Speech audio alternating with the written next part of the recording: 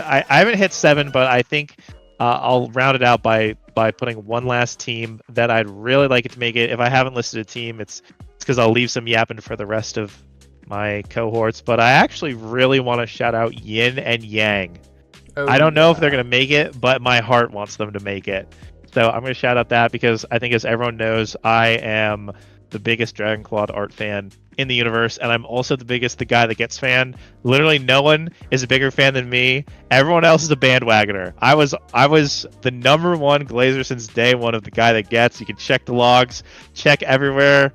That guy's my goat. I still to this day have never lost a solo queue game with him ever. I'm like 28-0 with him. Oh my god, that's insane. It's cinema. It is yeah, cinema. so I love that guy. Ooh, this is tough. I think for my last one, I'm just going to throw a curveball and say that the team of greatest meme, Dragon Clawed, and the guy that gets, Yin and Yang, I think they make it through.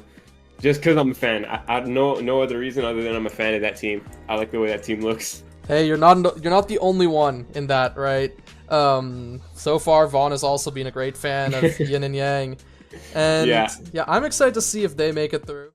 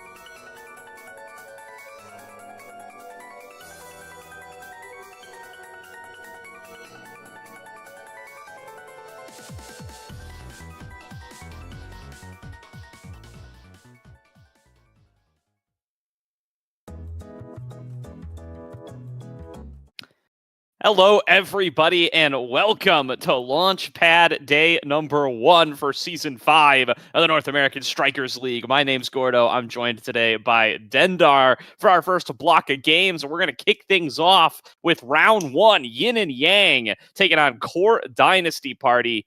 Dendar, how are you doing today, man?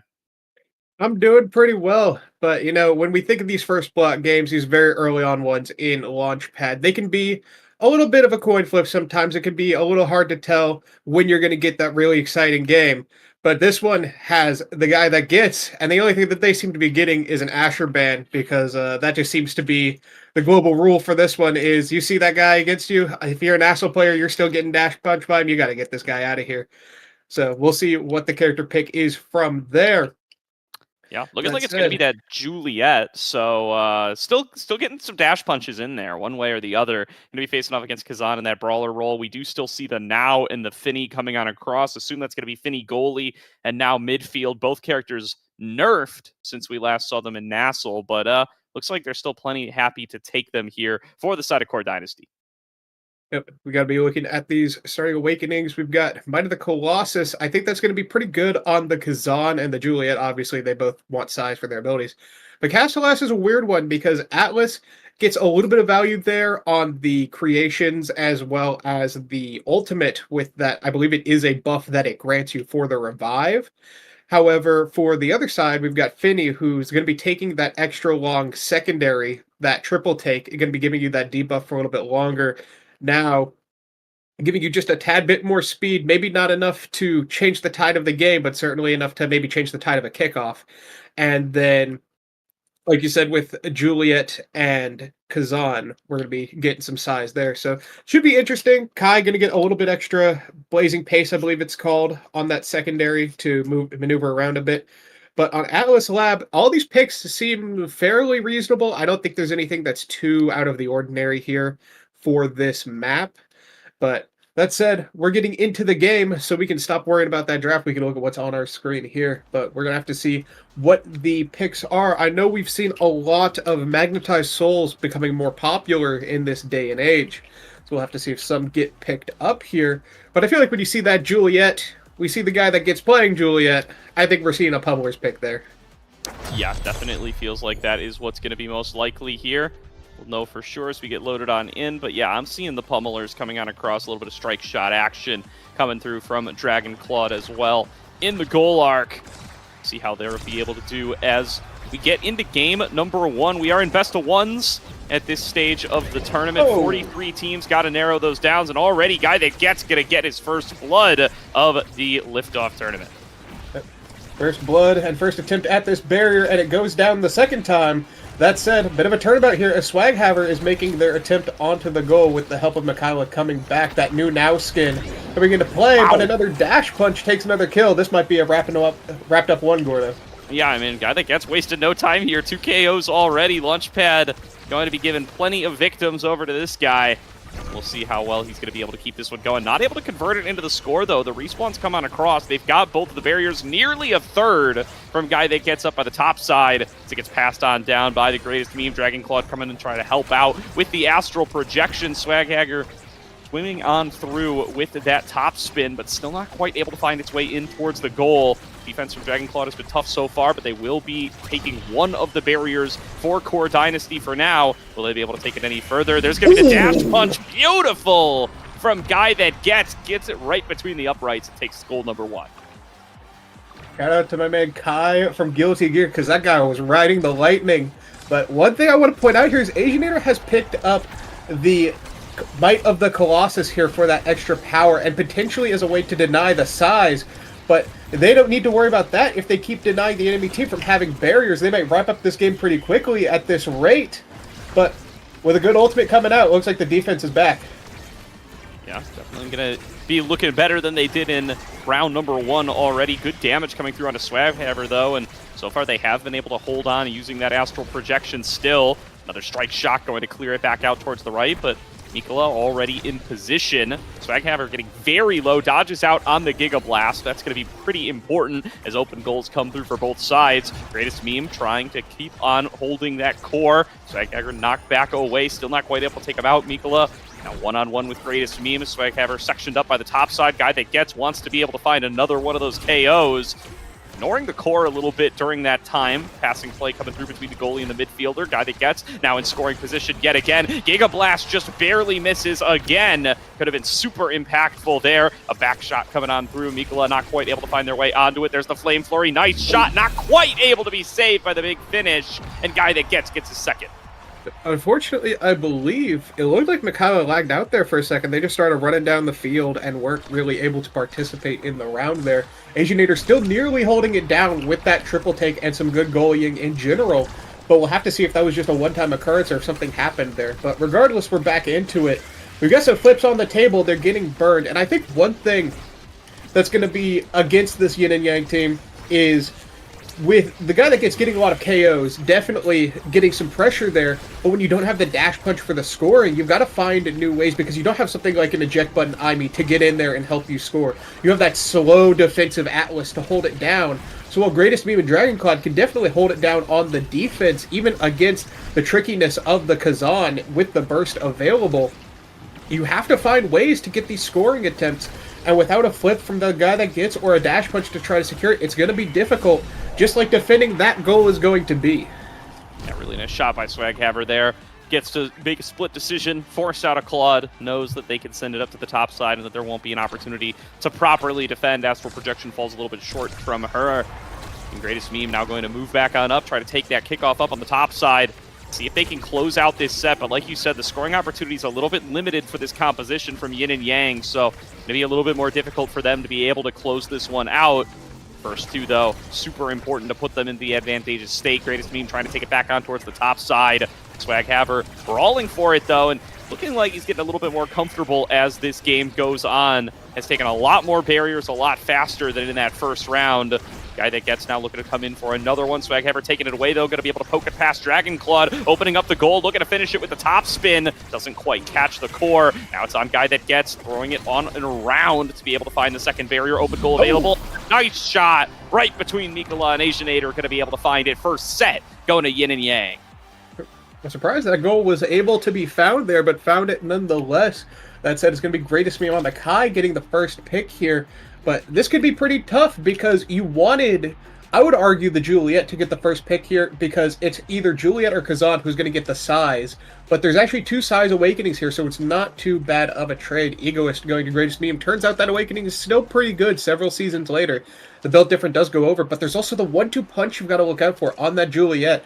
So this draft is definitely a bit tough for the red side to find a way through, especially when what you're now is getting is a super surge. That extra speed is going to be nice with the Castellast going a little bit longer, but when there's a rapid fire and a prime time on the table going to the two goalies, these defenses are certainly going to be tougher to get through, and with Yin and Yang having a little bit of trouble getting through due to that guy that gets getting those KOs but not getting the goal attempts because their resources are burned on those KOs, it's certainly going to be hard to tell who's going to come out on top on that draft, but I can tell you that the Kazan is 6 feet under. Another power play here for Yin and Yang as they look to open up the goal for themselves. Good defense from Mikola and Asianator, though. Going to be able to keep alive the whole way through and actually open up the goal on towards Dragon Claw. Now Swaghaver moving forward, advancing in the 1-on-2 and finding their way into the goal. That's going to be first point for Core Dynasty Party in this second set. That's definitely a little tough. I think one thing we might need to look out for here is when Juliet goes for those dash punch attempts, that Kai Giga Blast can be really scary as a counter poke because they have to put themselves right at the ledge, and then that Giga Blast, regardless of power, is pretty much just going to knock them out. But the problem is, on the defense, if you don't have that Giga to deal with the Kazan, it can be kind of tough to get the possession away from them with how many tools they have and how well Swaghaver is playing. So right now, we see another KO from that 1-2 punch of Juliet with a burst almost available. Either could be another KO coming or could be a goal attempt. And with Swaghaver being so low, we find that it is a KO and it's a power play for Yin and Yang. You know, doing a really good job of being able to continue to find these KOs, but having less success at actually converting them in anything meaningful. They will finally open up the goal here, 2 KOs in, and still going to be more opportunities for Core Dynasty Party to fight back. They lose a third member over the course of this round. Will this be the one that scores the point? Asianator still able to hold on. That triple take has been doing a ton of work to be able to hold on, and Won't be any different this time. Able to strike it up towards the top, get it into Mikola's hands, and hold on. A KO, though, found by Greatest Meme this time. The power play is never ending, but the score still not quite coming through. Finally, the guy that gets will navigate it down towards the bottom side, tying it up at 1-1. It was a little interesting how that match evolved, because at the goal line, there were so many KOs that it just turned into a 1v1. The guy that gets versus Asianator, and just a raw strike war. Asianator won the first, the guy that gets that won the second. That said, these barriers seem to be going down left and right here. Kind of no real tempo to this game off the bat, other than a KO is almost certainly to be found, and a barrier is almost certain to be taken. Greatest Meme holding on to that flip. DragonClaw has to use theirs, but you got to be careful of your Greatest Meme. There's a lot of things that can just randomly kill you here, and you don't want to die with that flip. You at least want to get it out. And I like the passing attempt, but they just weren't ready for it. They were angling for either KO or a dash punch on the goalie, so it's just a little bit tough, especially now that the core is in your net.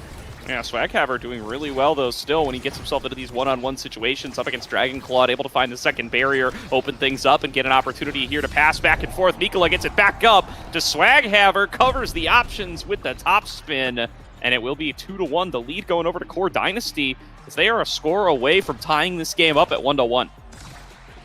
Core Dynasty on the move to make this comeback, but we got to be thinking, what can we do to turn this game around if we are the side of Core Dynasty? Should we win this draft? Obviously, there's things like that Monumentalist now that can always be great, but I'm thinking it's a little strange because they've got the Finny, so you would think that they're the damage comp, but they're the ones getting beat up most often, and a lot of it is partially positioning just by that ledge, just like how guy that gets is at the ledge of the enemy net trying to score here.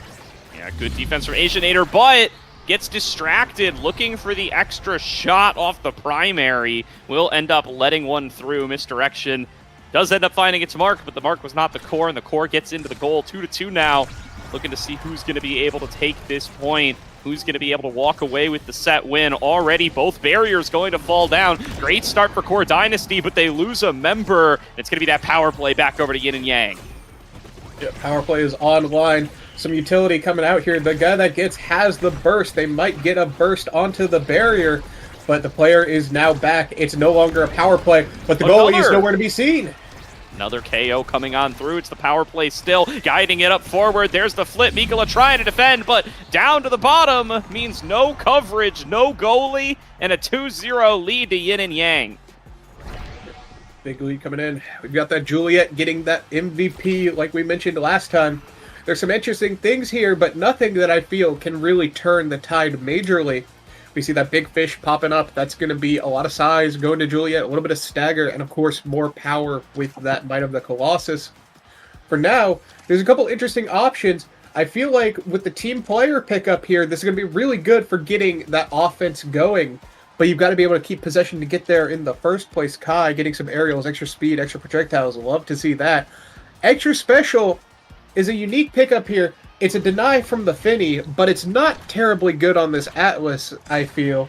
However, that does give Asianator the Orb Ponderer as the 6th pick. A bit of a rare sight, especially with the goalie being 6th pick. I feel like you don't see that too terribly often. That's going to be a huge pickup for them, and potentially something that can turn the damage around in this match to help them start getting those reversal KOs. Ooh. But it is them that is KO'd. And the power play has not reversed once this game, it feels. Yeah, there's definitely going to be a lot of opportunities here for the KOs to keep on coming through, and Core Dynasty has struggled to get real much of the damage game going in their favor in any sense here. The Atlas has not even needed to use the intervention to keep his teammates alive, and now going to have that up a little bit more often, as you called out. They're going to be able to take the second barrier, open goals on both sides. Swaghaver advancing forward, going to get blocked away by the Expanse, but the top spin finds the KO, finds the goal, and will put Core Dynasty in the lead yet again. That, I genuinely believe, was an accident that happened due to that cast to last, the extra creation duration. DragonClaw was ready for that secondary to be gone. They play a lot of Atlas. They know those timings. And then suddenly that barrier is just there for a slight bit too long and causes catastrophe just as this offense is collapsing, but the core flip comes out. Another shot, and DragonClaw can't catch it in time. Lets that one through, and it's a 2-0 lead just like that. Core Dynasty looking to potentially sweep a set and get themselves back into contention, see if they can earn themselves a couple more drafts after we really favored that last one for Yin and Yang. Now Mikola very low, at risk of being taken and KO'd off the top side, but holding on for now. Guy that gets going to be able to find that bottom barrier. Going to try to continue to fight for it here. Sending it back over to Greatest Meme, who is getting healed back up by that intervention. Another expanse, keeping the defense on towards the top barrier. Greatest Meme fending for it down on the bottom side now. Guy that gets trying to get some of that energy back. The KO found one of the first in a long time for Core Dynasty Party as they have the power play in their favor. This goal will take them the set. They're forcing back Dragon Clawed. Guy that gets blows all of his cooldowns, doesn't get much of anything. Pushing it forward. Mikola looking for the score. 1 versus 3. Swaghaver goes for the energy burst. Can't find it there either. And Yin and Yang continue to hold on. Holding on as well they can, but the guy that gets is hungry for a kill. Swaghaver's looking pretty low, but so is the guy that gets. That Atlas ult has come out not for healing, but potentially to save. Swaghaver goes down, and Greatest Meme goes in. It's a score. I feel like we've seen this position before, where Core Dynasty is in the lead 2-1, but a reversal begins to mount. We'll have to see if that happens, Gordo. Very nicely done here. I mean, Core Dynasty Party, at least if you look in the pick'ems for who's going to qualify for a liftoff, Core Dynasty going to be the favorite in this matchup, getting nearly double the votes for people who expect them to make it. And they are trying to fight their way back in on this best of 1, but Yin and Yang have done a great job of being able to take an early lead. They lose the goal here, though. Swaghaver able to find it, able to keep Core Dynasty Party standing, and we will get a 4th set. 4th set indeed. We see that new Now skin as the MVP for this one, and we see the Monumentalist we mentioned earlier come to life. But that is contested by potentially a Catalyst Egoist Kai, both extremely powerful. They deny it over the Monumentalist. That, I suppose, with the Now changes, where it's a light hit now on that secondary, it's not as scary for that Monumentalist, but at the same time, taking the denied there, it just feels uncharacteristic of that character, but perhaps I'm just old, Gordo. It's definitely a feel bad, no matter what, right? I definitely respect the decision to deny the Catalyst. It's perhaps, you know, it depends, because you could also say, if you consider Catalyst Egoist to be this unstoppable combo, maybe you're a little old as well, especially after the Egoist getting tamped down a little bit in its latest iteration, but definitely going to be a priority to deny, at least for Core Dynasty Party, and they're willing to give that one up. See if it's going to end up paying off for them as they try to fight their way back into game number 1 of the tournament for them. And again, a best of 1 series definitely means that every point matters here. 3 more scores to Yin and Yang could spell the end as they do manage to find the KO yet again and are looking to convert this into the score. Mikola able to fend it back away, and they will give themselves the opportunity to open up the goal on the opposite side. Could go towards either team's side as Swaghaver has respawned. There's going to be the flip coming on through. Mikola not quite able to score and will get KO'd for their trouble. The streak extends for Guy that gets an opportunity now to be able to take this one into the goal, waiting for the dash to come back. 1 or 2 more shots away from the energy burst. It's here, it's available. Can they flip it into the goal? Trying to go for the dash punch, doesn't find it, but shoots it in anyway. Asianator cannot find it. That was quite a series of back and forth. Even with the power play, that flip looked so deadly in the moment, but they just weren't able to connect it, and when that kill came through, that seemed to be the nail in the coffin.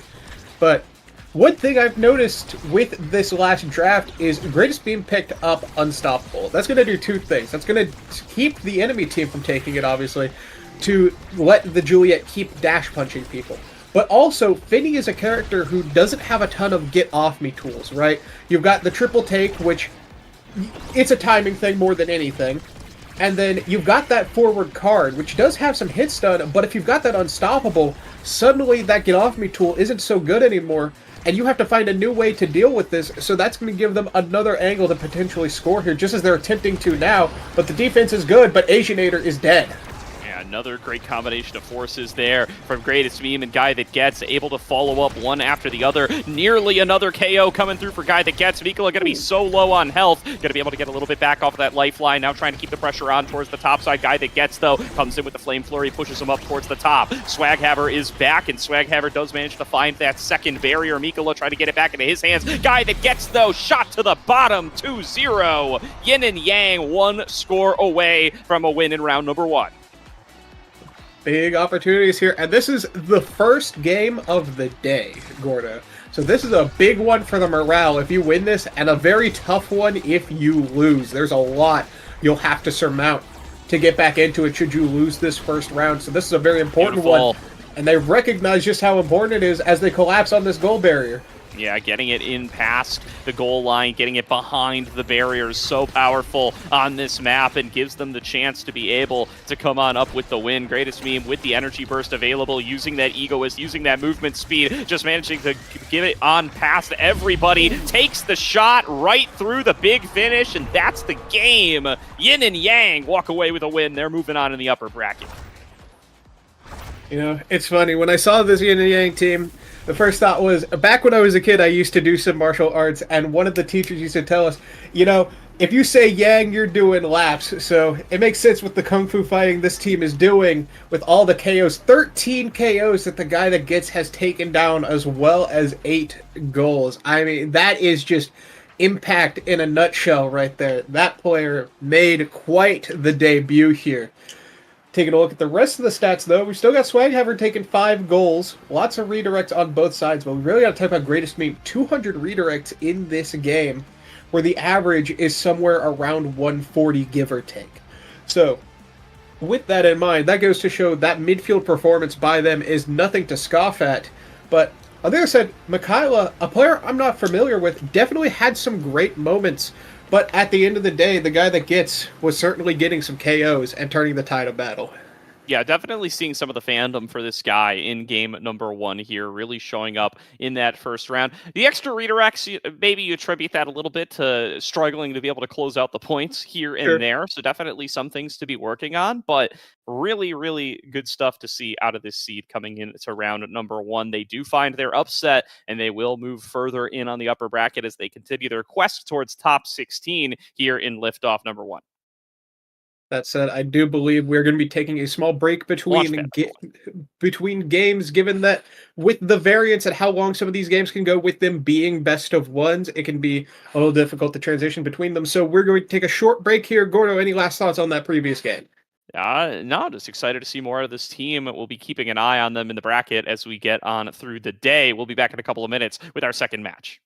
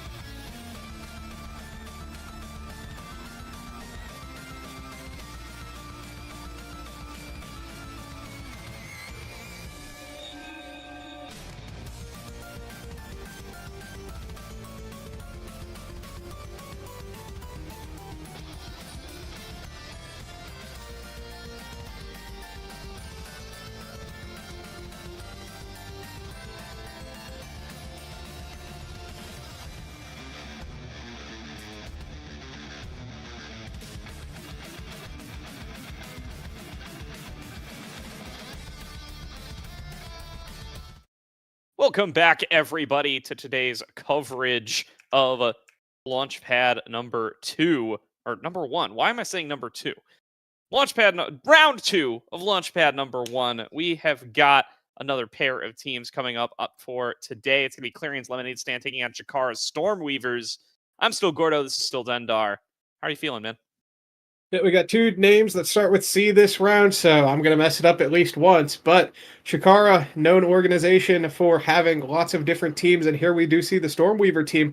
One has a friend of mine, the player Storm, as well as Wiggly Wobbly, big fans of those guys. But on the other side, we've got, arguably they should be called team numbers, because we've got It's Me Adrian 59, Show Bagel with a 0 where the O would be. And if you thought Big Anime Milkies was bad in the previous season, we've got Furry Femboy 78. So really just an exciting game to cast all around. I see that big smile you're cracking, Gordon. Listen, I've dealt with a lot of names in my time in esports, Dendar, and they'll get worse. So don't worry about it. This is taking its stride. Gonna be a fun one for sure. Both of these teams, big underdogs for actual qualification. I'm looking at the pick'em results here. There is 1 vote for Clarion's Lemonade Stand. There are 0 votes for Chikara Stormweavers. So I'm assuming this means that the Stormweavers did not participate in voting and that the Lemonade Stand members didn't really vote too much either. But it'll be very interesting to see how these two are going to be able to come out, because whoever comes up with the win here is going to have already made themselves a pretty deep run, and will be 1 win away. Or no, the winner of this gets top 16. So almost everyone's pick'ems are going to be wrong at the end of this. Yeah, definitely a strange situation, unless you're that one person that did the pick'ems for Clarion's Lemonade Stand. Maybe they knew something we didn't. But even with that in mind, we've still got a little bit before this game picks up, so we're just going to have to see who that last is. And it's actually going to be Sir subbing in. Previously, I believe Zonseki was the third for this team. But my Eternal Return cohort will be joining the fray, I believe, as the brawler for this team. So that's going to be interesting to see how they get things going with this composition. But Wiggly Wobbly, a known Juno player, so we'll have to see how they play around those blobs. But with these combinations, we're going to have to wait to see what this draft holds for us, because I don't believe it has started yet. We don't know for sure. The stream has a little bit of delay. It's a little hard for us to tell sometimes. But Gordo, looking at these compositions, knowing that Sir is in the mix, how does that change your opinion on how this game could potentially go? I'm meeting a lot of these players for the first time every time we come down for Launchpad, Dendar. So I'm very curious to see how they're going to be able to do. I don't think Sir was playing with them in the previous round. I do think they were using Zonseki, if I'm not mistaken, in their previous run where they were able to take down Power Friendship. So we will see how they do with that change coming on in, because Power Friendship, one of those teams that definitely people were a little bit higher on coming on in. But we're coming on into this draft. We've got Night Market as the map with Team Player and Deadeye. Deadeye, of course, leading to that Luna ban, and the Team Player known, we're going to call them FF78. Shout out to Square Enix, because they are a known Kazan player. So having that Team Player go away is a pretty reasonable ban. But that said, Imi's going to be the first pick here. And I'm curious, because with Team Player and Deadeye, it makes a lot of those brawlers a lot worse in the opener compared to something like if you see that Finny come up, or the Luna. Obviously, the Luna's banned here. But regardless, something like an Estelle might be popular. But it also makes those midfielders that can't make the most out of Deadeye powerful, because you have that Team Player. And there's a lot of weird ways to abuse Team Player on this map, like trying to dribble it and getting some extra speed because your teammate's on the other side of the middle wall. So that's something you really got to play around and got to be ready for. So I'm curious to see how the teams decide to go into their draft with that in mind. Obviously, we've got the Imi already. We see Asher Kai as the pickups. I think those are pretty reasonable pickups on this map. Asher not having a great starting awakening here, but we'll just have to see what they come together with. Against Rasmus Mako. Mako, great hold it down goalie on this map. And Rasmus, a pretty solid brawler, but again, not really one who can abuse some of these starting awakenings. I think if anything, they'll get that Deadeye on the tip of that pendulum swing and on the death touch, should they go for a more KO route. But I feel like with that Mako, you're not as invested in the KOs as if you had something like a Fenny. So I think we might see a lot of team players here and a lot of railguns start getting lined up. And with that, now is the final pickup. I think the core is going to be going a little fast this game, Gordo. What are your initial thoughts on, given what these characters are picked into these starting awakenings? Yeah, we'll definitely have to see how they're going to use this Mako pick. It's a pick that's kind of was drifted away as we got into the NASL playoffs, but has gotten a little bit of a nudge back up since then, and is going to be interesting to see, especially with the IME. So I assume this makes this an IME midfield. I don't think anybody's going to be taking the Mako outside of the goal arc much these days. So it will be interesting to see how Lemonade Stand are going to be able to utilize those couple of picks. And then for Chikara Stormweavers, a little bit more of a traditional composition coming on through. Likely going to be the Kai in the goal arc, could still be the Now technically, and how this team player is going to help them out as they look to set up for some of those passing plays. As I do think they have a little bit more traditional of a comp that's going to require a lot more passing coming on through. They definitely don't have quite as many unique angles of approach. I'm not too sure who's going to be in the midfield here between this Kai and this Now. Like you said, it could most likely be that Kai, more traditional goalie pick. But knowing the players on the team, I'm not sure because I don't know if I've ever seen Wiggly Wobbly play Now in my time. Granted, it's been a while since I've been in the ranked queues, so it's hard to say for sure. But given that we're getting into this game, we'll know guaranteed fairly soon. But until then, I thought I accidentally just executed myself from the lobby. That could have been pretty bad. That would have sucked. We're going to be on Dallas here, so a little bit of East Coast, middle of the country action. Hopefully good for everybody's ping. I know that Sir is, I believe, from Central America, so that's going to be part of why we have that Dallas pick. That said, loading in, we've got the Mako goalie coming through. Shoutouts to Fiery from Group PPL, if we want to talk about that Mako forward that you said you don't really see anymore.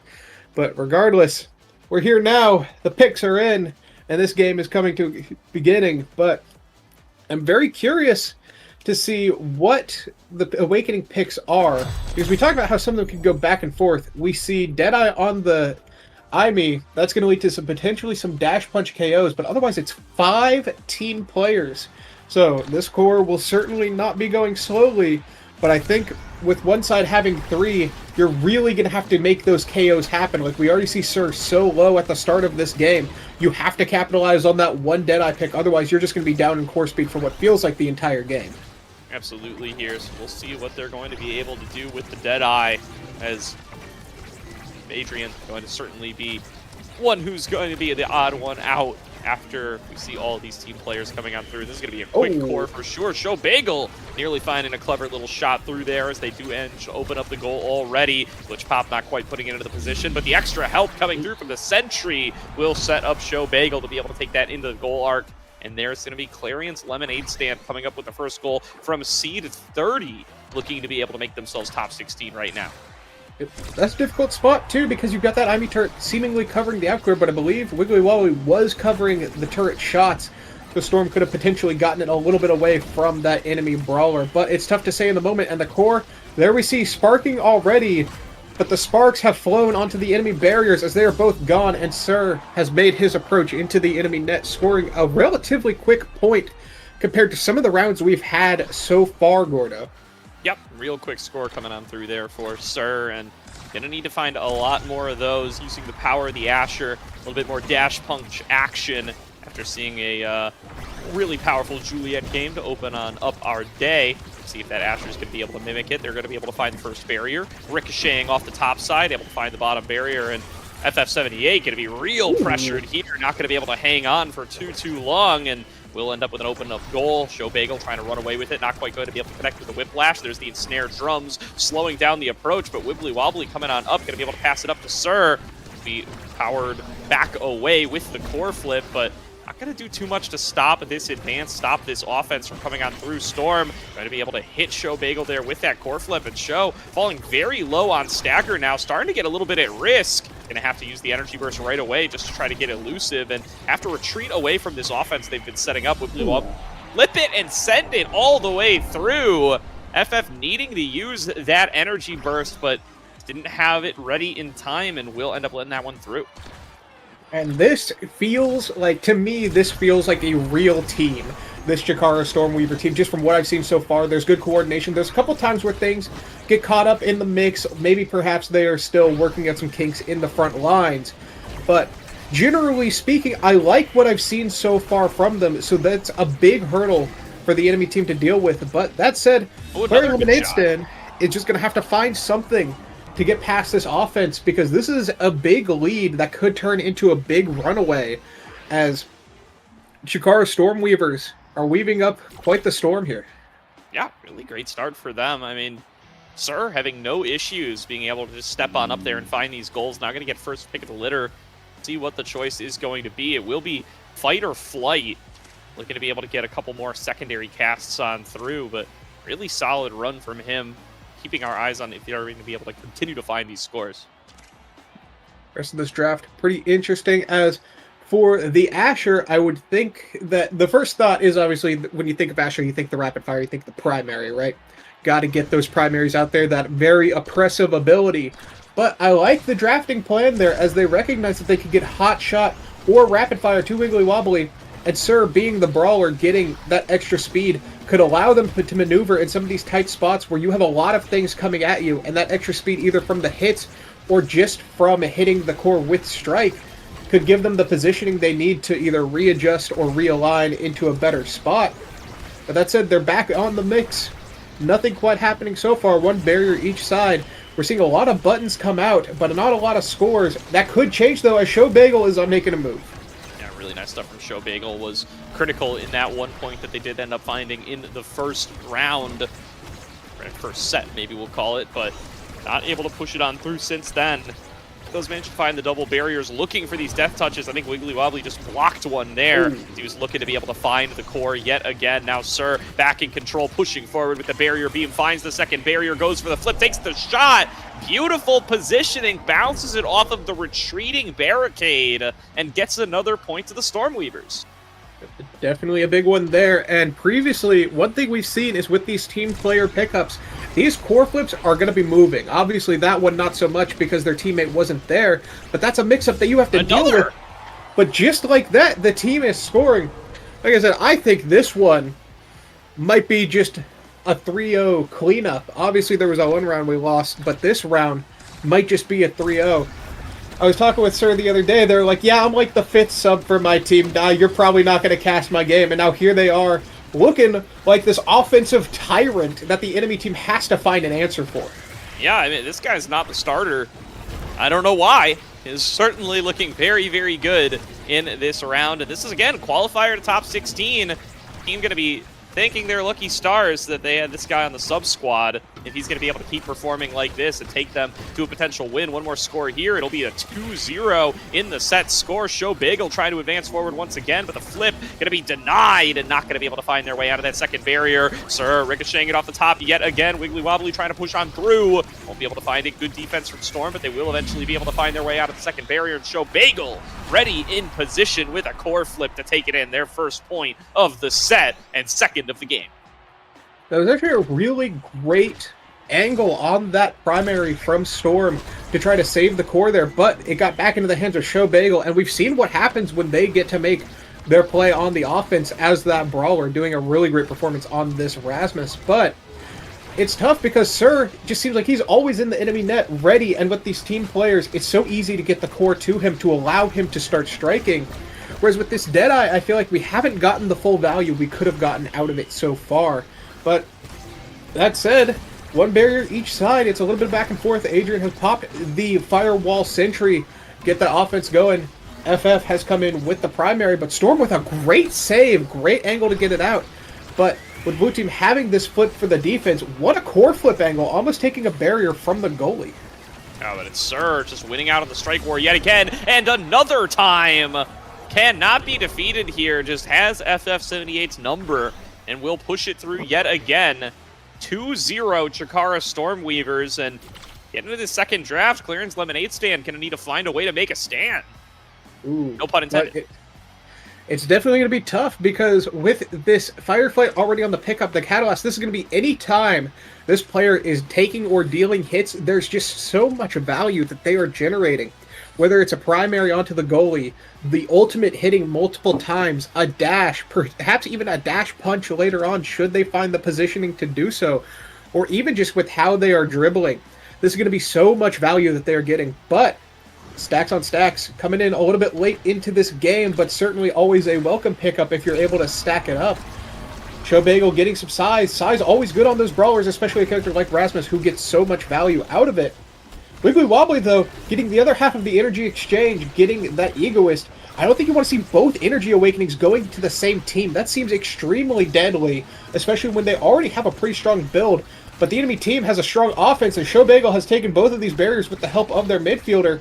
Very low HP, but very high impact in this round as they score here. I couldn't even pass it off to you, Gordo. It was just too back and forth. I couldn't even cover all the Awakenings. No worries. Showbagel, though, finding great angles back-to-back there. Really liked the setup with the pendulum swing. Storm just barely able to deny that one, but following it up with a really nice strike up towards the center of the goal. Be able to take it in for the point. Sir, though, back alive, advancing forward, taking both barriers. Will be snuck by, but has access to the energy burst. Will have that frequently here thanks to that catalyst and just trying to push it through for the final point. Managing to defend for now. This time, FF78 able to hold on past Sir's offense, but they're not done yet. They've still got both barriers, and they're trying to reset for another opportunity. It just flies past everyone. It's a score for Storm. He just throws it from the goal arc, and nobody touches it. I was going to criticize Storm just a little bit, saying they need to look for this midfielder more because their midfielder is always in a good spot, scared of the Imi jumping in, perhaps. But there, if your clear out is also a goal, that's a little bit telling of how this game has gone so far, I feel like, Gordo. But there's some flips available, both for the red side. Sir still has his for this offensive pressure. Wiggly Wobbly, high on energy as well. 2 flips available for the offense. Oh. Storm able to come back. But it's a lot of back and forth here, but with these 2 flips available, 1 burned, it's a little tough here, Gordo. And we're just missing a lot of these flips. I do appreciate Sir being aggressive with it, though. When you have the catalyst, you want to be able to blow that often and early to make sure that you're able to get use of being able to generate more and more, and there's plenty of set left to play with this 1-to-1 score line. An opportunity to close out here for Chikara Stormweavers. Definitely want to make sure they use each and every resource they have available if they want to try to close this one out.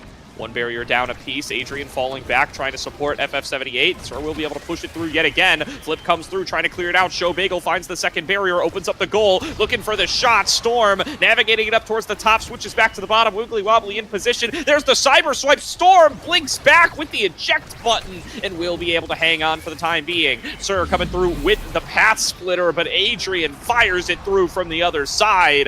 2-to-1, Chikara's Lemonade Stand trying to pull themselves back into it. We're seeing certainly a lot more back and forth here now as this comeback is beginning to mount. But that said, there's still a tall mountain to climb. Like you mentioned, there were a lot of wasted flips there, and that was definitely the telling of that round. But Sir already has another one, and both barriers are down. This flip could come online here and now, but it doesn't matter. It goes into the top side. There's some great passes happening here, but with this flip still available, I'm a little scared for the blue team, Gordo. I don't know if they're going to be able to come back, but with Rasmus being huge now, 6 Rampage stacks, there's definitely potential there, Gordo. And that's what they need. They need Showbagel to come up clutch here and hang on to the game. Really good pendulum swing there, using that width to be able to get the first barrier, but Sir able to take one out on the other side, pushing for more, using the barrier beam. Giga Blast goes wide. Show able to go in for the flip, lands the pendulum swing onto 2, but still can't get the core onto the barrier. There's going to be the assistance coming on through from the Sentry's turret, still fending it back away. Health bars low across the board, and there's going to be the flip coming through from Sir. They do manage to find their way onto the barrier. Open goal now available for the Stormweavers. Passing it down through the bottom. Adrian going to be there to fend off up against Sir. Showbagel not quite able to get their hands on it. Shot towards the bottom, and nobody can stop it. Chikara Stormweavers, a 3-0 match will qualify them for top 16. From Clarion Lemonade Stand, no, not Clarion Lemonade Stand, Chikara Stormweavers. I told you I'd mess it up once. It happens. Was they're both C. An absolutely disgusting hold on that top barrier. They took 1,000,000 damage, but they held the barrier. So that, if this is their first performance together, other than whatever game they may have come in before now, that is definitely a tyrannical team you will have to look forward to playing against. We definitely did not get the KOs that the guy that gets would have gotten on the Asher. Let's keep it clear. But that said, Sir still putting on a diabolical performance that any team would have a tough time emulating.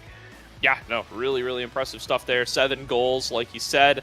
coming on through, just not needing it too many additional resources from the team to even be able to find some of these. Just really great read on the angles. I mean, the highlight to me, if we had highlights to cycle through here, the top one would definitely be that shot in bouncing off the retreating barrier as they managed to find the second barrier. Really good shot there to be able to take that goal, and a multitude of angles just found like that to be able to get themselves into a position to be able to sweep this game and get themselves to the top 16. So a big run here from a team that was seated relatively low. Yep, seated low, but with a performance like that, perhaps this is why seeding in this game is so hard. Because when you have these teams that have substitutes like this where they can just be subbed in, it's hard to get a real read on how strong some of these teams are, especially with last-second roster changes that just inevitably happen. So it's definitely tough to figure those things out. But what we have figured out is I believe we're going to be going to another break here before potentially the last game of our block. I'm not sure if we'll get another one together, Gordo. I'm being told no break. Here we go. No break. We're just going into it. We have another game already lined up. Another winners round 3 match that we can get right into it. So it looks like we're going to do Famine F Corp up against Corpse Control. So I'm going to do a quick Control F and find out who's on these teams.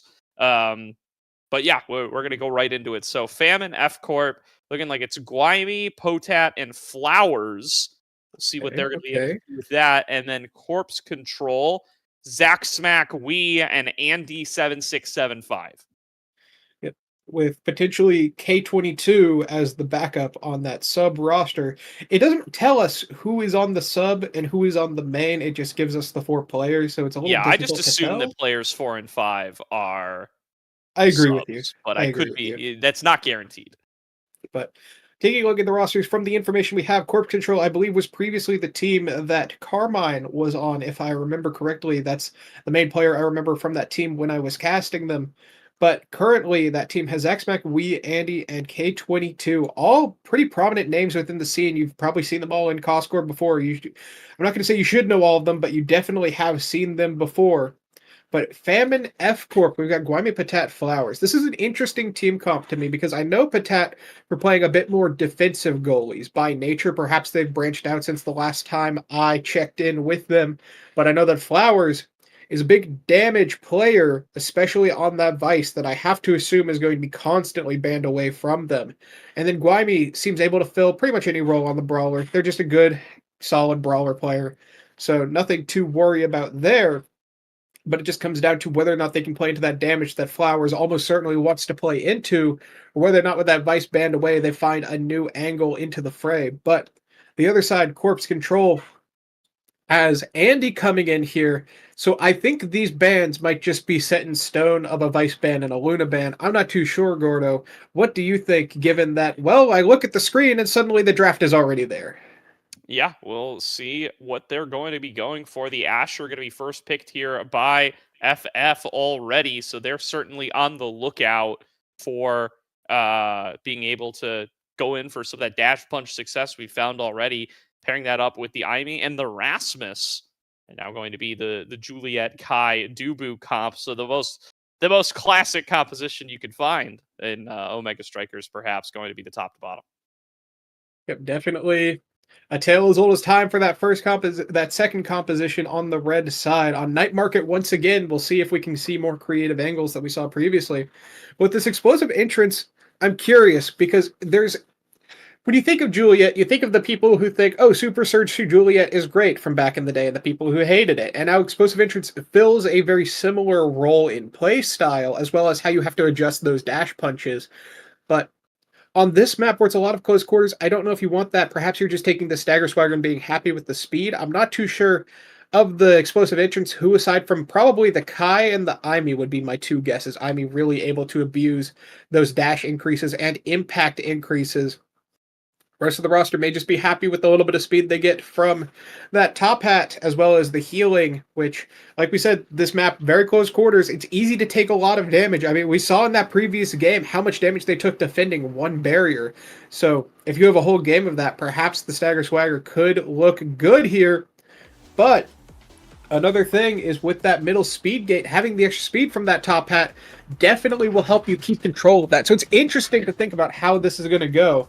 But one thing is for certain, we will know once we finally get into it, Gordo. We absolutely will here. So looking at the swaps, it does look like it is going to be Potat on the Rasmus in the goal arc, but nothing locked in for sure. You could still, you could still swap those picks around if you do want to. But currently, from what we're looking at, it looks like it's going to be Guaymi and Flowers piloting the Asher and the Aimee respectively. Guaymi and Aimee not being the same person is definitely going to disrupt me over the course of this cast. I'm going to promise that already. Well, we all get to make mistakes, but Guaymi on this Asher is certainly not one, as I've seen them play Asher time and time again. Very strong player on that. Will have a tough performance to follow from the previous game, but one that I think we might see. Here we see Andy, and Tragic Cone. We've got Pummelers on the Juliet. That just makes sense. Slick kicks on everyone else. And then we've got Strike Shot for the Dubu and Pauldrons for the Rasmus. So nothing too particularly crazy here other than the first barrier being an own barrier, but these things tend to happen when it's first game of the day. Because that dash punch almost happened to take a life, but not today. As Flowers on this Aimee, holding it back, sitting back just a little bit, trying to keep the core going. But I like this positioning by the blue team, but the barrier attempt takes the other one, but it's one they're happy to take regardless, Gordo. Definitely here. It's Andy passing on down towards Tragic Cone. Is Tragic Cone an ult counter, or is this a substitute? I have to double check that. But at least we and Andy, players that we expected to see here. Guaymi already going to find a first KO down on towards the bottom side, and with one goal barrier open apiece. We going to be able to find one on the clapback though, so it is going to be even down at 2-2. Tragic Cone now coming back and available as they look to be able to push in for that barrier. They do manage to find it for themselves. Passed on down from Andy. Stolen away by Flowers, though, with an opportunity to push in for this second barrier. Another dash punch nearly getting itself some success as they do set up for the sentry turret, but sneak the core on past it. Nice strike by Guaymi to be able to find the second barrier, open up the goal. Now matched on the other side, but we, with a dash punch of their own, stunning up Potat and pushing it through. Based on what I've seen so far, and the fact that K22 is in the chat right now, I have to imagine that Tragic Cone is just a renamed account for Zack Smack, if I remember correctly. That is correct. I believe that is who we have on the pitch here. But we also have some flips available here on the pitch. As the blue side loses their first barrier, not wanting to burn a flip to protect it, that seems fairly reasonable. As now Andy on the goalie box also has one. One barrier's down both sides, a flip goes out, and a life taken. As they put themselves in a tough situation against Juliet. If you flip near the edge, sometimes you've just got to walk away and accept that that core is not in your possession. But we need the defense to possess the core a little bit, as this offense is making their move. Yeah, and a clutch strike shot coming through from Andy there. Nice score from Wee as well. I do want to highlight that from Andy, though, finding the strike shot off the back of the core flip, taking a barrier with it, and setting up for Wee to be able to come in with the score. 2-0 to Corpse Control. A great start for them in round number 1. Strike shot's one of those things where when you think of it in your game, you probably think of that one goalie that you had in ranked who just strike shot the core off rip every single time, and you think, man, I hate people who take this thing. But Andy showing exactly how powerful it can be when you set up your teammates, like you said. So that's definitely going to be something that we have to see more of from them. But this defense is looking good by them as well, and they even take a barrier in the process, as the enemy team was so set on that offense, ready to strike, that there was nothing to hold the barrier from that flip rebound. That's good, but it's both sides, and Wee has used this dash punch. I think it's going to be a little bit tough to have the core progress for the red side for a few seconds until that can come back up. Yeah, the absence of the flips now, resources going to be closer to even. Potak can get theirs back first. They do hold on for the time being. There's going to be that Flame Flurry, though, out of Wee, able to push on forward, able to just keep on keeping on this offensive play, nearly taking Flowers out off of the bottom. Hanging on for the time being. Tragic going to pass it back on over, looking to get Wee back into position to be able to find the score. Flowers throws down the sentry, but gets the core stuck on the wrong side of it. Probably not the result that they were hoping for. Now the Soup going to be in position to be able to push for a little bit extra. Tragic gets it back over to Wee. Wee looking for a dash punch angle. Can't quite set it up yet. Dribbles it off the top side. Stolen away, though. Flowers falling back. Another shot fended away by Potat. Flip comes through from Guaymi, but Tragic is in position to be able to keep the offense going and not letting Andy have to defend up against anything. Finally, Guaymi will be able to push in for the second barrier and open up the goal, but is it too little and too late? A nice death touch to pull back away Wee. Stop them from being able to hold on to the core for just a little bit longer. Pass back up towards the top. Glitch Pop puts it back into position. in. Tragic takes another shot, but it will be fended back away. Path Splitter is huge. A great flip from Andy, but it's just not enough. Guaymi will be able to find the goal. Extremely scary position there. You're stuck between the Path Splitter and the wall where you'll die if you get hit into it. And now suddenly Guaymi is there with the dash and followed by that barrier beam. I don't know how you save that if you're Andy, but it's certainly a tough one nonetheless. But even still, they nearly managed to. But at the end of the day, the point goes to the blue side, just as a kill almost does. We burning that flip, trying to get the kill onto Flowers, but just a little bit slow on it. Perhaps they just had a great evade timing. It's hard to say. It feels like it's so easy to die to that combination. You see it on players like Dropletto on that X all the time doing it with those dash punches. But here we're going to have to see a dash punch into the enemy net as both barriers are still alive for the blue side. Yeah, really good job of holding on to it so far, not really letting up, not giving Wii and Tragic the opportunity to actually be able to get their offense rolling the way that they have for most of this set so far. Finally, Wii going to get a couple of moments with it, sets up with the Flame Flurry, not going to be able to find the second barrier, and now pressure on towards Tragic Cone. Great block from Guaymi off of the core flip, and now the pressure's coming in for Andy, going to try to fend it in towards the bottom. Wii comes in with the dash punch, but isn't going to be able to create the power play, and Tragic, fighting with Guaymi, has yet to be able to win a lot of these core strikes, and going to be able to get themselves away from Andy's defense. Andy now going to have to hold on to this one. A nice 50-50 defense will be able to come on up. Guaymi, though, still strike Warren and still winning. It's 2-2 in the first round. The Strike Warrior is here to play. Once Guaymi gets that core into the enemy net, it seems like it's guaranteed to go in. But the biggest problem I'm seeing so far is that there's a lot of times where the blue side will lose core possession. Well, they'll get it to the enemy half, but then won't be in a position to capitalize off of it. And sometimes that could be, all right, well, they're sending it to open space to allow the IME to do their game, right? But other times the IME just isn't there to capitalize. So I feel like if we can see this offense get cleaned up just a little bit, it's definitely going to be scary for the red team to find a way around. But that said, both barriers are down, and the blue side has both of theirs once again. Well, I spoke too soon. Well, going to be able to take one from the blue, but is that going to be enough to actually make this into a winning play? Wii dribbling it off the top side. Andy trying to throw down some of these rollouts to be able to get into position, to hang on for the offense just a little bit longer. They do manage to open on up the goal. Potat taking it down towards the bottom side. Path Splitter trying to keep Andy out of the way if they are able to get control of the core. Wii, though, just hanging on, throws out the Flame Flurry, trying to take a shot on goal. Won't quite find it. Andy going to be able to dribble it back away. Needs to keep it away from Guaymi. Flip is going to be evaded, but Guaymi's still in a great position for now. Looking for a follow-up shot. There's the soup to keep up the defense, bouncing on around. Flowers keeps putting it back into Guaymi's hands. Finally going to be passed over to Tragic, but Flowers will be able to get it back up into Guaymi's position. It's going to be the energy burst coming out of Andy to clear it back out. And we now just waiting for an opportunity to be able to clear it back away. Tragic dribbling it back off the side, getting it back over into Wee's hands. Flowers trying to disrupt this play between midfielder and forward. Wee comes back up, goes in for the Flame Flurry, sends it back up towards the top. Potat hanging out of the defense. A last-second save once again will let them keep on holding on. And Tragic with the core flip available still wants to advance forward and be able to try to find this first set. So much momentum in the game going to come down towards just this one play. Tragic goes for the flip, sends it to the bottom, and takes the score for the team. Big goal there. We had the Juliet's abilities coming up relatively soon for another scoring attempt, but with Aimee and the Rasmus both back on the defense, it would have been hard to set it up in the first place. So that's a great job getting that goal in quickly so that the enemy team doesn't have time to prevent that dash punch play. That said, we're taking a look at this draft. We've got Kai taking the fight or flight. Very good awakening on the midfielder, especially with how many instances of hits that character can do. Orb Dancer for the goalie. Orbs just being general priority for goalies here. Very strong on them. The missile propulsion here, I think, is going to be a little bit scary. Not for the blue side, but for the red side, as without any creation size, with the strike shot and the missile propulsion, they're going to get a little bit disjointed, and it's going to be easier to find ways through them. So that's something you got to be careful of.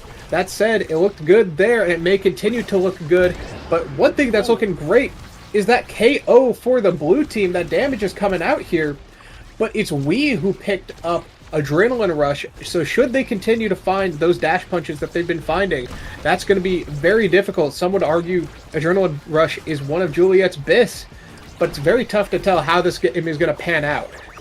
Absolutely, here with such a close set number 1. We'll see if that advantage is going to mean enough for Corpse Control to be able to hold on to control over this game. A nice dash punch into position to get to that second barrier. Andy trying to pass it on through, manages to avoid the path splitter. We trying to set up with the Flame Flurry. Doesn't get the launch that they wanted for an actual shot on goal, but we'll be able to keep things on towards the left side of the map. A ton of damage comes through from Kwame, and the Death Touch for the kill comes on through.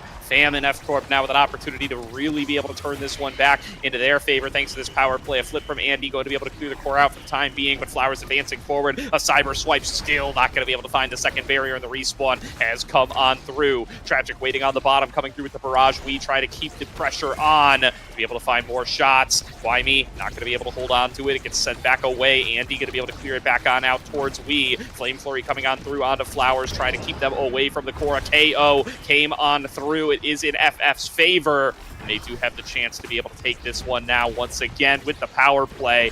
Still, really great job keeping things cleared out, and We finds the score in the 2-on-3. Another really great strike shot from Andy sets it up.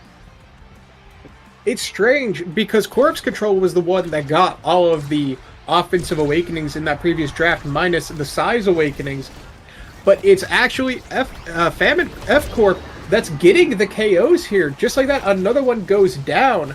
Thankfully, it's not on anybody who has a stacking mechanic like that Orb Dancer. With 2 barriers down in quick succession, this power play is really tough to deal with here.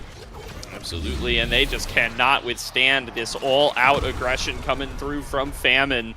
They do manage to get in through there. Gwymie and Potat out of the goal arc. Really strong combo with the pendulum swing. Sets up for them to be able to find the goal, and going to tie us up at 1-1 in what continues to be a very close game to qualify for top 16. We try to take it on towards the top. There's going to be Potat clearing it out with the pendulum swing once again. Tragic moving for the bottom, advancing forward with the barrage. The flip comes out, as does the KO, and it's a power play for Famine once again. Corpse Control just cannot manage to stay alive on these points in set number 2. Another KO for Gwymie. Yep, the Corpse Control is the one having their corpses controlled by the enemy team as they are constantly being killed. Just like that, another found, another barrier taken. This just feels like pleasantries at this point as they recognize the 3v1 can only survive for so long, and the goal finally goes in. But it's a bloodbath here for the side of Corpse Control. They need to figure out how to not die to the enemy's offense, because if they continue to do so, this game is going to be relatively quick after the next draft. Yeah, absolutely here. I mean, it's just turned out of time since that last point from Corpse Control. Multiple KOs coming through in rapid succession and converting them into points time and time again. Another KO comes on across. Wymie gonna get to step up. Really great positioning on the barrier beam. Finds the first of the barriers and keeping these health bars low for Andy. He does manage to respawn, trying to clear things back out. Dash punch towards the bottom. Not going to be able to finish off Flowers, but will be able to find the second barrier. Giga Blast to push them back away. Wymie taking it up towards the top side. Finds their way out of the bottom barrier. Opens up the goal, looking for the barrier beam to push it through. Won't quite be able to find it there yet. Flowers going to cyber swipe their way over. Tragic trying to set it up for a good score, but We is still stuck at midfield, not able to find their way in to actually be able to take it for the final score. Gwymie now with another strike war, takes it in past Andy, wins the set for the team, and we are tied up at 1-1. I definitely want to make a note of something that's been in my mind these last few games that we've commentated. Nobody's really making the most out of that middle section of the map, Night Market. But there we see Gwymie with a great dribble, sets it up perfectly for themselves, creating a forced 50-50 with advantage against the enemy goalie, and having their teammate there, and with the core moving so slowly, it gave their teammate perfect time to get into position, set up anything they could possibly need to, and that almost felt like a guaranteed goal just off of that dribble alone. But that said, taking a look at this draft, there's some scary things here. The Egoist going to the player with Rampage already, so that's a lot of value that they have. Timeless going to Aimee, that is arguably one of her best awakenings. And then finally, we talked about it earlier, that explosive entrance potentially going onto the Juliet, but it has found its way now, as this is what I was talking about that Tofu Fortress, where it gets so disjointed if anything comes into contact with it, that it stops really being a wall and more being an obstacle course for the enemy team, that if you're not careful, could come back to bite you, as now the goalie is down, but finally a retaliation kill but the goal is taken regardless, even with an attempted Giga Blast to save it.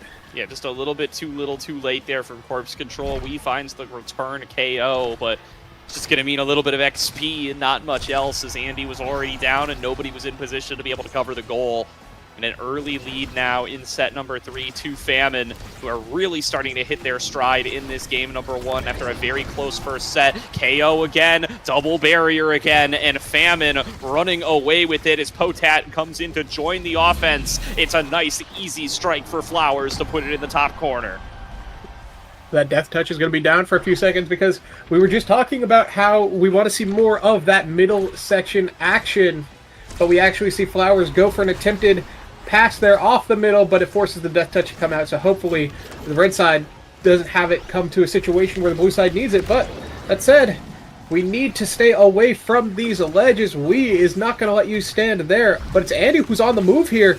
Oh, this is a tough one to defend here, Gordo. Yeah, really tough position thanks to the addition of the Tofu Fortress. Luckily for them, it only ends up with one barrier falling on down. Now cut off from this core is the rest of the team thanks to that sentry turret, and it will be a second barrier falling down to Guaymi. Flowers trying to set up for the passing play. We incredibly low on stagger, gets hit by the death touch, now getting pressured by Flowers as well. Going to be forced to retreat away from combat. Guaymi falls back on away. They do manage to find that second barrier. The flip coming through from Tragic, trying to pass it to Wee, but gets disrupted by Flowers, who sends it back on over towards the right. Flowers now moving in with the cyber swipe. Pass back away by Tragic Cone. Guaymi looking to get into position to be able to take it into the goal. It's Tragic taking it down towards the bottom. Wee trying to step forward. Dash punch. Fended back away by Potat, who returns damage. The Tofu Fortress, though, setting up a scoring opportunity right into Wee's Fiery Fury. Whatever it's called. Flame Flurry. That's the name of that ability. They do come up with a point. Yep. The mini punches attack certainly sends it in with one extra strike to redirect it exactly where they want it. So great timing by Wee. That said, let's take a look at how this is developing so far. There's not a lot of flips on the table here, but there is a KO for Guaymi, a 6 KO streak here. We really talked about how they've gotten those KOs even without the Dangerous Awakenings, and now it just continues to be so. Guaymi has 5 stacks of Rampage. That is a scary Asher to play against, especially when they're in your net and the core is just in their hands, forcing a 50-50. Andy on that Dubu, not playing a character with high mobility, doesn't really have a way to contest that far side should it go there. So we do see another draft going to the side of the blue team, but we'll have to see what Awakenings come out here to really make it scary. Another size for the Rasmus is always a good start. Great for Potat, and I mean, Guaymi, she just dismantled Corpse Control on that last point.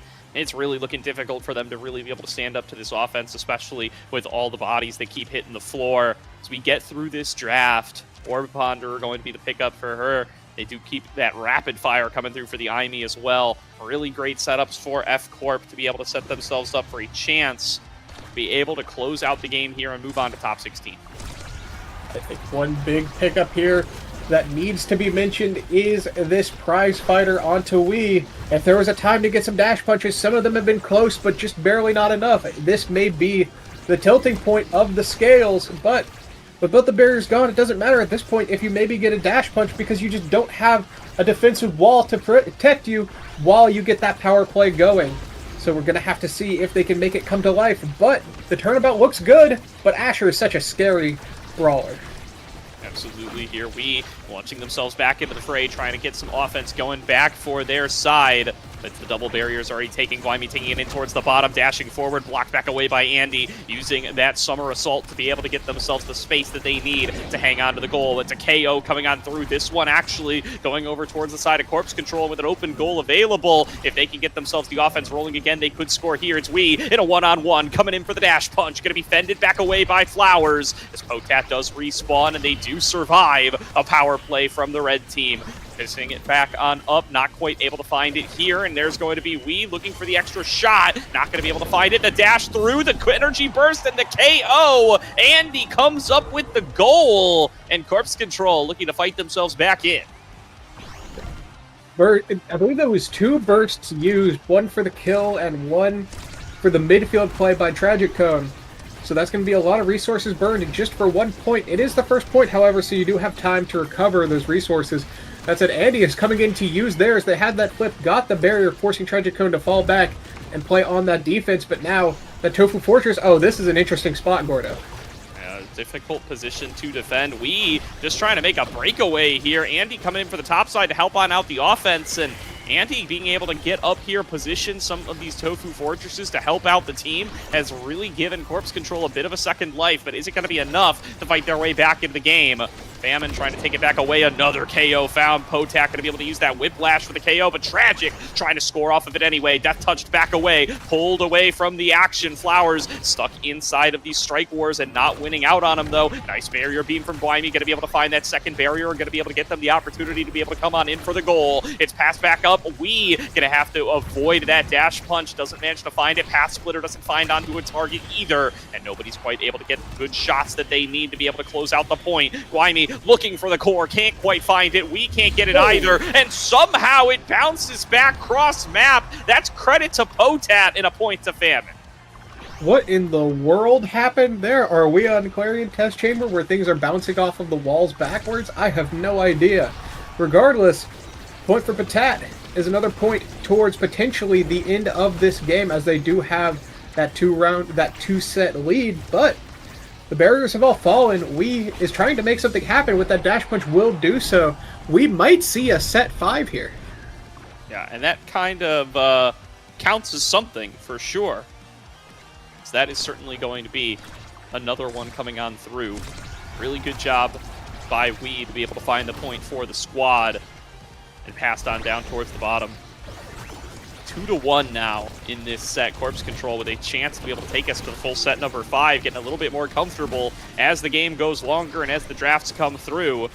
We incredibly low, trying to regen back on up. Guaymi not quite able to finish the job, and meanwhile, Tragic and Andy are working on this second barrier. Does finally manage to clear it back away. It's Potat, but still not able to find much of an offensive play. Guaymi looking to set up for it. Flowers going to be able to find a good ricochet off of the center to be able to take that second barrier, fend it back away off of the back of that energy burst. Flowers sending it back on across, pushing for a little bit extra.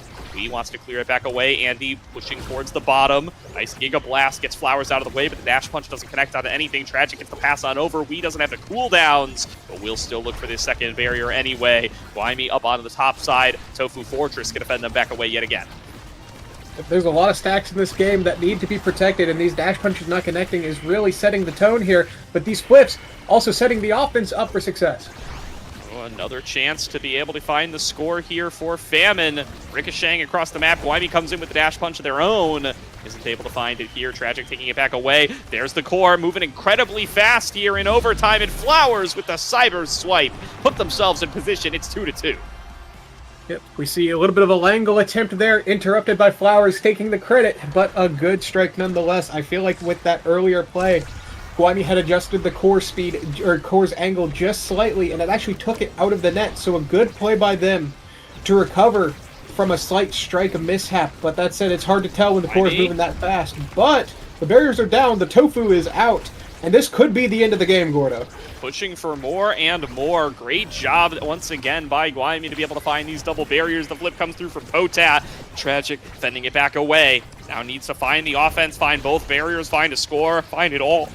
For Corpse Control, going to lose out on a top 16 berth off the back of this match. Famine just one goal away from the win. The flip coming on through. Andy trying to buy the extra time, fending them back away with the rollout. But here's the barrier beam. Here's the strike.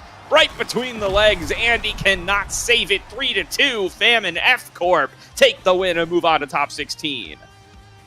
Another Asher, another victory for the team using that character. Perhaps that is a bit telling. But jokes aside, definitely a good performance by both sides at different points in the game.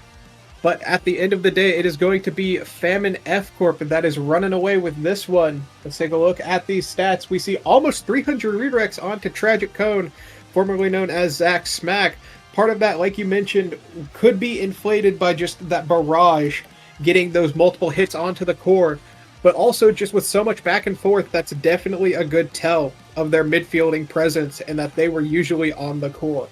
That said, I feel like we should have seen more KOs from the Juliet given the build that they had, but still 7 is nothing to scoff at, but it was a longer game, so you had more time to rack those up. It's a little bit tough. These stats don't really tell, I feel like, the full story, especially with, I mean, it tells the story of Guaymi having 7 KOs and their teammates having 6 combined. I think that is really the part we need to look at this game. Absolutely here. I mean, it was a close game. It was hard fought by both sides and not going to be the end of the journey here either for the loser, but FAM and F-Corp definitely happier as they move on towards top 16 and have a better shot of being able to make it towards liftoff in a follow-up matchup that will be coming on soon. We are going to move over to the winner's side qualifiers after this one, but Dendar, this is going to do it for our block. We're going to move on to a couple other casters as we move on for the rest of the day. Yep, some great games we got to watch, and always happy to spectate with you, Gordo. Unless you have any final thoughts, I guess that is it for this block. We look forward to seeing you all in the chat room. That'll do it. We'll see you guys next time.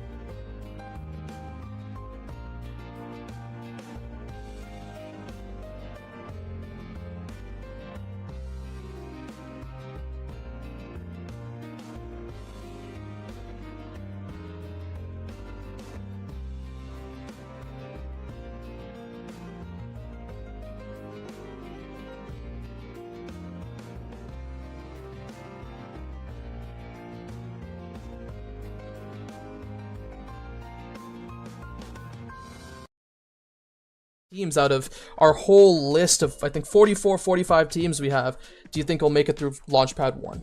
There's quite a few that are on there. Definitely some standouts. We have some players that have already been in NASL before, most notably midfielder on Modern Magic Forgot. Obviously, eyes are on that team to make it through. I think that if I was a betting man, which I would honestly self-identify as, I would most certainly pick Modern Magic to make it through. First, let's get the obvious ones out of the way, right? So, obviously, Modern Magic, pretty stacked roster, right? So, those guys are through. Yeah, I think I'm pretty sure Modern Magic will have like no problems getting to liftoff. Those 3 players can definitely make it, and they have a solid shot at NASL too. So, I think those 3 players for sure will definitely get through liftoff for free, pretty much.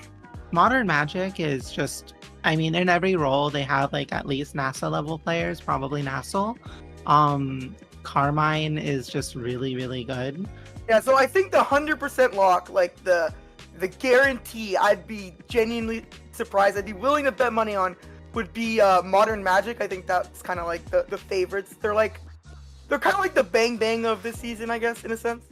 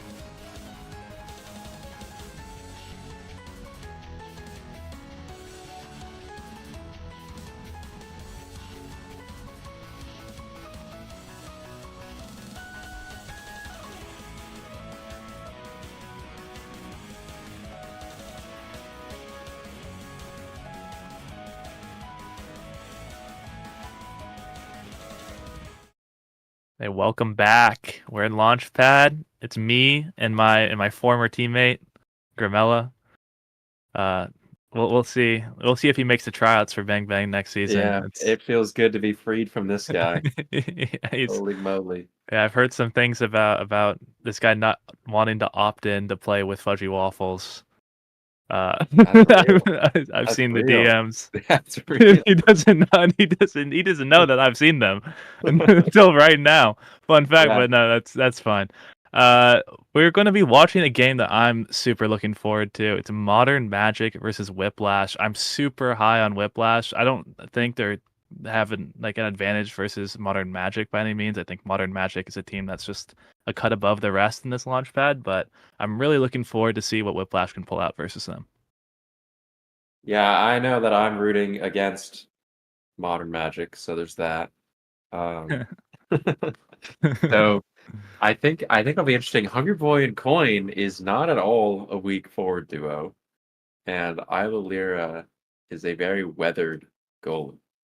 So, like, yes, we do have this very NASL hopeful team on one side, but the other team is also very capable of putting up a fight. Yeah, it's So, just yeah. it's like it's three top NASA players, right? Like Hungry Boy, who is a Bang Bang sub, by the way. Was a great scrim filler. Like can play like any role like reasonably well. Can play any character reasonably well. And then Coin and Ayla just also just like really solid players. Coin had like, some crazy stats in the last game. I was watching it. Just like there was like 50k damage on Rasmus with like most redirects on the team. It was a close one though. It did go to set 5, and it was versus a much lower seeded team, or not really. I guess it was versus Meow Meow Magic, who seeded 9th, who is also like a really solid team with top NASA players on it, and Z Yoshi 64 the goat. So that one being close, I think all these teams. I mean, this is the craziest LAUNCHPAD like of all time, Grimella. Yeah, I mean, there's so many people entering. Free my boy Z Yoshi. He was getting fanboyed all game. All good. There's a reason there was 50k on that Rasmus. But yeah, the fact that a Just Logan 2 Dave team is the 9 seed, I think you said, is crazy. There's so many good teams. I mean, shout out Ember's Flame. We all know that team is qualifying easy peasy today because I heard their coaching staff's pretty elite. So is that you? Or are you? Is that the joke? Is that your? Yeah, that is the the coaching joke. staff? That's the joke. I did a Fudgy Waffles where I see. I didn't gas myself up without saying my own name. Well, I don't know. They'll have to beat Chikara Stormweavers, who are the 14th seed and are also. It's crazy how many teams are just one game away from qualifying right now. Like Sir Brawler is one game away. That's true. That's awesome. Yeah, I mean that team. I looked at their roster pretty quickly, and I thought that they looked pretty good. I was surprised that they were so low, but that goes back to what we were saying earlier. This LAUNCHPAD's kind of stacked, so really excited to see how that like shakes up the liftoff picture. Yeah, I mean that team has equal equations as a sub, and like Oh, equal equations has some crazy wins. Equal equations has been looking good recently. I'll be honest. Equal equations has been putting in some work recently. I'll be honest. Yeah. So, and he's on, and get this, he's the sub, right? Exactly. So I mean, so it's like it's imagine how that good. Rob was crazy. Yeah. Awesome. We started draft's all there and stuff. We got Chrono Boost What? plus Draft? Perfect Form. Whoa. Oh my. So makes us. That's pretty crazy. We see what's going on here? There's an Atlas ban? Oh my, they're targeting Hungry Boy. No, the Hungry Boy Atlas midfield. Bro, they're not. That's targeting really they're smart. Not targeting the Atlas midfield. Bro. It would have been with that perfect form. The Atlas midfield would have been doing a lot of work with those extra cooldowns. So yeah, you're right. Actually, you're right. And the pillars are just huge. The pillars are just so big. Yeah, and instead we see this. We see what being picked? Probably like Vice midfield. So. Yeah, kind of a damn. We got the Vice Centauro iconic duo. No healing because of now Atlas, so it might be a little bit stronger. But the Kai with a Chrono Boost will be going quite quickly in the midfield, so watch out for that. I really like this blue team draft. I'm gonna be honest; they're gonna be doing some murder. I think that's Isla Lyra on Under Rasmus, which Yeah, is for a sure. super comfort for her, and she'll be able to secure those kills. But you gotta, if your Magical Mondays or whatever the team name is, you gotta be ready to weather this damage. There's gonna be a lot going on. From Vice said with perfect form. It is a lot of damage. Wait, actually though, but since it's Erasmus goalie, Drakkar on the other team, you might be thinking, oh, that's Ron P's pick, Oh, obviously. you're right. But what if it's Asher goalie, Yeah. Drakkar forward, they Forward. counter I the didn't even think of that. Rasmus? I didn't even think of that. I mean, that's Rasmus.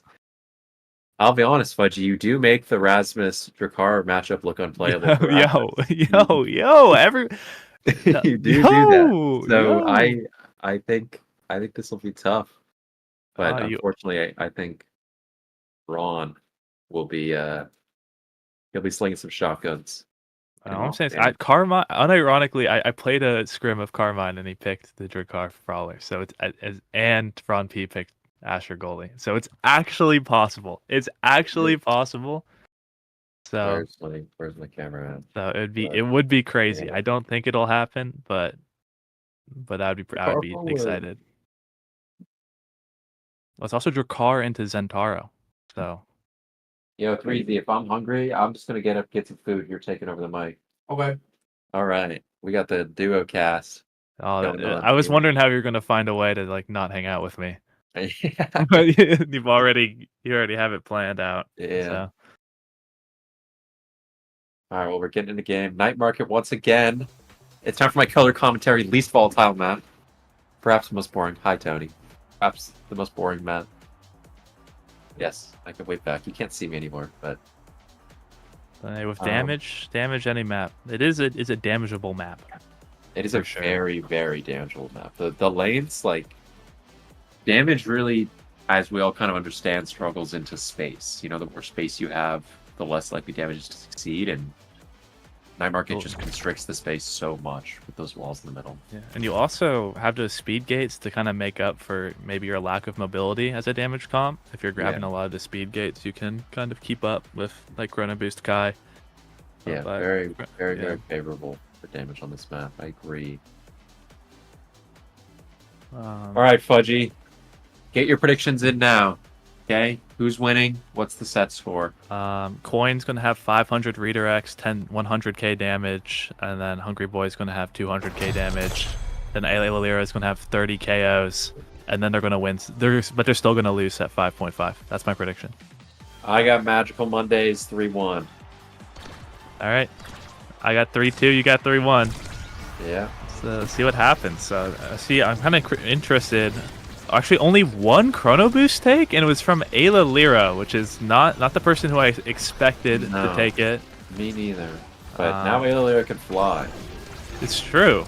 Maybe if you like, I was going to make a joke earlier about the eject button coming out, but it is a Drakkar forward, which we completely overlooked. This Drakkar is not in the box. It's midfield too. It's not what I expected at all, but it's working out really great as Carmine's going to put that one in. Barrier's taken extremely quickly, but Achaea was found, so there is a bright spot, and Hungry Boy does have that flip.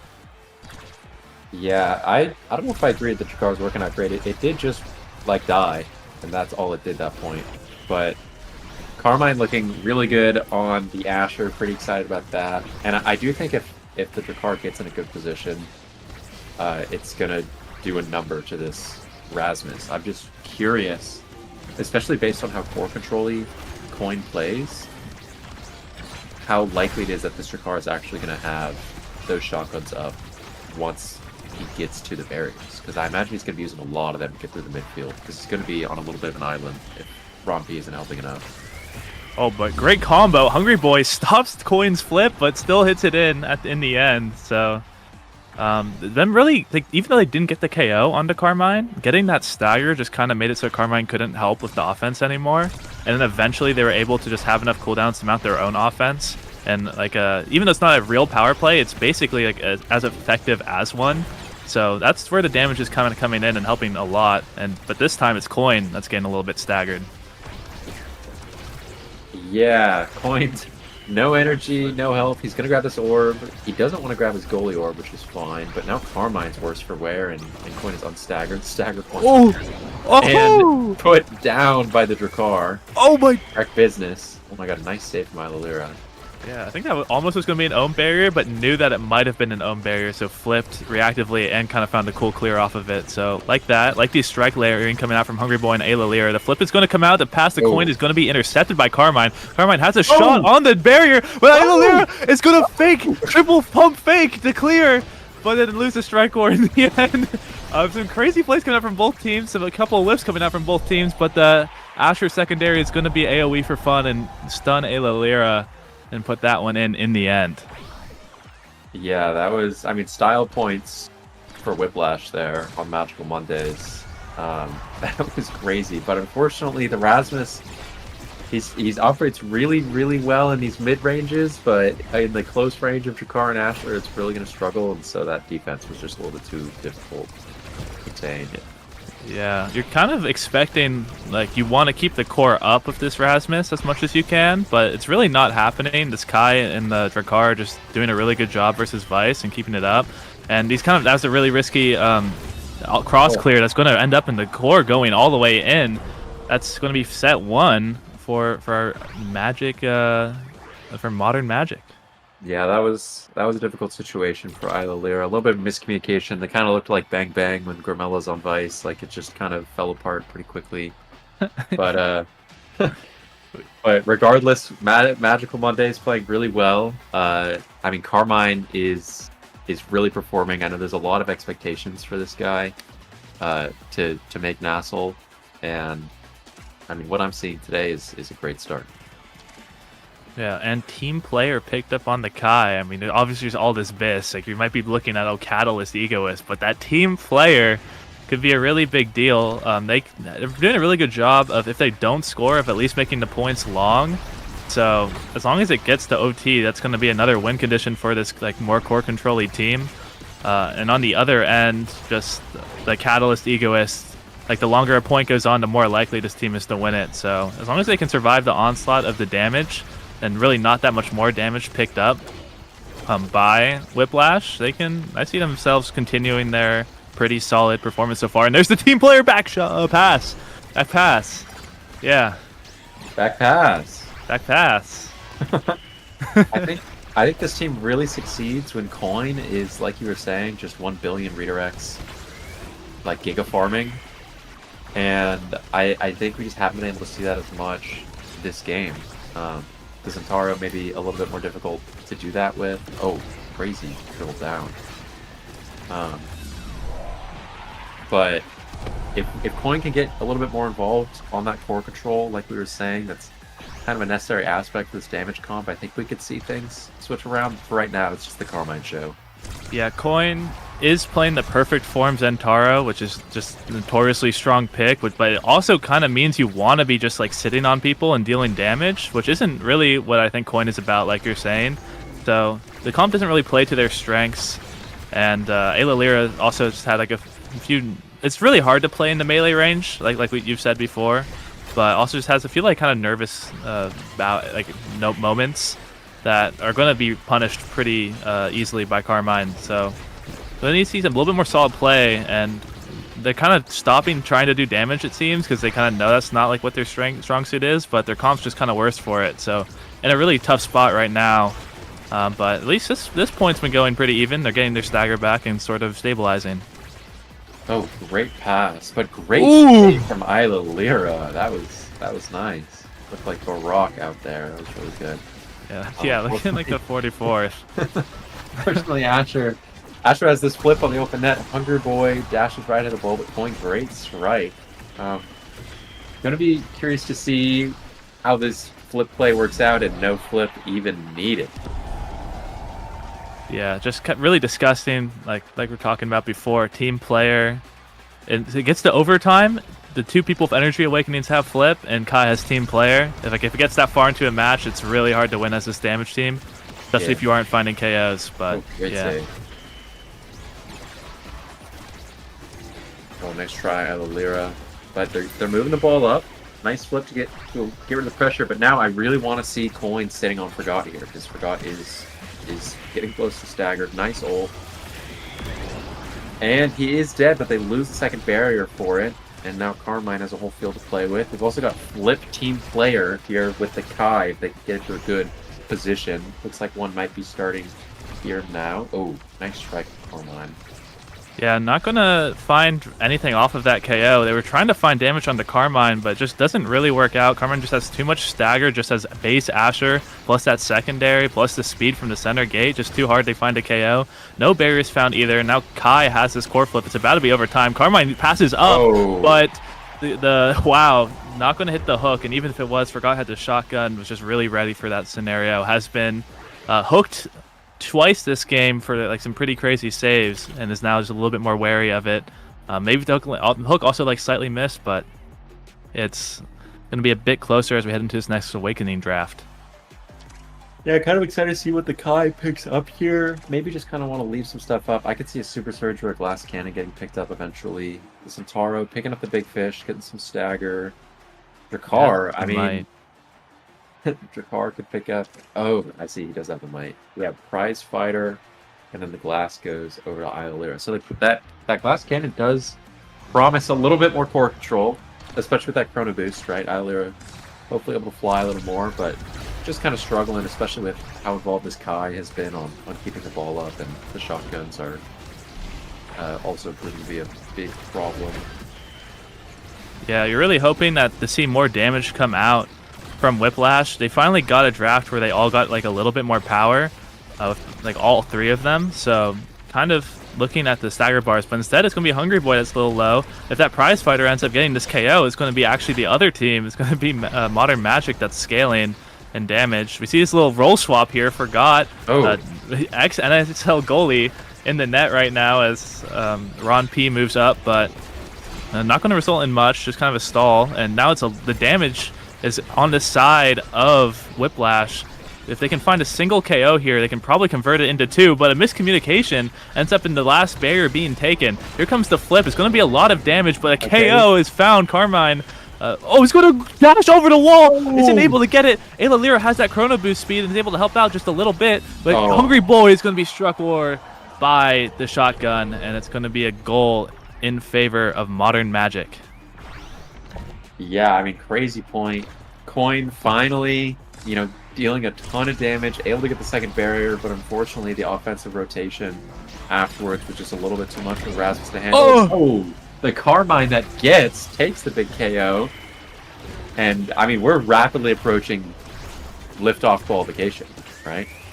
Yeah, it's just 2 points away. The KO is found once again. Forgot. Still at only one Prize Fighter stack, but now finally gets that second one. Has Flip as well. Is setting up the team player's speed, but Ayla and Coin are there to block it in time. It still has this flip, though, that the two flips at this point, and that flip plus team player speed can be really, really scary. Coin's doing a great job of taking up space, though, has that extra size to take up any sort of passing lanes they want to go for. But Carmine's going to be KO'd. Now they have a power play, but it's going to be another one for Forgot. It gets the third Prize Fighter stack, but probably doesn't have many resources to use right now. Does, however, have that team player to use to get some core speed to try to go for a crazy shot. Kai, Ron P, tries to go for the cross-mat give it blast, but isn't going to quite find it. Hungry Boy's trying to pass to himself. Ayla Lyra has that hook once again, able to find quite a nice save. But it's going to take more than that to survive this offense. Forgot is going to have that extra power to make the core go that much faster, along with the team player speed to put that one in a crazy shot. And Coin just couldn't block the passing lanes forever. Yeah, dare I say that was a Quest Esports angle right there, off the wall into the goal. That was crazy. Nightmare.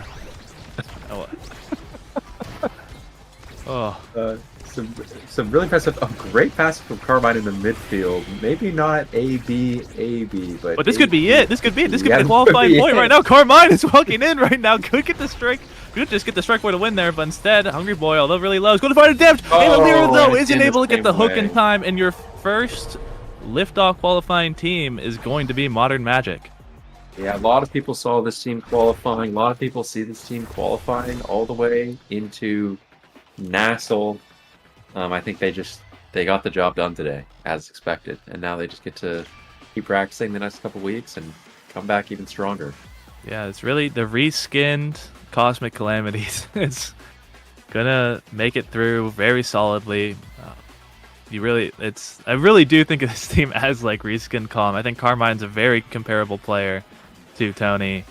They lit the same midfielder, and you got the Kai goalie here too. So it could be Natty too. We don't even know the names. The names off. We don't even know if that was Natty or not. That could have been Natty. That could have just been Natty. And we are in the lobby and can just see, but I wasn't paying attention. Yeah, I mean I wasn't looking, and they're not even here anymore. They're not even here. So, yeah, they just left instantly. So yeah, they did. I don't know, a little suspicious, but yeah, definitely. Congratulations. Maybe we should investigate them. I don't know. Yeah, maybe we might just have to. Yeah. We might have to put our detective hats on. But yeah, congratulations to the Magical Mondays. Proud of them for making it through. Had a really strong showing. And we know that Whiplash will be back for sure. They're probably going to go back to their J.K. Simmons coaching staff, and he's going to give them a stern talking to, and they'll be whipping it up in the lower bracket. Excited to see how that goes for them. But next up, we've got another game. I'm not sure actually which game is next. Actually, we have a very short break that we're going to really quick, I've been told. Very, very short. That's to be clear. Yeah, so very, very short. Like really don't go anywhere. Like no, Drew-esque break. You don't have time. Yeah, Drew-esque. That's how short it is. It's dude. You might you don't even want to use the bathroom. Like if you need to go to the bathroom, you should probably just like hold it in. Yeah, even. you probably just hold it in. But yeah, we'll see you in a bit.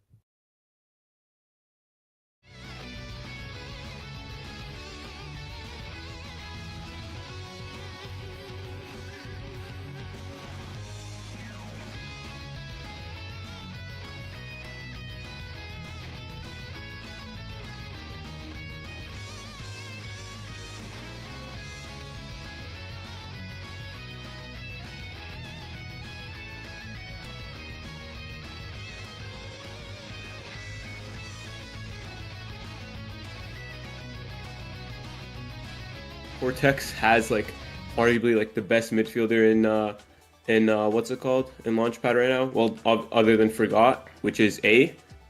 So I think he'll like be detrimental to that team's success. Polar Cortex, has just been impressing a lot of people, including me lately. It's just been a beast, and having like a midfield that can 1v9 is just super important, I think.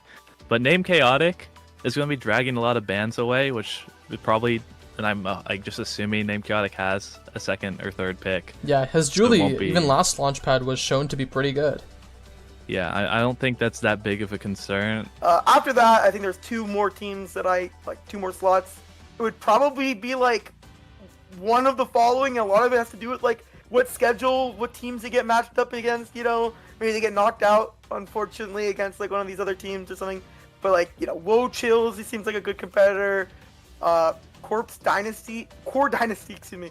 Party feels like a good competitor. Polar Cortex.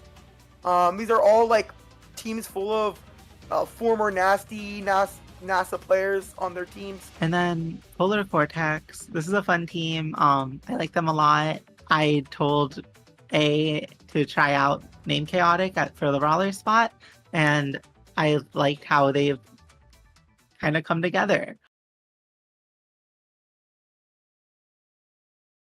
Another team that I actually have a lot of faith in is Ballin' Ballers, our OSAS darlings. They took me and my team. Actually, fun fact, no other team scored more goals against us at LAN than them, I think, on our championship run with placeholder Palfins. I want to say they scored 6 goals on us. I think that's accurate. In our game on Tycho, which I don't think any other team scored 6 goals. I think EKC came the closest with like 5.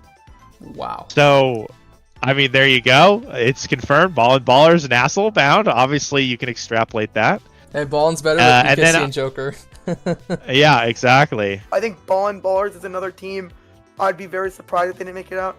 I don't think they made it out of the first one last time. I think they made it out of the second one. But Correct. I think they're, for one, they're better than they were then. But two, I think the competition in that first Launchpad was pretty strong. Yeah, I mean, these guys have been underrated for too long. They're definitely going to make it through this time. I mean, you'd think I would put them as like an upset potential team, but at this point, they've just upset too many times for it to be called an upset. They're just a really solid team, and I expect them to make it through.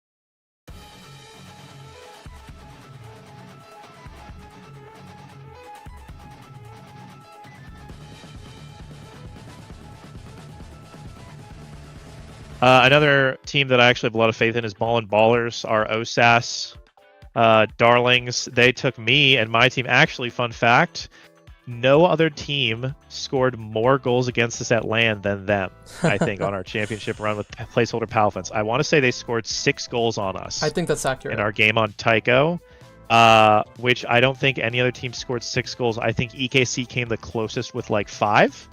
Wow. So, I mean, there you go. It's confirmed. Ball and Ballers, NASL bound. Obviously, you can extrapolate that. Hey, Ballin's better than and EKC then, and Joker. Yeah, exactly. I think Ball and Ballers is another team I'd be very surprised if they didn't make it out. I don't think they made it out of the first one last time. I think they made it out of the second one, but correct. I think they're, for one, they're better than they were then.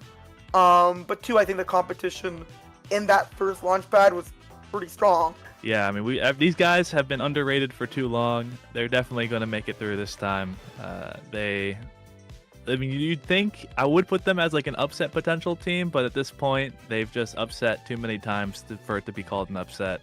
They're just a really solid team, and I expect them to make it through. Polar Cortex has like arguably like the best midfielder in what's it called in Launchpad right now? Well, other than Forgot, which is A. So I think he'll like be detrimental to that team's success. Polar Cortex, has just been impressing a lot of people, including me lately. It's just been a beast, and having like a midfield that can 1v9 is just super important, I think. But Name Chaotic is going to be dragging a lot of bans away, which would probably, and I'm like just assuming Name Chaotic has a second or third pick. Yeah, his Julie, even last Launchpad, was shown to be pretty good. Yeah, I don't think that's that big of a concern. After that, I think there's 2 more teams that I like, 2 more slots. It would probably be like one of the following. A lot of it has to do with like what schedule, what teams they get matched up against. Maybe they get knocked out, unfortunately, against like one of these other teams or something. But like, Woe Chills, he seems like a good competitor. Core Dynasty, excuse me. Party feels like a good competitor. Polar Cortex. These are all like teams full of former nasty NASA players on their teams. And then Polar Cortex, this is a fun team. I like them a lot. I told A to try out Name Chaotic for the Brawler spot, and I liked how they've kind of come together.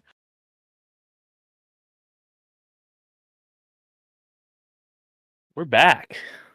Welcome back.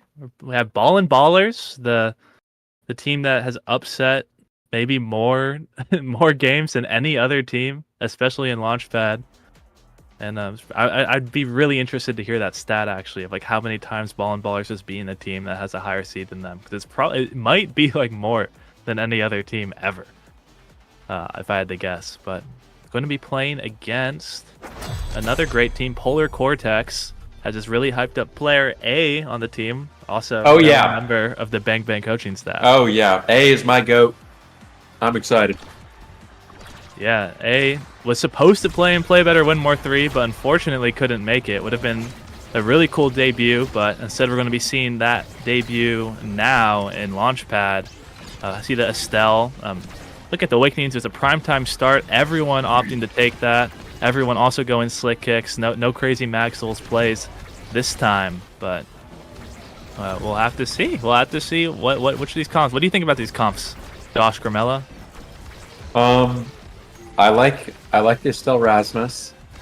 Big fan. I do think the Zentaro is a little bit out of place. At least in the current meta, I don't think it's the perfect fit here. But I mean, what do I know? Obviously, the Zentaro's scoring. Yeah, it depends on your opinion on Zentaro's scoring. But boo! Gonna find the first KO of this match, but and Lufox Steel has this flip, so really scary power play. Elo Taurus does have the flip to counteract, but Name Chaotic doing a good job of keeping the core up in the really 1v3 almost. And A is back with a lot of cooldowns, and the scarily close to the wall versus this. A flip now, but flip's gonna be used by Elo Taurus. Great timing, it's gonna find a way through, but yet the flip from Lufox Dio is gonna finish that point off. Yeah, great. Oh, look at them go. Yeah. Oh, they're doing their little move. They're doing the Ballin' Ballers move. Yeah, really great recognition from Lufox Dio. Actually, just been really impressed with them so far this game. I think they've been making a lot of really solid, aggressive moves. But while I'm yapping, Dr. Bebop's defense falls apart a little bit. And both sides got the open net. And whoa, the eject button. Wait, what? I didn't even see that. Wait, what? What? Eject button Asher. I didn't even see that until I saw Asher teleport and I had to hit tab to check what just happened. Do you know about this at all? Do you know that people have been doing this? Is this... I know that Elo Tourist has been doing it in this game that we're watching. So yeah. There's that. Yeah, it's happening. Yeah, maybe we... Oh, not your greatest strike. That's okay. We come back strong next set. Yo, it's not over yet. Name Chaotic has his flip. My bad. Oh, Name Chaotic Name Chaotic just walked into the center and then got hit by a log and it's about to get KO'd now. But no, it's okay. Okay, big play from Name Chaotic. Dude be going a little crazy. Maybe Elo Tourist is just gonna fly in.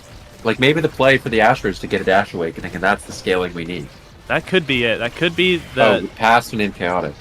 You know, another way to get forward pressure is Asher instead of getting a dash awakening and is just to have strike shot. I think one could argue also, but here we see the flip. We see the defense coming out. Lufox Steel has the flip, but it's going to go straight into the Asher primary. Name Chaotic's running up, has a chance, but isn't going to be able to get anything off it. Big play. This time, big play, able to get it. As we're going to see the blink. Oh, that was crazy. We see a pass pin coming out from A. Yeah, probably a misclick, but we'll just pretend that A is a really toxic player instead. Name Chaotic is going to pass to the dribble off of the own hook, but a little too far away. Lufox Steel is not going to let that go unpunished. Going for some pretty... like a little too tight passes, might just need to hit it to the corner instead, but Elo Taurus is holding, wins the strike war, isn't going to get caught by the slice and dice. Yeah, that's probably what it's called. A's going to blink a little bit too late though, but everyone's so low right now. They have to kind of give some respect, but the healing's going to come out. This now character going to help out quite a bit. Elo Taurus ejects back and then evades, but is going to get KO'd anyway. It looked like the strike war was kind of 1-2. It might have been some buffering stuff going on, but in the end, Big Anime Milkies is going to win the strike war. And yeah, that was a big anime play for Mr. Milkies. The Zentaro is looking great, you know, MVP of the set, but the Asher is picking up the fighter's flight. Gonna be getting some speed going for this. That's good. That's good, right? Yeah, because you have that eject button. Well, get this. Now, if there's a staggered target, Elo Taurus can dash halfway across the map and stagger them, and then eject back and have their dash up again. Yeah, unfortunately, Asher was not able to take the chrono boost because you have to deny the fight or flight from now. Yeah. So, not going to have that extra dash range that Asher is known to love. I think. It's a big awakening for her. It's a big awakening. Yeah, Listen, in a meta where there's 4 dash awakenings in the awakening pool, you gotta get a little creative, and you gotta pick Asher instead of dash characters. Yeah, this makes sense. Oh man, got a great strike ward. Really awesome patience there. I've got A putting this in about. Okay, maybe I don't. I got it in 15 seconds after. Yeah, so it's like 14, he's gonna die. 13, Cooldown coming back. 12, 11. We'll keep doing this. 8, 7. I'm gonna give it 6. Wow. Welcome to the Bestie and 5. counting stream. No, don't you watch? No. Count in chat, by the way. If you count to 10, you get VIP. If you whoever counts to 10 on your update gets VIP right now. A has no cooldowns. 5, 4. Oh wait. Oh, big enemy 4 has been shot. 4. 4. 4. 4. 4. Oh, nice. 4. Nice Oh, blink pass. up. 4. 4. Oh! Awesome 51. play. Oh, I said name chaotic too. That was, Awesome play. Really awesome play. That might be the best caster of all time. But yeah, you might be the best caster of all time. They did get it in though. They did get it in.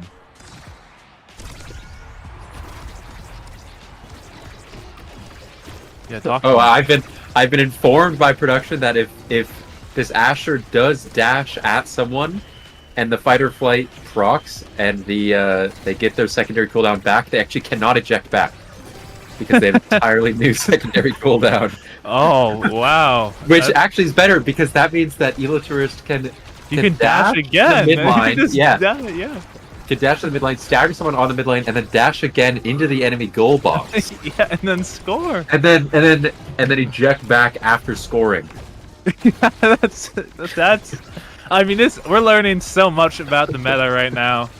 And they are ahead right now though, and that extra dash cooldown, if you're good at Asher, and you're just good at using that secondary cooldown on defense, you have a 15% reduced secondary. Yeah, that is pretty nice. So that move cheats. Yeah, like people there's been some players that are known to have taken eject button on Atlas even in the past. Dang. So but there's a KO. Immediately, oh no! Back! Oh no! Oh shoot! Back Okay, pass we're gone good. wrong, but they might be able to turn it into a right. Namecotic grabs the orb. That was a little bit scary. The Doritos chip was almost able to put that one in, but trying to find a way to get this name chaotic is just really hard.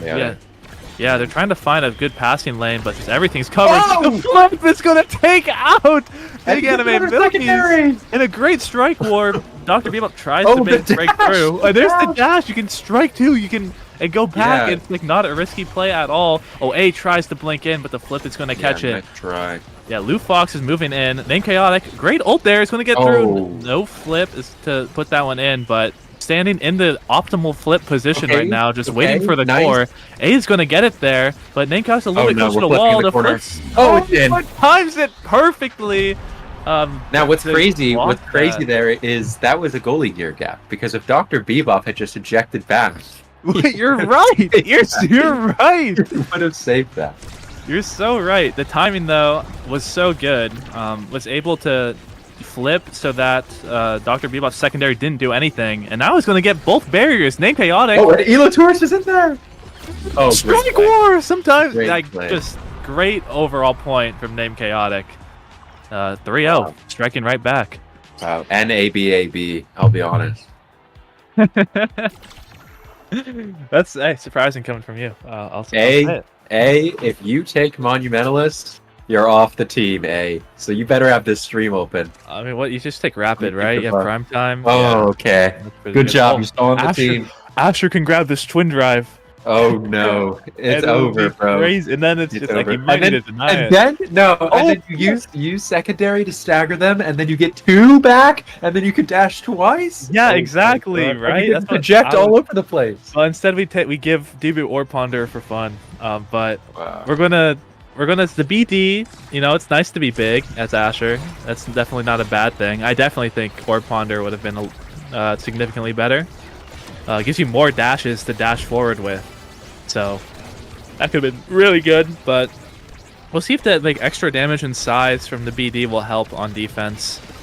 But yeah, for now, just one of the most neutral starts so far of this game. Yeah, really good patience from A there on defense. Oh, Unfortunately, things fall apart a little bit, but nothing the team can't come back from. You know, we've seen worse. Good play from Named Chaotic, but good clear from Dr. Bebop. Oh, the backwards blick. Yes. Sending the core to what it could have been Lufox Theo. But there's the KO. Now we have a power play. Oh! Ooh, cool little fancy play. Looked like Elo Taurus almost could have gotten that, but just somehow the hitbox was just not there. The strike ends up missing. And now Lufox Theo, who is staggered, gets to keep the flip. So pretty big deal coming into this next round. Yeah, I think Elo Taurus missed the strike because they thought they would be able to eject back to the right spot, but unfortunately the button was not activated.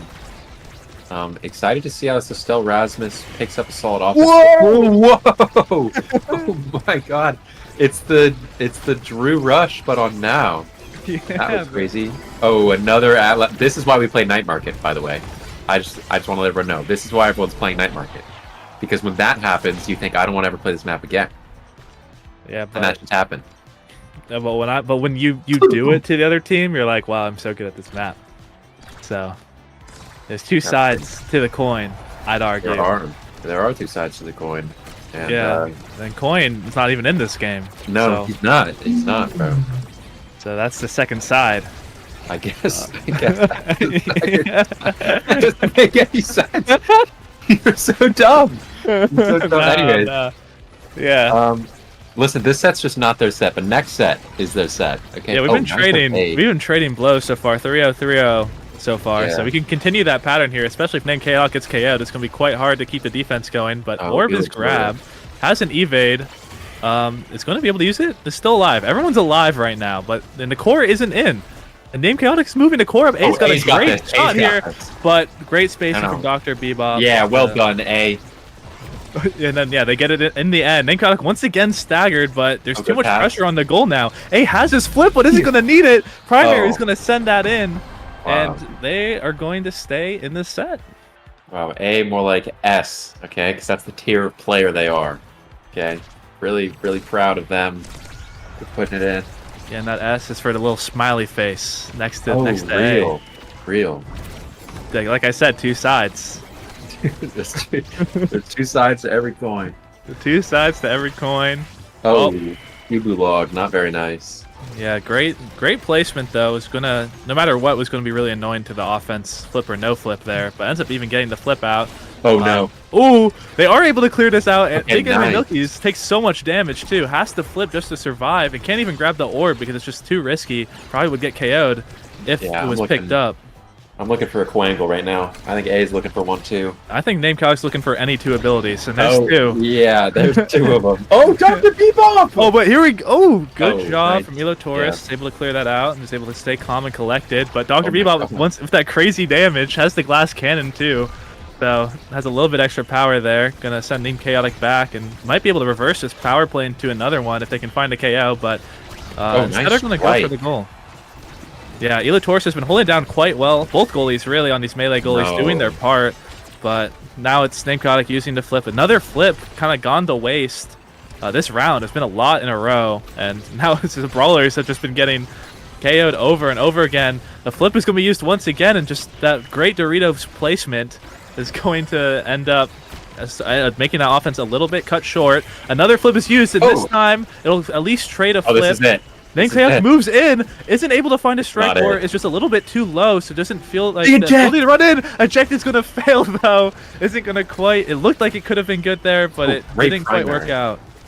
A great primary, great strike war. Named Chaotic has his primary. It's gonna dribble, but it's not going in. A is looking for a shot. Once again, blinks a little bit too late, but ult from Elo Taurus is going to keep it up. Named Chaotic hits the shot, but Dr. Bebop is going to stay to get there in time. Elo Taurus is going to need to win the strike war. Wins it. Named Chaotic is going to walk with the core now. Has the primary and is able to catch that with that extra size. Looking a little big with that 5 rampage stacks plus Might of the Colossus has really scaled into the set. See, if Dr. Bebop had secondary up, they could have dashed to the bottom of the net to cover that shot, and then ejected to avoid the Rasmus primary and save that goal. But unfortunately, they didn't do that. Yeah, instead just has ice skates, so it's just really fast and annoying. It's able to move up and ult and stuff. But I guess you could still do that with eject. It would just cost another cooldown. So I don't know. I guess there's two sides to every coin. I guess there are. There yeah. really are. Oh, but save and then kill. Yeah, the triangle's gonna reach the body. Oh, another wasted flip. No, I mean that was tactical. It was tactical. Okay. Yeah, just taking space. Option. Yeah, zoning flip. Understand. Flip. Yeah, nice strike great tactic. I mean, A's ready for NASL. That's all. Oh. Nope, it's never gonna. yeah, I like that. Oh, nice try, team. Yeah. I mean, this is the color commentary everybody here signed up for. Yeah, it's true. Nice play. Oh, fours and O's coming out from the casting booth, but Name Chaotic has been winning a lot of strike cards. The eject into the panic flip into Name Chaotic. Okay, we're going. It wasn't a cast because they got the barrier in the end. So all good. A's a little low though. It's really scary to be in this corner on defense versus Zentaro. A puts this in. All right, how many seconds though? Like, what do you say? 5, 4, 3. No! Wrong team. Nice set. Anyways, nice try. Nice try, Polar Cortex and Ballers. Looking great. Looking fantastic right now. I'm really impressed with Lou Foxio and how they've been playing, and obviously Big Anime Milky's, making their presence known as usual. And now they get to choose between 10 different bits. Yeah. So they opt out of the perfect form, they go to the Catalyst, Egos. I think it makes sense. With the way this game's been going, you need the extra scoring help. I think the Catalyst really, really helps with that. More flips to get past the Asher. Hopefully that goes well. Deny the orbs from the Dubu, and Asher is going to pick up. Fortunately, no dash range once again. Go to pick up the Deadeye for the stronger damage with their secondaries so that they can stagger people easier for their fight or flight secondary cooldown. Actually, and fun fact, all of Asher's abilities can proc Deadeye. So, including primary, because you can if you primary dash, then you can get the Deadeye proc on your primary. The 2 risk that gets is going a little crazy right now. Yeah, so watch out for these if you stand a little too close to the wall, that extra dash range is going to be hard to watch out for. So I'm sure, and Elo Tourist is probably a master of this awakening. He's probably going to be very aware of these. So watch out. Also, just going to be damaged too. The big reason why the Catalyst was picked over Egoist or Perfect Form was because of how much damage these brawlers have been taking this game. So being able to have more energy is going to be super useful, but Flip's going to be used to evade the secondary and end up getting 2 barriers. And although still super low, it has that offensive advantage now. Looking for an offense though, looking to not get KO'd, is going to be able to ult to grab that orb, and now it's going to be a flip that's blocked by the Dubu roll, and now Dr. Bebop, who has all the cooldowns, has that perfect form as well, and 2 flips to try and get this goal in, but that's 1 down. Here's the second one. Good idea, but just Big Anime Milky's not in a spot where you can really score against this kind of good double goalie setup that A and Elo Taurus have been running on open net, but yeah, nice try. Not going to get this barrier. Name Chaotic now the one that's low. A trying to get the core up just to give Name Chaotic a chance to throw a primary out to stun Dr. Bebop, but just hasn't been able to get it there. This could be it, but once again, Dr. Bebop doing a good job of just standing, knowing where the stuns are going to be and avoiding them very well. But A is going to use the flip defensively. Isn't going to get much off of it. Another flip's going to be used, and it doesn't matter if you have Catalyst and you get flip off of it if you're dead. So now it's going to be a power play. Here's the primary, but it's still going to get out, and that's a lot of cooldowns used. That might have been enough to weather the storm, but the primetime rapid fire is going to provide that stun to help that offense just enough to get that goal, or that last barrier. Now both nets are open. Great pass to Name Chaotic. Primary is going to end up going into a little bit of a dribble, and great shot goes around the donuts. And right around the Foxio. Amazing play from Name Chaotic, and great pass from A in the goal box. Really, really great offense from Polar Cortex there. And this is their set, guys. This is their set. This could be their set. You did say that last set. But that was a lie, because it's that was a completely different set. And there's the KO. Once again, this Catalyst not being able to, you can't evade if you're stun locked infinitely is the thing. That's and Name Chaotic is moving 1 trillion miles per hour with that Egoist, which might have been the better take in hindsight. But instead, actually, is just going to get just completely beat up, is going to need to find a way to use his flip, and finds a great opportunity to get a lot of damage out. But huge evade from Big Anime Milkies is going to evade that KO, and instead it's going to be Name Chaotic who's KO'd instead. But now here comes the defense. Illutor's and A have been doing great together, and a great flip goes cross map, and Dr. Bebop's secondary is not going to reach it in time. The Summer Assault not going to reach. Now Name Chaotic looking to make a play, looking to do a Kazan hook type play, unsurprisingly, but isn't able to quite reach. Now it's just kind of looking for a lot of damage here. We see the flip come out to start another offense, but A and Illutor's has been doing great in this corner so far, but they're able to get around A, make it a 2v1, and get it through. Now Illutor's needs to win the strike board, but just uses the primary instead. Flip is off of Anime Milkies. Thankfully has the primary, but it's not quite going to reach. A is looking for a way to just get this core up, wants to get a pass, because really, like, Name Chaotic is having a hard time flipping on their own, but there's the black hole KO coming out. A has the pass to Name Chaotic, but Dr. Bebop's in the corner. The core is moving so fast, the dribble isn't going to be enough. The stun on Dr. Bebop isn't going to matter because the core isn't going to get there in time. Fox Steel has the flip. It could go cross map, but it's going to bounce off of the hook. Then Chaotic throws the hook in front at the exact right timing, I think is what happened, and puts that one in a crazy point. The core is moving so fast, but Polar Cortex coming out on top. Yeah, I mean, crazy plays from everyone there. Really enjoying the team play from both teams. I've been really impressed, especially with Ball and Ballers team play. And then when A has been nailing their passes, things have been looking really good for them. But that being said, we've got a nice corner offense being generated here. Oh, they decide to opt out of it. Zentaro has the flip, so the goal is just get it to him in front of that barrier if they can. But M Chaotic running in decides he doesn't need that flip. Nobody needs that flip. A coming in with a flip of their own. Big Enemy Milky's going to flip. Not going to flip here. The eject button ready. Again! I can't believe that reached. I'm not going to lie. But yeah, crazy flip KO. Able to find that one, get the KO, and now Lufox Theo might get KO'd afterwards too. They're able to get barrier as well. A little bit extra size as well. Reminder that Name Chaotic has his rampage and will be scaling into the middle. Just walks in the middle for fun. Yeah, so might lose those stacks if the KO comes through, but it might not matter if A puts this in. Dr. Bebop does have the flip and does have cooldowns to help defend. So, but it's playing very conservatively, but uses the flip a little bit scared, doesn't realize that he had the clear already. But oh my god. Big Anime Milkies goes for something crazy, but isn't able to quite get it. A great strike there, but Name Chaotic isn't going to be ready for that pass. He's too busy trying to kill Lufox Theo. And the flip is back from this Catalyst. Watch out for it. Big Anime Milkies looking for a spot. Might be able to get the free rush, but there's the flip! And Elotor's didn't have the dash up in time to cover everything, unfortunately. Yeah, and if he did have the dash up, I just want to emphasize, he would have covered everything, okay? Because they would have dashed the top and been able to eject back in case the shot was on the bottom. So they were ready. The goalie gear is immaculate. Yeah, it's like team play. It's the only goalie gear I think that could cover the whole net, right? There's no other goalie gear out there. After takes. But that was fast. Yeah, we were too busy flaming. I mean, we were too busy just talking about the game, and Big Anime Milkies and the rest of the squad just kind of go crazy on the offense. And now we are on qualification point for liftoff already.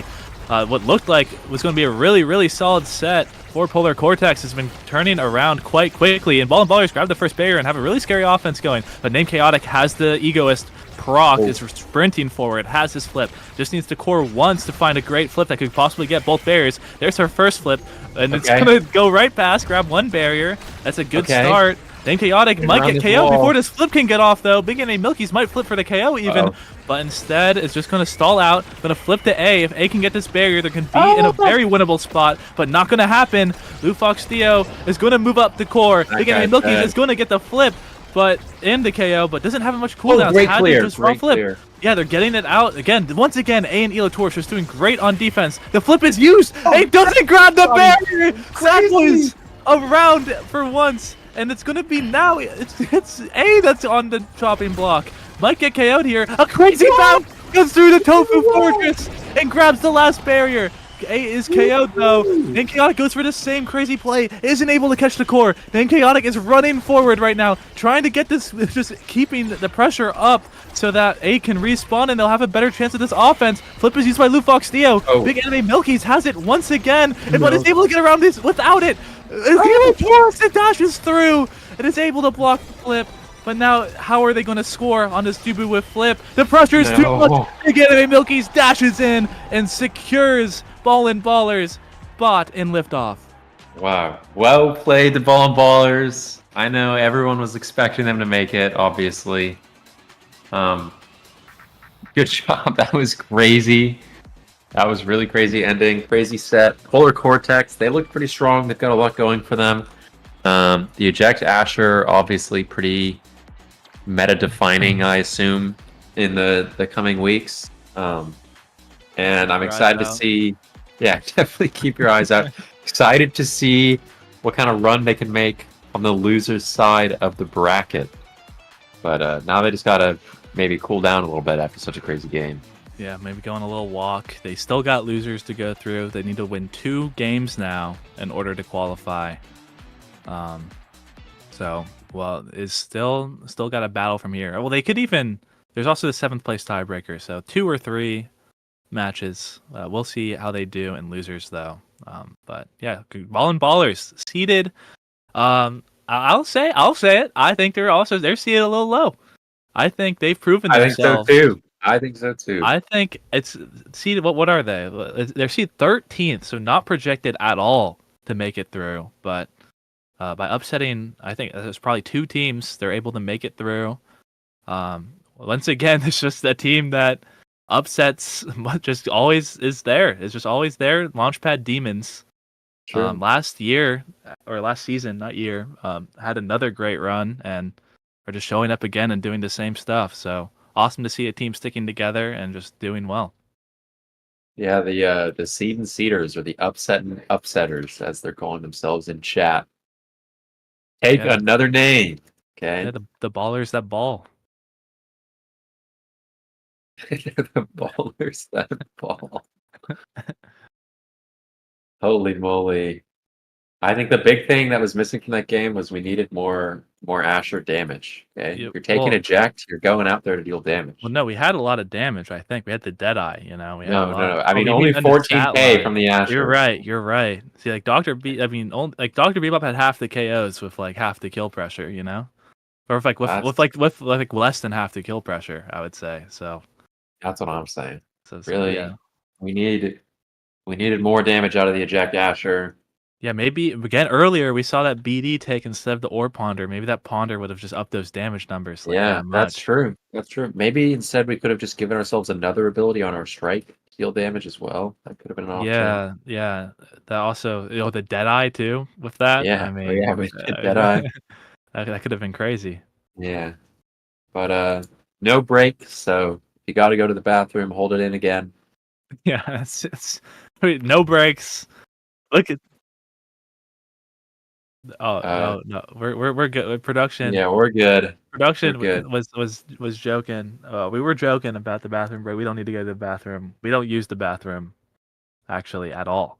That's why we scrim so much and kind of have an edge over these other teams. So we just don't. We opt into not using the bathroom, so we have more time with the game. Yeah, more time on the game. That's so true. That's kind of what it's about. So if you want to be good at Omega Strikers, do not use the bathroom. Anyways, Polar Cortex are actually going immediately into their next match against Flying Volvos in the loser side because Corpse Control EQ'd mysteriously. Oh wow! I wonder what happened. Yeah, I don't know. They were. Yeah, Andy. The voices told me that the goalie had to go. Andy is gone. Yeah, which is real shame. Did a little boosted out of the tournament. Yeah, their star player is gone. So yeah, understandably they had a DQ, but they've got next week as always. We'll see them back, and we are going into Cat Munch Enjoyers versus Famine the Corp. Yeah, which is this is a crazy team. This is a crazy qualifying match. Yeah, I don't think many people had these two teams going in to winners quarterfinals, let alone one of them's guaranteed liftoff. Right. Yeah, so I think I think Cat Munch Enjoyers are going to take it. They've got Sphinx, and that guy's the greatest player of all time. So that team's probably going to take it. But I know Tat's Also a valuable member of Bang Bang, so can't root against them. Gonna be an exciting match. Definitely was not expecting these two teams to be here, but that's just props to both of them for proving all the doubters wrong. And we can head into game here on Night Market once again. Understandably, not very volatile. No double bears, no sad boys moments around the barrier, no bouncy castles. Very, very standard map with a pretty easy to understand gimmick. And we've got Zentaro on perfect form start on Night Market again. Yeah. And then a Drakkar midfield for Sphinx, which is pretty understandable. That's his second pick. And then the other side, we're actually getting a repeat of this Whiplash comp from earlier. Yeah. With just the full damage on perfect form start. I guess they didn't watch the game earlier. Yeah, they kind of didn't go too well. It didn't go too well in this team. Although, yeah, there was no healing that game. There still is none this game, but there is a Mako, which could be quite scary. Yeah, there is especially no a fight or flight going. there is possibly. no like NASL. There are no NASL players or former NASL or NASL hopefuls on Cat Munch enjoyers this time. So Are there even any former NASA players on either of these teams? no, I mean the only one that would be close to NASA or I guess more precisely NASL would be Sphinx. But other than that, no, There's we some might have nasty might players have in there. Patat. Oh, Threezy, it's supposed to go cut down. What? Thanks for the shout out, Swaghaver. Yeah, we're getting a game here. I'm pretty excited to see how things go. And let's see if this damage comp's a little bit more successful than the previous one. Let's see. Yeah, well, last time the Rasmus had a bit of trouble, but this time there won't be Drakkar midfield. Wait, no, there will be Drakkar midfield. Yeah. Oh, I mean, it's cooked. In fact, it's Drakkar over, and bro. Asher. It's over, bro. It's the same. It's just everything except it's Mako instead of Kai, which is like, I would argue is a significantly better goalie pick. So looking a little scary, in my opinion, for the side of Famine for Court. But on the other end of things, Flowers on the Vice is the signature pick. No pummelers, though, this time around. Doomed. It's doomed. So might be lost actually. So we're gonna get the random KOs every 5 seconds, but maybe we will anyway. I do think this team is more centered around trying to deal damage. A Gwimmy, a player who has a seasoned Launchpad history. True. I have this theory that Gwimmy and it was Asianator, right? Yeah. That were on Shion's shop. They were seated second, and they both threw for Shionzu because they wanted Shionzu to go on to do greater things. Yeah, you're just crazy and insane for that, and I hope they watch that back and hate you because of it. What do you, yo, and now they're doing great, and now both those players have risen up. Wimmy's one game away from qualifying for liftoff after a disappointing last Launchpad. So I think it's the nicest way to portray them, because I think they're great players now. All right. Anyway, not very many perfect form takes. We see Jewish two Asian. actually, just Gwimby and Jewish Asian. So crazy stuff. But oh wow, Night Market bounce goes crazy, and Patate's gonna clear it out. The bounces! Look out! But Gwimby's not there to capitalize. Just a luck thing at that point. So fast. But yeah, there's the flip. Sphinx is getting a little low, but not going to be KO'd. Flowers just kind of building up that energy. He's probably going to try and get a flip through, but Sphinx gets a strike war with that Molten Bolt to grab the first goal. Dare I say 1 out of 9 right there for Sphinx. Their big things are coming. Yeah. That's your prediction, or like I guess, or it's gonna happen. Like what's your what do you know? Or my bad. Okay, yeah, sure. Yeah, it's Mudflap getting beat up a little bit. That's the Rasmus special right there. You just use all your cooldowns on the enemy brawler. But Flowers doesn't need that pummelers to grab a KO that time. And Glimmy's going to grab one as well. Jewish Asian now it's the 1v3 with the Mako. Uses the strike shot, which is a pretty important part of winning these 1v3s, is trying to catch a pass with it. And it's just not even going to have to use the flip. Just a great power play. Now they get to go into this next round of 2 flips, which can be used for damage or for scoring. Yeah, dare I say, this is the other side of the coin of what this damage comp is supposed to look like. Yeah, like we saw the first side of the coin with the Ayla Lyra team. With Whiplash, great movie by the way.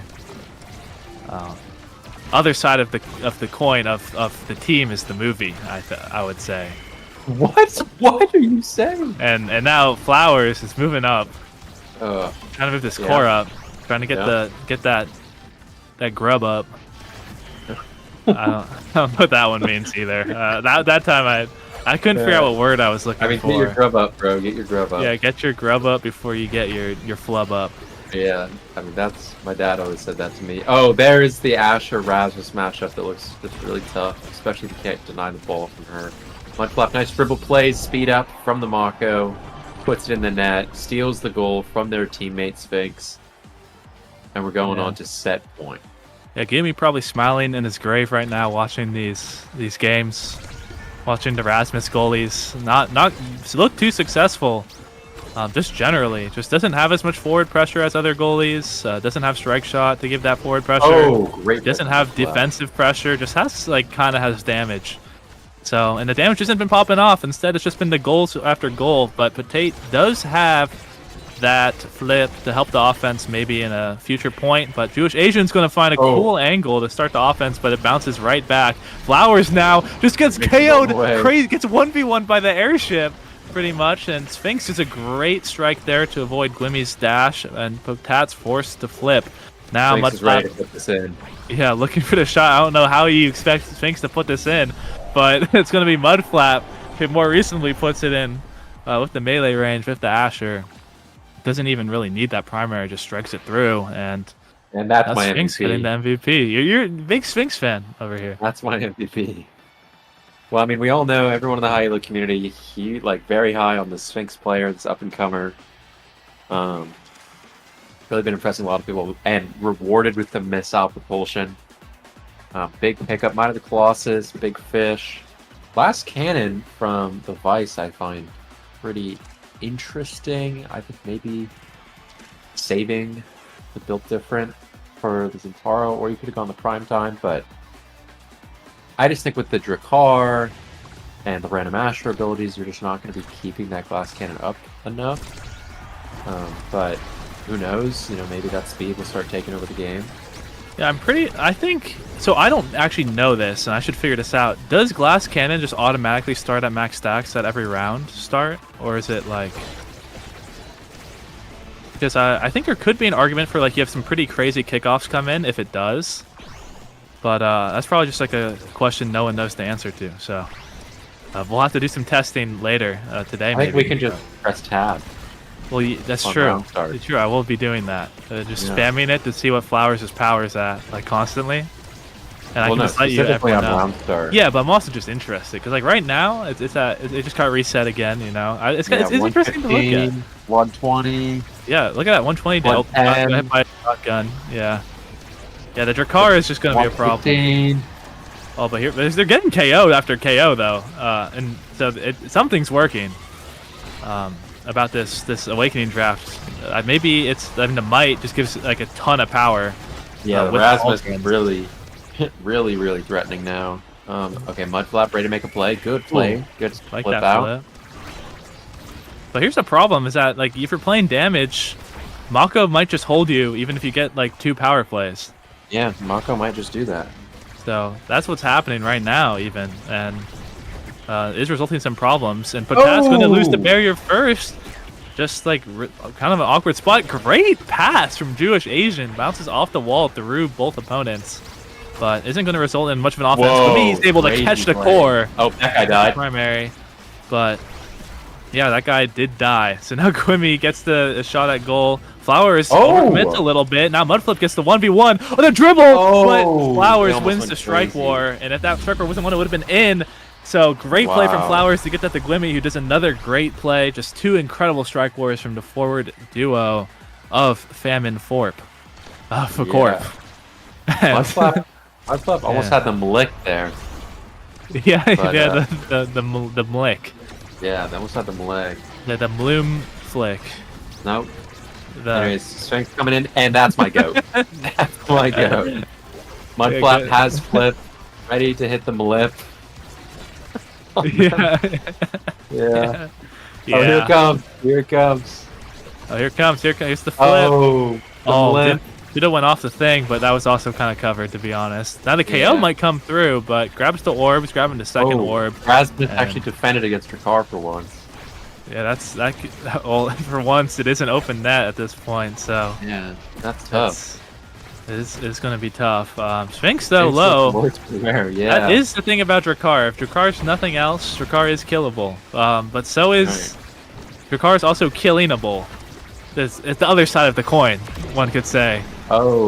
Big. KO comes through. Could be another double KO. The problem is if you do a double KO, you just have no abilities because you just used them all to KO 2 people. So your power play is a little bit harder to execute. Back from Mudflap. I think Sphinx puts this in. All right, let's see Sphinx put it in. I don't know if I agree, but it's going to be the power play, and Flowers is going to put it in. Gwimmy was there too to slow down Jewish Asian, and they're able to get it done. So another point off of some great KOs. And we've got another heater game. You know, this one's looking like it might go pretty far just because the way the sets have turned around. But great play from Mudflap. Oh, Asher coming around. And I don't know, pretty standard stuff. Sphinx tries to get a KO, you know, unable to find it, no evade, so they're going to eat the Vice ult. Mudflap could maybe go for a dash punch or something, but also not looking super likely. And Sphinx once again just taking a beating. They know that they have to focus down this like star player if they want to. Yeah, it's the Kaya noob of Launchpad. Yeah, that's actually a pretty accurate description of Sphinx. You know, do not let him get his Juno. And the honored one. Flip burn from Flowers. Something that's good for this damage team here is that these points have just been going forever. And so this damage comp is just able to generate so much value. Yeah, ooh, great clear. Gets to Gwimmy. Isn't able to put it in, but this... wasn't able to find a pass, I guess, or a dribble or something. But Sphinx just puts it in. The primary from the missile prop almost reaches, but isn't going to quite reach. Flowers goes for the pass, but blocked by Mudflap. But Tat's going to clear it out with that extra speed. We're in overtime, so the core is moving quite quickly. Sphinx is looking really low right now, but does have that overtime speed. Has the overtime speed. The secondary is going to red core. Tries to get the KO, but isn't going to be enough. The Gwimmy. It just flies. I don't even think that was trying to cover space. I think that was just trying to hit Sphinx. I'm going to be 100% real. The Glick puts it in. It didn't even flick. I was just a straight up primary, I'm pretty sure. But the Glick puts it that doesn't even make sense. There was no flick aspect of that play. You're just you can't just say the Glick. And it's in the net. Raw primary. And we get an explosive entrance. How this works at all. But yeah, there's explosive entrance. But we gave Sphinx stacks on. We gave Sphinx rapid fire. It's over. Yeah, that's pretty good. Oh, stacks on stacks with Rasmus and pick up ad rush. Pick it up. Okay. I mean, awesome. You know, tactical pickup for the ult. You know, and the primary. And the primary shield. So that'll probably be good. Bang, the ult just went crazy. You got one whole barrier off of it, and and if you do that again, that's a second barrier. True. So when extra special gets picked up too, it's like it's but yeah, that's going to be some great stuff. Going to be the second barrier. Even though Mudflap's getting KO'd for it, it doesn't quite matter if you just score. But there is the KO. They just need to survive though long enough for the respawn to happen, or really, you want to get the KO on the Sphinx so you can continue this power play more than anything, because it's quite scary. You got to KO Sphinx. Yeah, and they get halfway there, but they also don't get the barrier. Sphinx has been healing up, but Oh, great nice pass from play. Gloomy. Explosive entrance coming in huge there. Sphinx is getting a little bit low, but has to strike shotgun, is positioning for it, but has to move back on the defense. Gwimmy has to just flips like out of fear. Guy. It's just the aura of Sphinx from cross map probably was enough. No, But crazy shot! Use the strike shot, it keeps it alive. Flowers is on defense right now, trying to help out. Gwimmy trying to send it in, trying to do another one of his signature glicks. Patat just throwing everything out there. The core wasn't even like sent towards him. But what do you know about the glick? Let's find out. Let's find out what I know about the glick. Not gonna see it around this time. Patat, gotta be careful. It's just a really fast core. What's up? What's up? I thought you were gonna say something. I thought you were gonna say something. Like, what's up? Oh, like, I Sphinx is low, might die soon to the ass. Oh, what's that? It's not enough though. One the flap. glick unfortunately puts it in. Yeah, the two sides to the glick, you know, similar to a coin. Glick a coin now. Is that it saved the core from going in, and then it put the core in. So not everything with two sides is a coin, but every coin has two sides. It's like that's on that rectangle type thing. Type beat. Type beat. Yeah. You're welcome, best in slot. Yeah. Shout out to our sponsors, Honkai Star Rail. Honkai Star Rail and Frightfully Fresh. And Frightfully Fresh. Shout out. Hopefully they'll come not back. looking great, but they're alive. Oh, eject button dash into the orb to survive. Now we're gonna play for Gwimey. Do not let that double barrier go down. Okay, early flip negotiation, respectful enough. Kill that guy. Yeah. Oh, Sphinx. Mudflap, just drop the Asher emote. Just do it. That was crazy. Jewish agent coming in. Yeah, Flowers really. In. Yeah, Flowers doing a great job killing this power play. Oh, Sphinx is ready back. though. Oh, great strike! Yo, drop the Atlas, bro. Drop the Atlas emote. I want to see it. Mog on him. I'm waiting. I don't even know if they have it equipped. I don't even know if they've been using like emotes. No, they don't. At all. They don't think they emote at all. It's just not in there. Yeah, just a respectful player, like top 10 sports respect moments.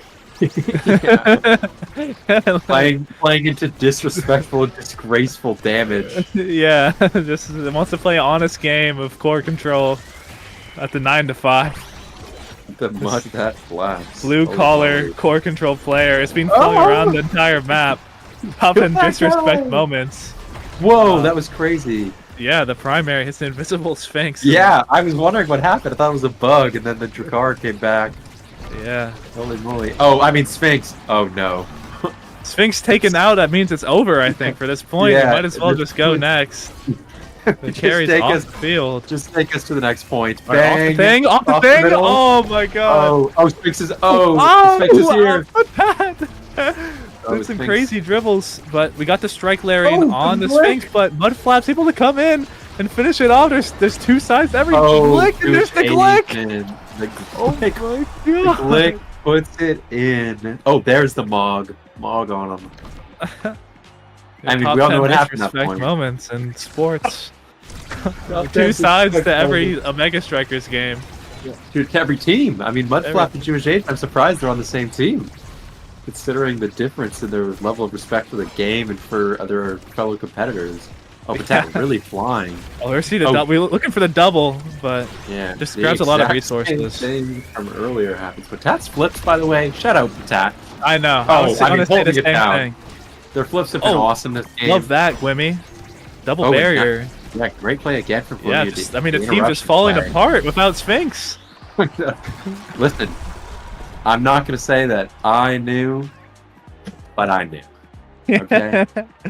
Yeah. Well, I mean, you definitely did. Like, you definitely have been.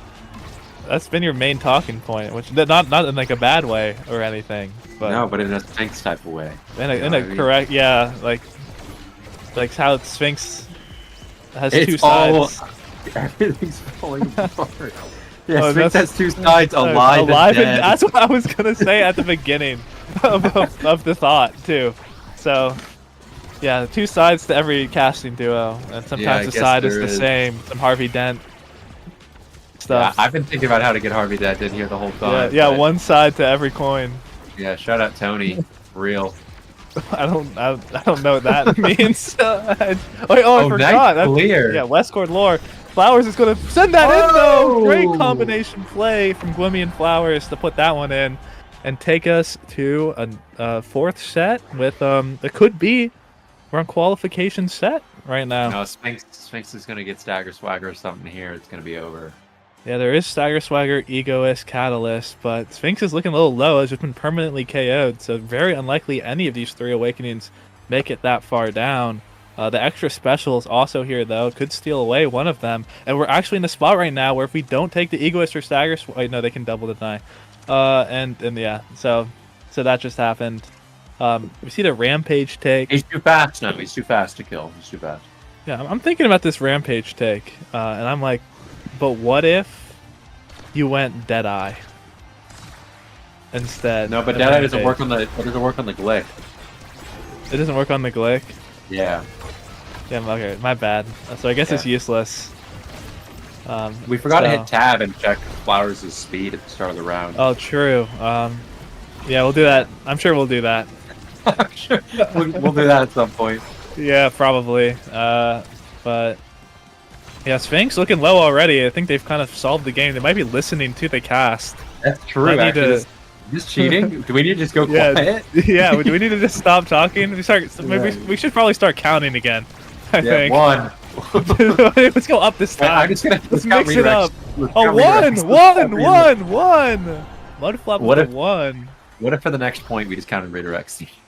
yeah. Let's just see who gets the most, and then they get a prize. No, that's too hard. That's 6 different counters. No, I got it. I got Gwimmy 1, Madflap 1, Jewish Asian 1, Sphinx 1, Gwimmy 2, Potate 1, Jewish Asian 2, Jewish Asian 3, Gwimmy 4. Stop. What? I'm trying. This is actually how you get good. This is my VOD reviews. I try to keep track of every cooldown. What's about to be server muted? What's up? It's time to change the was topic. I server muted? Am I being silenced? No, you're not being silenced. Oh my god, I better not be silenced. I heard I didn't actually hear what production told me, but I think they're upset. Yeah, they're a little upset that you're counting redirects. Yo! Animate 1. Isn't this what everyone wants? This is what everyone wants. This is what like all Smash players say they want. They just want you to say like every ability that happens. That's kind of true. You know?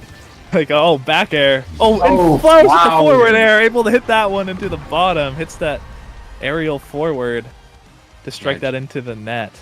Jewish Asian was holding up and didn't quite calculate in their head that as they held up, they would move out of range. Yeah, the bad DI. Yeah, pretty much the bad DI.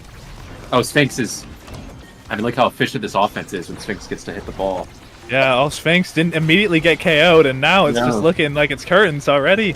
Sphinx also has just like, it's just doing a great job staying, giving a little bit more respect, like knows that they're going to be targeting them, so as long as the damage isn't able to come through, it's just going to be the core going forward over and over again. And Mudflap is known to be great at converting, but Sphinx is already... has not been able to run from death long enough. The devil is calling his name, and now it's going to be Flowers and Gwimmy moving up. Mudflap has flip soon. It's true. Mudflap does have flip soon, but Jewish Asian has no evade, so I was wondering if they'd be able to get some damage up, but Mudflap, with that Egoist, is just going to sprint forward. And just, even though this goal isn't scored, Sphinx is now back up and has just wrecked so much havoc immediately. Look at how much damage has been done. And now Flowers, though, is moving up. They got their stagger back. Flips the nothing, but Gwimmy almost grabs that. But great defense. Able to break through. Great shotgun. It's able to win. Mudflap. I don't even know how that was won. The strike just like reached from like Africa and sent that into the top corner or something. That might have been a flick. A potato. Yeah, a hook. A flick. Okay. Barrier 1 goes down. Barrier 2 goes down. Yeah, brutal kickoff. Sphinx is still alive. The thing is, they traded 2 barriers for Sphinx to stay alive, which is a pretty like valuable, worth it trade for this team. Yeah, but the problem is if Mudflap gets KO'd, then what's next? But it could be Sphinx next. Soon. Oh, Sphinx is next. Oh, but there's the flip. And it's in. I'm telling you, they shouldn't have taken those barriers. They should have just killed Sphinx. Yeah, crazy 20-second true. point. Yeah, but 2 barriers are not worth it. Just straight up. Like, not worth it. Not even kill Sphinx. 21-second point. Okay, let's check. Flowers at 140 power right now. So let's see if that changes later. But once you punch, what that gets. Yeah, we see the reverb deny. So yeah, the hot shot pickup got more secondaries now. Oh, please go team player. Oh bang. yeah. Oh, I mean they're watching. They're definitely watching. Yeah, they are. They heard that. I mean, any other Mako would have won aerials there, but we know, not really. No, a lot of people have finally realized how OP team player is, and especially on Mako, who has those empowered primary or auto attacks or strikes. My bad. Sphinx was not KO'd instantly, which means both barriers will be taken out. This is just the pattern. And now both barriers go down for the other side. Yeah, this is how good. Even if they don't, they somehow just lose because Sphinx like getting KO'd once is just like a mental debuff. Yeah, exactly. Just a complete mental boom after Sphinx dies. Yeah. Sphinx dies, and just starts saying some hateful stuff to him. yeah. I can't play the game. I can't play the game. Oh! No, it's in. Oh, nice flip. They knew Sphinx was putting that in, so they had to flip defensively there. Yeah, true. But the ult's not going to deal damage. Patat's going to flip to defend once again. Sphinx is able to dodge the secondary from Flowers with the secondary of his own. Decided to ult the guy because he lost the Strike Wars. Pretty understandable. Yeah, sometimes he's get a little mad. Yeah. Hey, I mean, we've already been talking about the horrors of the Sphinx mental this game. Yeah, that's got to be it. I mean, I haven't won this point yet, despite Sphinx being alive for an extended amount of time. Coming in. Oh, nice great clear. Yeah, that was a crazy hook. Yeah, it's able to walk away from Mudflap. Something it's good to be able to do versus Asher. Just hit it away. Yeah, the Sphinx might be being put into the ground. No, kill that guy, Sphinx.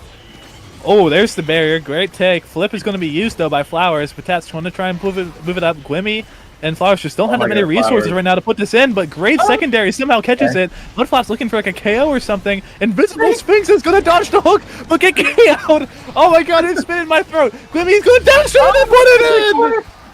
And it's the Glick. You can't just call it the Glick every time Gwimmy scores, but I guess that's what we do here at Bestian Slot. Yeah. Yeah, I mean, I guess there's a reason they lost that point. We all know the reason. Yeah, we do. Sphinx was KO'd twice. Sphinx was scared. Oh, Sphinx is in there. Yep. Oh, nice strike war with good patience from Sphinx. Crafted over his 9,000 Juno games how to strike. Oh, good play from Mudflap. Oh, down we go. Actually, maybe that's not true. I don't know if it's 9,000 Juno games. Teach it. And Sphinx is coming in. Yeah. And Mudflap puts it in. And guess who didn't die that round? Yeah, guess who never died. We actually have we're doing a fact check right now. It is not 9,000 games. It is like around 2,000 or something. But is that before they wiped the data, though? You know what I mean? That's the thing. That's the thing. They did delete all the tapes. Yeah. Because it was too controversial how many Juno games it was. Oh, so it's over. It's over. It's over. Sphinx is down. Yeah, good job from them. But oh wait, Jewish Asian though. It's kind of like, wait guys, I'm also a good player. He died, so he muted him, and that's why it's going better. Oh, Patak, great save. Yeah, able to hold it down. Sphinx is back and is actually alive, and as opposed to being dead. It's that side of the coin right now. Oh, and Mudflap, and they got the barrier. This Asher's really dramatic.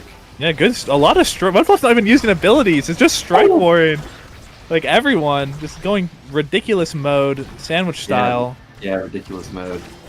Yeah, now Jewish Agent's going to red core this on the next strike, probably. Wow, crazy. Okay, Sphinx is almost dead. Yeah, we haven't seen much team player kind of going out. Sphinx almost put it in earlier with their ult, with the Zentaro dash. What? Is that like Chain Lightning? Like, what even happened? It might have been the Rasmus thing? I don't know. I mean, that must have been it. I was like, that angle is so weird. And it's just immediately in. It's just instantly in. The formula to get goals. It's kill Sphinx. All right, well, let's see what happens. Sphinx this one. Yeah, Sphinx doesn't immediately get hit by 3 abilities, so already starting good. But you never know. You never know when you're safe. Oh, but there's a KO. Doesn't matter. That's true. That one was fake though, but it might give them an opportunity to kill Sphinx though. That's the big thing. Oh, Pat decided to fly. Well, they're trying to score a little bit too much instead of KOing Sphinx, I think. But they do get the evade off. Okay, the evade. Oh, we got an own barrier. Oh, see, the own barrier happened because they were trying to kill Sphinx instead of trying to score. A great bounce, but Sphinx is there with that secondary sprints across the map. Remember that they took both the barriers, but they didn't kill Sphinx. It's true. It's true. A tactical take their own barrier so that while Sphinx is alive, actually, to win the round was an interesting idea. We'll see if it pans out. Oh, nice look. Keeping the play alive. Sphinx strike warring everyone though. Yeah, so is Mudflap and Sphinx. They just keep winning their strike wars, but they still can't get through because there's too many people and strikes on the defense. This is qualification point we're on right now. Flowers is going to move it up forward and keep hitting that Sphinx, which is going to make them be able to deal more damage. The core's moving so fast and coming down so fast. Gloomy has that Orb Ponderer, has it max stack, is getting a ton off of it. Yeah, Strike Shot will do a little bit of damage, but Pat is flipped, coming up a little bit late. Gloomy's in front of the goal, is looking for the core to try to get a glick off, but is it going to happen? This is KO! Sphinx is KO'd! Gloomy's moving up, Flowers is going to hit it through, but Jewish Asian's going to win that interaction. Now Gloomy's going to do the glick straight through Jewish Asian, and it's going to be Famine for Corp qualifying for liftoff. And look who wasn't even alive in the last goal went in. And yeah, how poetic is that? Yeah. Sphinx not alive. Did pick Drakkar, which did look good against this comp before, but this time was just permanently KO'd. Just kind of like we were talking about before, just like this Patat, Flowers, Gwimmy are just like more damaged players. You see 60k damage on the Zentaro. You didn't really see the same things coming out of that other team. A lot of damage. Yeah, 48k plus 60k plus 32k. Like their goalie, who did the least amount of damage, had more damage than the opposing team's highest damage, Asher. So, yeah, that was cinema fudgy waffles. Yeah, that's what? That's 22 KOs to 2 KOs. This dishonorable damage team. It went better than the last time a team tried to play damage on that map with that exact comp on Perfect Form start. It did. Yeah. Just what a performance. Woo! Should I go say something crazy in Westcourt on Threezy's computer live on stream? What is that? What does that mean? Like, what are you gonna say? Like, I don't know. I can just ping everyone and say something heinous. I mean, that's all you. I mean, I'm not a part of that, but I'm not gonna say. That's your decision to make. I think. I mean, good job, team. Up next, Fudgy, I'm gonna need you to root for Jakara Stormweavers this game. I'm gonna be honest. Because you're gonna be a little biased. Is that what's going on? This is my team. I'm their coach. I haven't told them anything yet about how to get better at the game or anything like that. So I haven't coached them at all. But I'm in there. But I'm their judge. It's like some bang bang coaching type. It actually is. It actually is. Yeah. Oh, Sphinxy09 says died. That's facts. Every time you died, you lost. Every time you didn't die, you won. That's because you're the star player, Sphinx. Yeah, you'll have to figure out. You might need to figure out how to counteract that strategy in the future. Maybe pick Atlas midfield. You'll die a little bit less. Yeah, that's actually really good to pick Atlas midfield. Get those mag souls going. Keep your eyes peeled for that in these upcoming games. I think a lot of teams are going. That's probably what you were coaching them to do. Ember's Flame. Yeah, and you're just leaking it. So yeah, my bad. Yeah, I mean it's kind of surprising that you coached a team that Equal Equations is on. I'm not gonna lie. Why? I don't know. Wait, oh no, that's the other team. My bad. So this is actually bad. This is a bad. Okay, I'm trying to. Okay, so the joke that I should have made is that it might be tough that the team you're coaching is going against the team that Equal Equations is on. Anyway, that he's probably not even playing. I think Storm's playing. I saw Storm playing earlier. Crazy run from Jakara Stormweavers. Let's check what their seed was. 14, one below Ball and Ballers who have made it in already. So could break the record right now as the lowest seed team to make it in. Or maybe Ball and Brawlers just have that record already from like last Launchpad. If they did make it in, I don't really remember what happened, but I think they were like a little bit lower. So, but at least for this tournament, Shakar Stormweavers could break a record. On the other side, Emperor's Flame, seeded 6, were expected to make it through. They weren't, I don't think, expected to make it through this early. However, I believe they were supposed to be playing E-Daters right now was what was projected. But E-Daters fallen out quite early. Already out of the tournament. I think lost to Woa Chills and like the 30th seeded team. Also, they didn't have their starting player for their first game or something, is what I heard. So, all out at really the curse of not the second seed, but this time the third seed going out quite early in Launchpad. Happened the same last Launchpad too. So, kind of interesting about how close all the teams are right now and how volatile this tournament is, especially with the best of 1 games going on. Yeah. All right, your turn to talk. Look, there we are, Fudgy. Oh, this draft. There we are. Over on the screen. Yeah, we're on Threezy's screen. Oh, we are on Threezy's stream. We look like Prey. We look like I queued up an ARAM game and then declined the ready check, and I got a warning.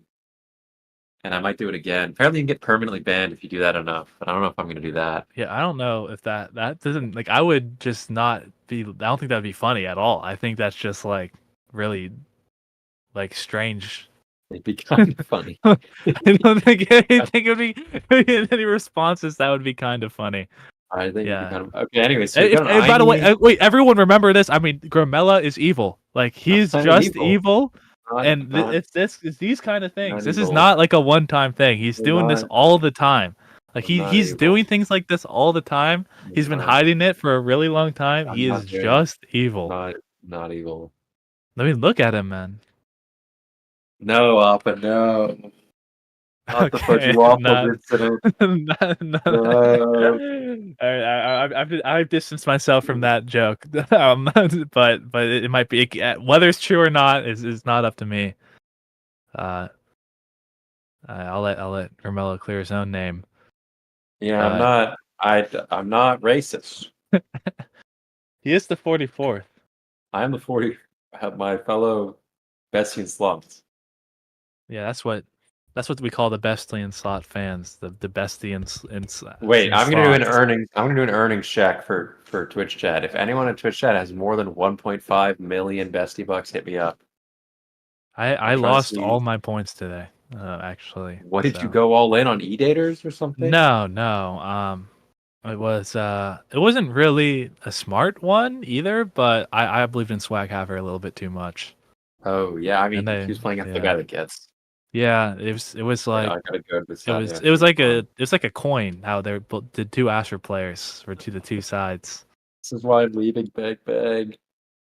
Yo, am I a noob? No, are you a noob? I'm sorry for believing in my friend Swag Haver. I mean, yeah, I would believe in the guy that gets. Versus, and I wasn't. I was a believer in that team. I also didn't know who was on that team. To be fair, I didn't really check. I was just on my phone and was like, I'll bet on Swag Haver's team. Are you leaving Bang? I might. I just might be off a bug. Oh, I think they watched the VOD. They must have watched the VOD. I'm teaming with AP Buggy Lol in NASA season whatever we're on with Chikara chatting. Oh, he said, wait a minute. Oh, no, he's not happy about that. Yeah. Oh, yeah. He does not want to team with you. He would hate the team with you. Yeah, my bad. It turns out. So we qualified for NASL together. You know. It's true. I was there. Yeah. I won. You beat us up. Yeah. It was on IME's app, I think. It was. You played Era. Yeah, I played Era on IME's app. Yeah, I remember that game. I remember I did a lot of Era on IME's app. And then I just weirdly I forgot about the next 20 games that you and I played. Me too. That's crazy. I remembered like some late night lobster, I think, actually though. Yeah, or some Wallaby 17 KOs. I think. Something like that. Something like but that. I don't know. Storm, Wiggly Wobbly, and Sir. Wow, I really like this team. That sucks that I'm rooting against them. Yeah, it's the Collegiate Demon. Sir is actually a sub, by the way. So Who's supposed to be their brawler? it's supposed to be Zone Seki. Oh, Zonseki. Wow, this team's kind of devious, but Sir's a great pickup for them anyways. Yeah, true. It's just been one of those flexible players. Hey, fun fact for anyone out there: if all 3 players on the team click the ban button, and then all 3 players on the other team do it, the ban phase ends, and you save like 6 seconds. You can also change your settings to get rid of the ban phase altogether. You can't, but people weren't doing that today. But if you end up in that situation, you know. Anyways. But what if you want to talk? What if you want to talk? Maybe they're talking to their team, using all the time they can to strategize against this these interesting team comps we have here. Maybe I'm a big talking believer. about how scared they are of the coaching staff on the opposing team, Ember's Flame. Yeah, I'm pretty excited for this. Wisp has actually been kind of impressing me lately. Yeah, I'm a big believer in this comp, to be honest, this game. As long as Mr. Zert's able to stay alive, I think the Atlas will do a bit better than this Imi, but you never know. Oh, the Imi didn't go timeless, so how can win? And I'm going to be honest, people don't know this yet, but you're not supposed to ban Jay's Juno. Okay, it's a waste. It's a waste of a ban.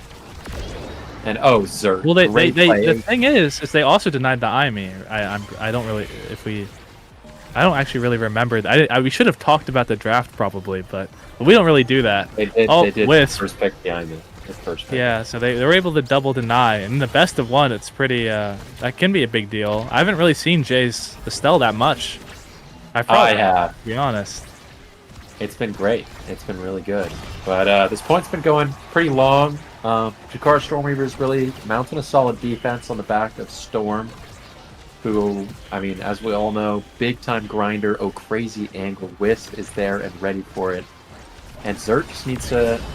Oh! That's right, team! That's right! Big KO for Jay. Yeah, party on the goal line. That's my team.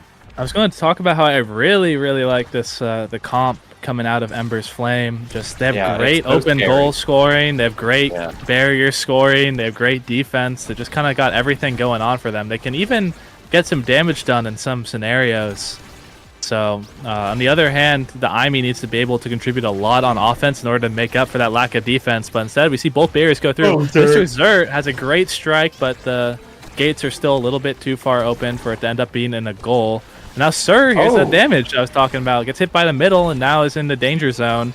Kazan, great at converting staggered targets. And we see the flip come out there actually completely. Mr. Zert, strike reset isn't going to be enough, but it's just still blocking and keeping the core up despite all the resources used on defense. And now Jay is stalling a little bit. Play for my team. Yeah, I like this stall from Jay, though, so that Zert can try to find this KO, but isn't end up being found. Has the flip, flips in the corner, and Storm calls out the insta-flip, or the insta-strike. So now Jay trying to set something up. Here we go. Here we go. Big pass back. That expands the dribble. I mean, there's some crazy things going on here. I didn't teach them that one. Oh, but I taught him that one. Good job, team. Look at that. Zert puts it in. They even had like the mix-up where Jay was hitting it down. Beautiful stuff.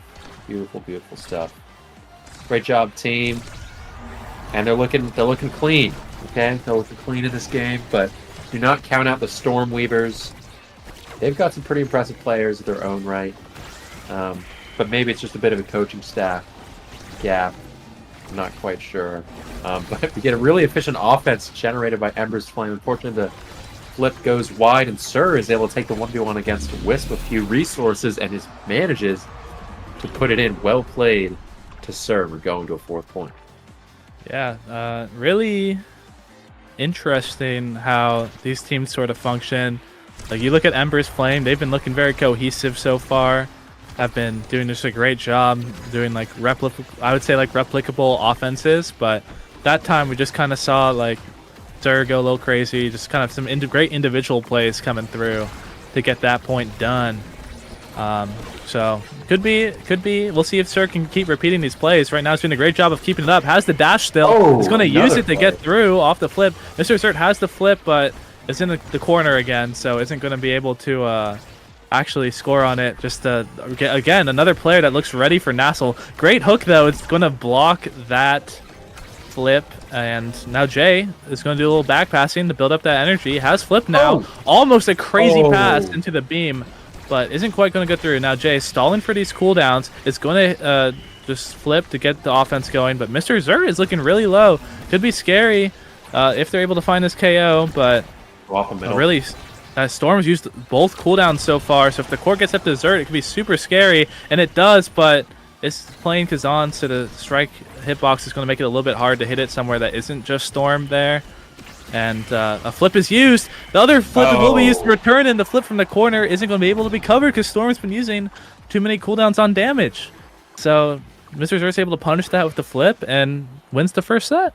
I taught him that one. You did? I thought of that one. Yeah, in the VOD reviews, you said flip like this in the corner and then hope that Storm doesn't use a cooldown because he's been killing he just misidentified it the first time when it flipped in the corner, you know what I mean? But the I second see. time he had it perfect. Egoist pickup for these still. Missile prop, pretty interesting pickup for the IME. I don't think it's horrible, I just thought it was best there. A rapid fire for the now is a nice pickup. Siege machine and stagger swagger for Sir. We got some speed building up on the field here for both brawlers. Yeah, the stacks will be interesting because I do think a big win con is KOing Zert, and that win con has just become even more apparent with these stacks online now. So, it would have been old. That guy's dead. And Wiggly Wobbly is KO. Just somehow. And Wish is ready for the passing play. Good job, team. They're one unit. They're one looking a mind. little unstoppable. Great evade from Storm there to win over the Estelle beam, but just Mr. Zert winning the strike board to grab the barrier earlier. Just looking really good. Look at that! Strike. Look at Wow. that! Wow, uses the limit. Like they say, an artist performs better with limitations, and Mr. Zert's able to do some really creative plays in order to get that one in. Team's really hyped about that play. Wow, I'm really hyped about that play, and I'm team. You are team. Yeah, I mean, awesome play, guys. Things are just going, dare I say, swimmingly right now for Ember. Some like fizz. Are you stupid? What? What? Are you stupid? Anyways, What? great He hold says from that's Jay. what he says. That was Great yo. hold. And Whis ready to use the flip. Storm knows the double barrier. The Quangle! I taught him that. I didn't teach him that one. I can't do that. Yeah. You actually, you might need to learn from that one. I might need to learn from that one. You might need to learn hit me from. up. Hit me up. Tell me how to use secondary good into primary. passing. Oh, I mean, love that. Just this is looking like some old Bang Bang stuff. Oh, I know, man. Bang Bang before they were washed, man. Before they became washed, you just play against IME and win. Yeah, wow. Because you have Kazan score. But yeah, I like these passing plays into the just really creating a lot of great 1v1 opportunities for Mr. Zert, who's just been looking great on the Kazan this game, making it really, really hard for Storm to defend. Just keeps the pressure up. Almost gets another barrier there, but the hook isn't able to get a strike reset off in the timing they're hoping for. But Mr. Zert is just finding like all this damage coming their way. Just like it's just tough because like Atlas just does a ton of damage. Centauro has 0 stagger for fun. So both brawlers really have 0 stagger for fun. So just kind of like a two sides of the same coin. Oh, great strike from Mr. Zert. Oh, we're trying to get a little fancy now. I didn't teach. I didn't teach him that one. I mean, well, Jay is on the team, so you're probably going to see stuff like that happen just by proxy of Jay existence. But huge call out from Sir. Just like came out so early. It gets the KO, but Mr. Zert's able to hook to keep it up. Is probably going to be able to keep this defense going if they're able to later strike correctly. Yeah, no cooldowns back up. Storm misses to pop, but not really that big of a deal. But great strike from Wiggly Wobbly. Even if Wisp was able to land that strike shot, Sir was probably covering that to put it in. Yeah. So, yeah, just a great offense from Wiggly and Sir. Really, really tough hold there. Like I don't even think the 44th was making that save. So how could Wisp? Exactly. So how good Wisp? Zert just orbing out the other side. Jay managed to get the orb. That really clear. is going to save their life. Yeah, amazing clear from Wisp. Looking really good off of their signature Kazan. Oh, Zert. Nice play there. Unfortunately, loses control of the ball a little bit. Egoist ready to go. Oh, the ball gets around. Oh! And it's in! Wow, I mean, not every point is your point. You know what I mean, team? It's like some people would make you think otherwise, I think. Not every point is your point. But oh, Zert is just ready to go. That hit? Okay. Yeah, I think Mr. Zert didn't even expect that to hit. Yeah, I think it bounced off the corner and then went into the hook hitbox. Oh, crazy clear from Storm. Well done. No, actually, really important thing to point out here is that this brawler matchup, we have Mr.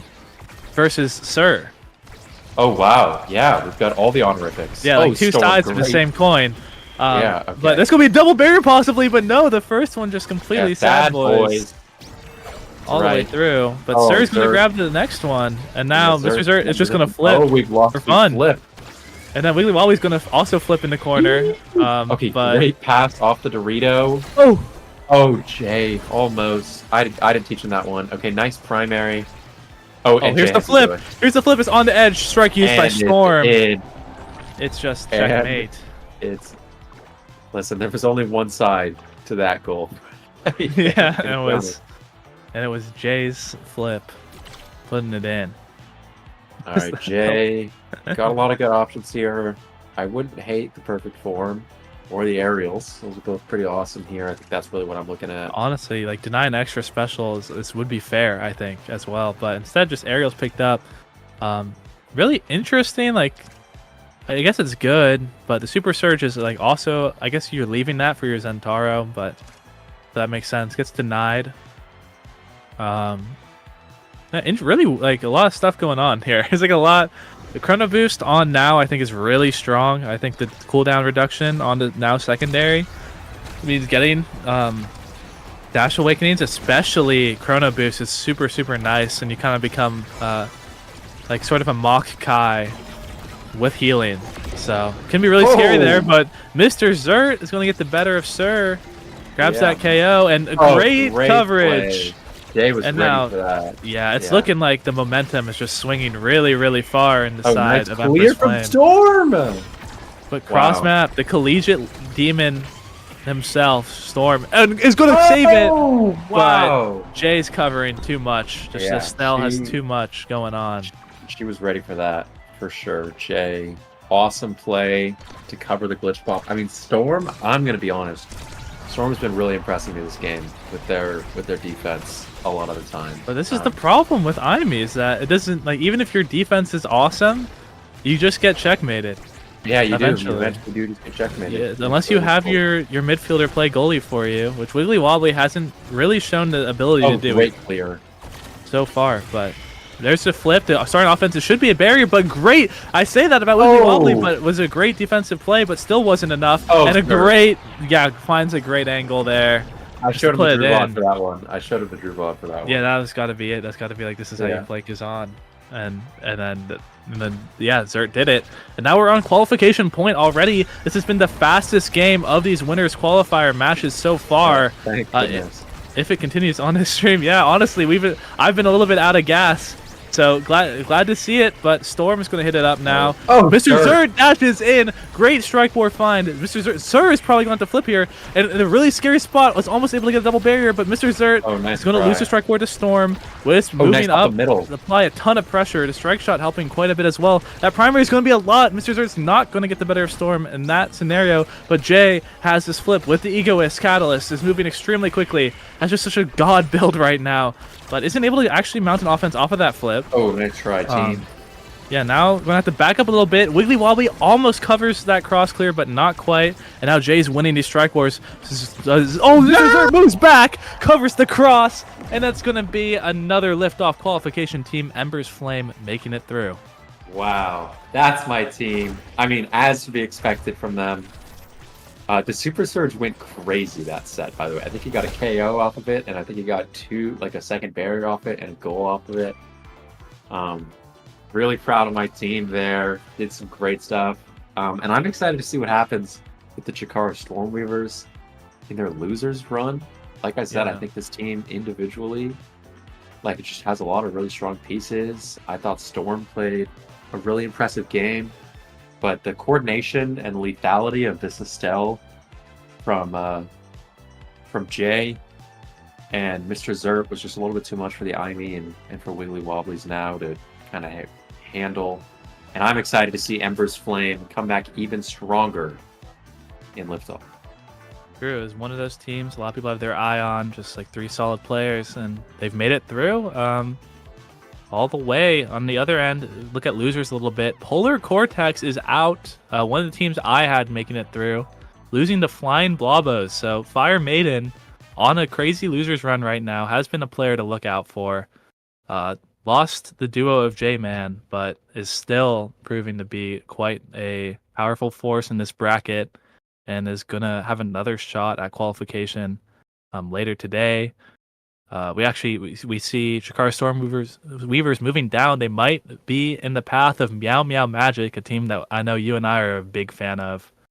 I am a huge Meow Meow Magic fan. I'll keep it $150. I'm excited for that team to qualify for the North American Strikers League in a couple weeks. Yeah, well, unfortunately, lose our coach probably, but sometimes you have to make sacrifices for the greater good. Make sacrifices. Yeah, I'm watching. I wanted to pull up the stream right now. There's Sovereign Stank is streaming that match right now, so I'm trying to get a quick look. Oh yeah. I have to watch this ad though. Oh wait, I can glance at it. It is 1-1 in sets. So another banger game going on down there. Pretty much like every game from now on should be a banger. Like Woa Chills versus Yin and Yang is going on. Core Dynasty Party is still in. They lost round 1, but they're still in it. Playing Animal Style right now. So Swag Haver can make up for the lost channel points I have. Maybe make it through. Also, everyone in chat, say hi to Cricket. This is my cat. Yeah. That's true. It's his cat. Shout out Joj. That's me. I'm Joj. Joj. Joj and Cricket. Yeah, we're happy. We're having a happy day. All right. Well, anyways, we are ready to head into break now. Not sure if you'll see us again or if you'll see some other people, but maybe production can enlighten us on that. Didn't drop a set. Good job. That's it for us. We're done. Saya breathing a sigh of relief that this casting block is over between Fudgy and I. No, Woa Chills! And yeah, no, all right. We'll see you guys around. Bye-bye.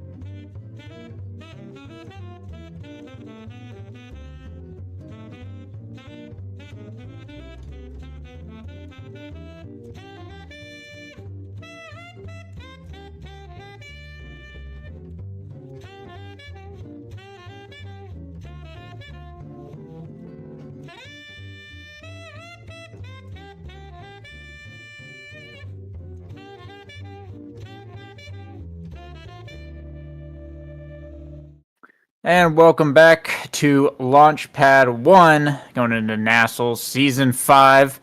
I'm Lego Mage here with AJ, and we're going to be getting into it in just a moment. We got Whiplash versus the one with the name Core Dynasty. Core Dynasty, thank you. Yeah, Core Dynasty Party. And yeah, both these teams looking pretty good coming into here. We're doing the losers bracket, making the run. This is not a qualifying match, but the next couple will be. So, AJ, how are you feeling looking at these teams? Well, I mean, these are the final 12 teams left after we started with 43 earlier today. So, obviously, some pretty strong teams going into this. And I'm looking forward to some pretty good games. We are going to be starting on that Oni Village with our segment here. So, kind of the sleeper map a little bit, but it is really nice to see some of the plays that can come out here because Oni Village really forces the forwards to shine, just because it's such a goalie-sided map with the way that a goalie can just hold the corner. So getting to see how these forwards interface with each other, I think, is a really good predictor for how well they're going to do once these teams get to the NASA, NASL, or NAST level. So going to be really interesting to see that highlighted here. We don't quite see the hovers yet, but we do have that draft, of course. So we started with an Atlas ban and a Fani ban, of course. Fani been kind of, I'd say, a little bit less prevalent on the goalie as of late, but still pretty high up there. And Atlas, of course, has always been kind of stock standard, aside from a weird moment where he kind of dropped out of the meta like a rock. But we have, of course, Rasmus and Estelle on opposite teams, some of the best characters on this map. So I think that's overall kind of a stock draft. Yeah, these are some really pretty solid team comps. I really like the Estelle that the Flash managed to get. They did choose to go red side to get the double kind of forward lock-in, and Asher Estelle is going to be really good on this map. You got Might of the Colossus extra special start. They both opted for Might, which is interesting. I mean, there's been a lot of conversations recently about size being kind of underrated on midfield because you can use it to win a lot of strike wars and stuff, and I guess with a character like Estelle, you don't really need extra special all that much. It doesn't do as much for you as it does some other characters. So it's a pretty interesting pickup here. But yeah, nothing too insane on these characters. I think we're about to be buckling in for a pretty bog standard Oni Village game. Yeah, now we can see here just the fight for that bottom barrier. One of the big things here, though, is Aelira on that Kai goalie is going to be adding a lot more forward pressure and kind of relying on keeping momentum forward. So every time you see the core go to the right side of the screen, you're going to be kind of fearing a little bit for that team, as they're going to struggle a little bit more to clear back because they really want to just keep it forward and away from that barrier on the other side of the map. Even great core flip from Hungry Boy, finds the barrier there. Rosewarp misses a little bit, gets a little bit too close to Pila on that Aimee. The goals now open on both sides in just a flash. Both barriers go down. Seems the forwards just got tired of playing it. Great core from Aelira is going to prevent the goal from being scored. Coin missing the dribble with the barrier beam. That's going to mean that Swaghammer puts it into the top of the goal there. That's going to be the first goal here, deep into overtime. It's an Oni game. Yeah, pretty much. The extra special, though, is going to be really... We saw it a little bit. Asian are utilizing the Dubu ult for quite a long time, but it's when the core flip started coming out, the core speed ended up being pretty brutal here. They got the power play, but both barriers are down, though, side of Core Dynasty Party, which is a bit rough. They will manage to open up the goal in return, try and make something happen. A nice glitch pop from Mikola will be able to score, keep it going. 2-0, set point here for Core Dynasty Party. But, yeah, we'll have to see if they're able to keep it up. I feel like this is definitely a match that can kind of go either way, depending on how long the game goes. Yeah, it really also depends on kind of what awakenings are, and those first couple of drafts can really make a large decider, because if some of these characters don't get their absolute best awakenings, they can really fall behind. So we're going to have to see how those first couple of drafts go. It also depends on who gets those sets. But, ooh, unfortunate clear from Asianator. Cuts it a little bit too close to the barrier, and he's not quite able to get there in time. Coin finding the sneaky angle behind Aimee and just around the Dubu.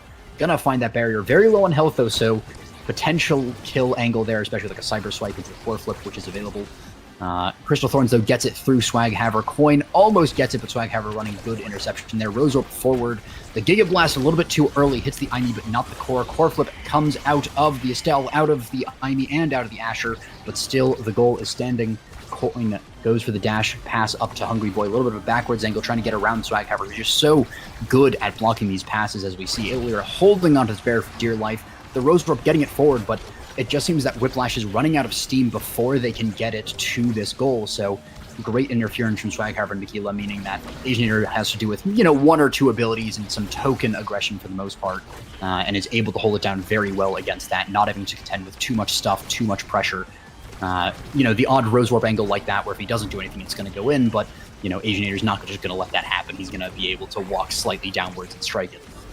So it's really just the thing of Whiplash having to use so many abilities to get it through. Great glitch prop from Mikila, finds the barrier after the core flip, passes up to Swaghaver, who puts it right through, and that is Core Dynasty really just dominating from the midfield here. Just preventing any of the aggression from being able to be chained forward. There was some aggression, but it was all piecemeal. There were so many abilities that just had to be used to get it onto the Core Dynasty party side of the field that Whiplash just ran out of steam every single time they got towards the goal, and eventually they were finally able to get through the barrier, which credit to Whiplash, they held that bottom barrier in so many points for so long. It's their top barrier from their perspective, but just really good hold there. We do see stacks on the Rasmus, though. Just speed, Stagger Swagger as well, just more of that midfield dominance, I think, is going to be coming out. Yeah, pretty good draft all around. There's just a pretty loaded draft. There's a lot of good stuff here. But I'm liking what Core Dynasty Party was able to pick up. A lot of midfield speed, like you said. Having stacks on Swaghaver is going to be really nice as well. And not letting speed get onto the Asher is, of course, really good. Because his character becomes pretty terrifying if she's able to move a lot.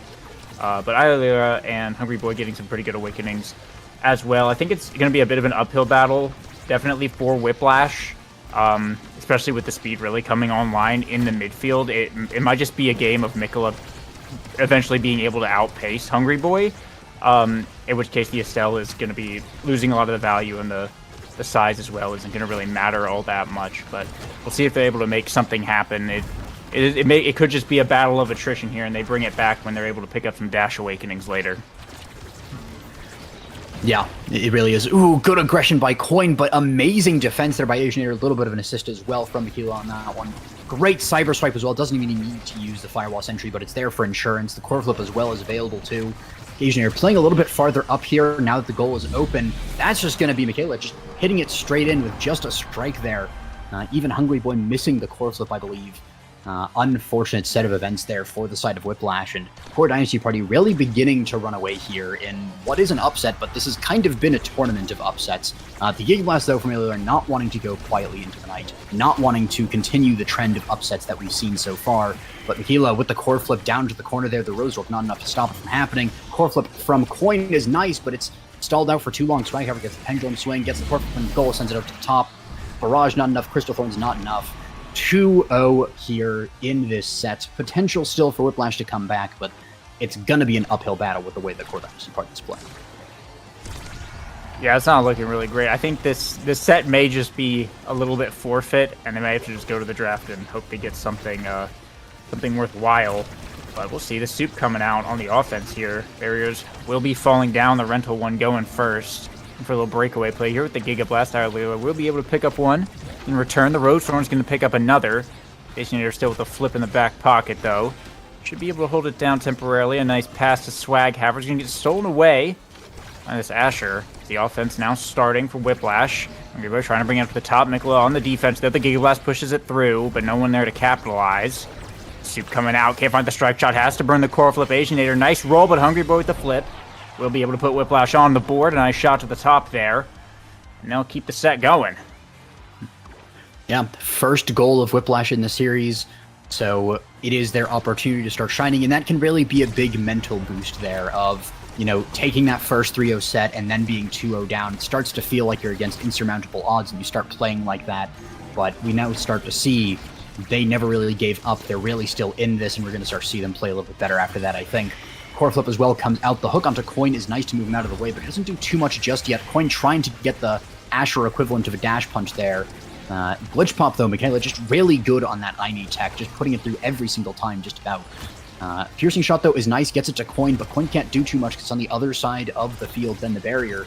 So just such good interception here from Swaghaver and Michaela. Just feels like it's impossible to get any single pass. You have to go for some crazy angle with an ability to stuff it through someone no matter where you are on the field. It feels like there's someone in the way.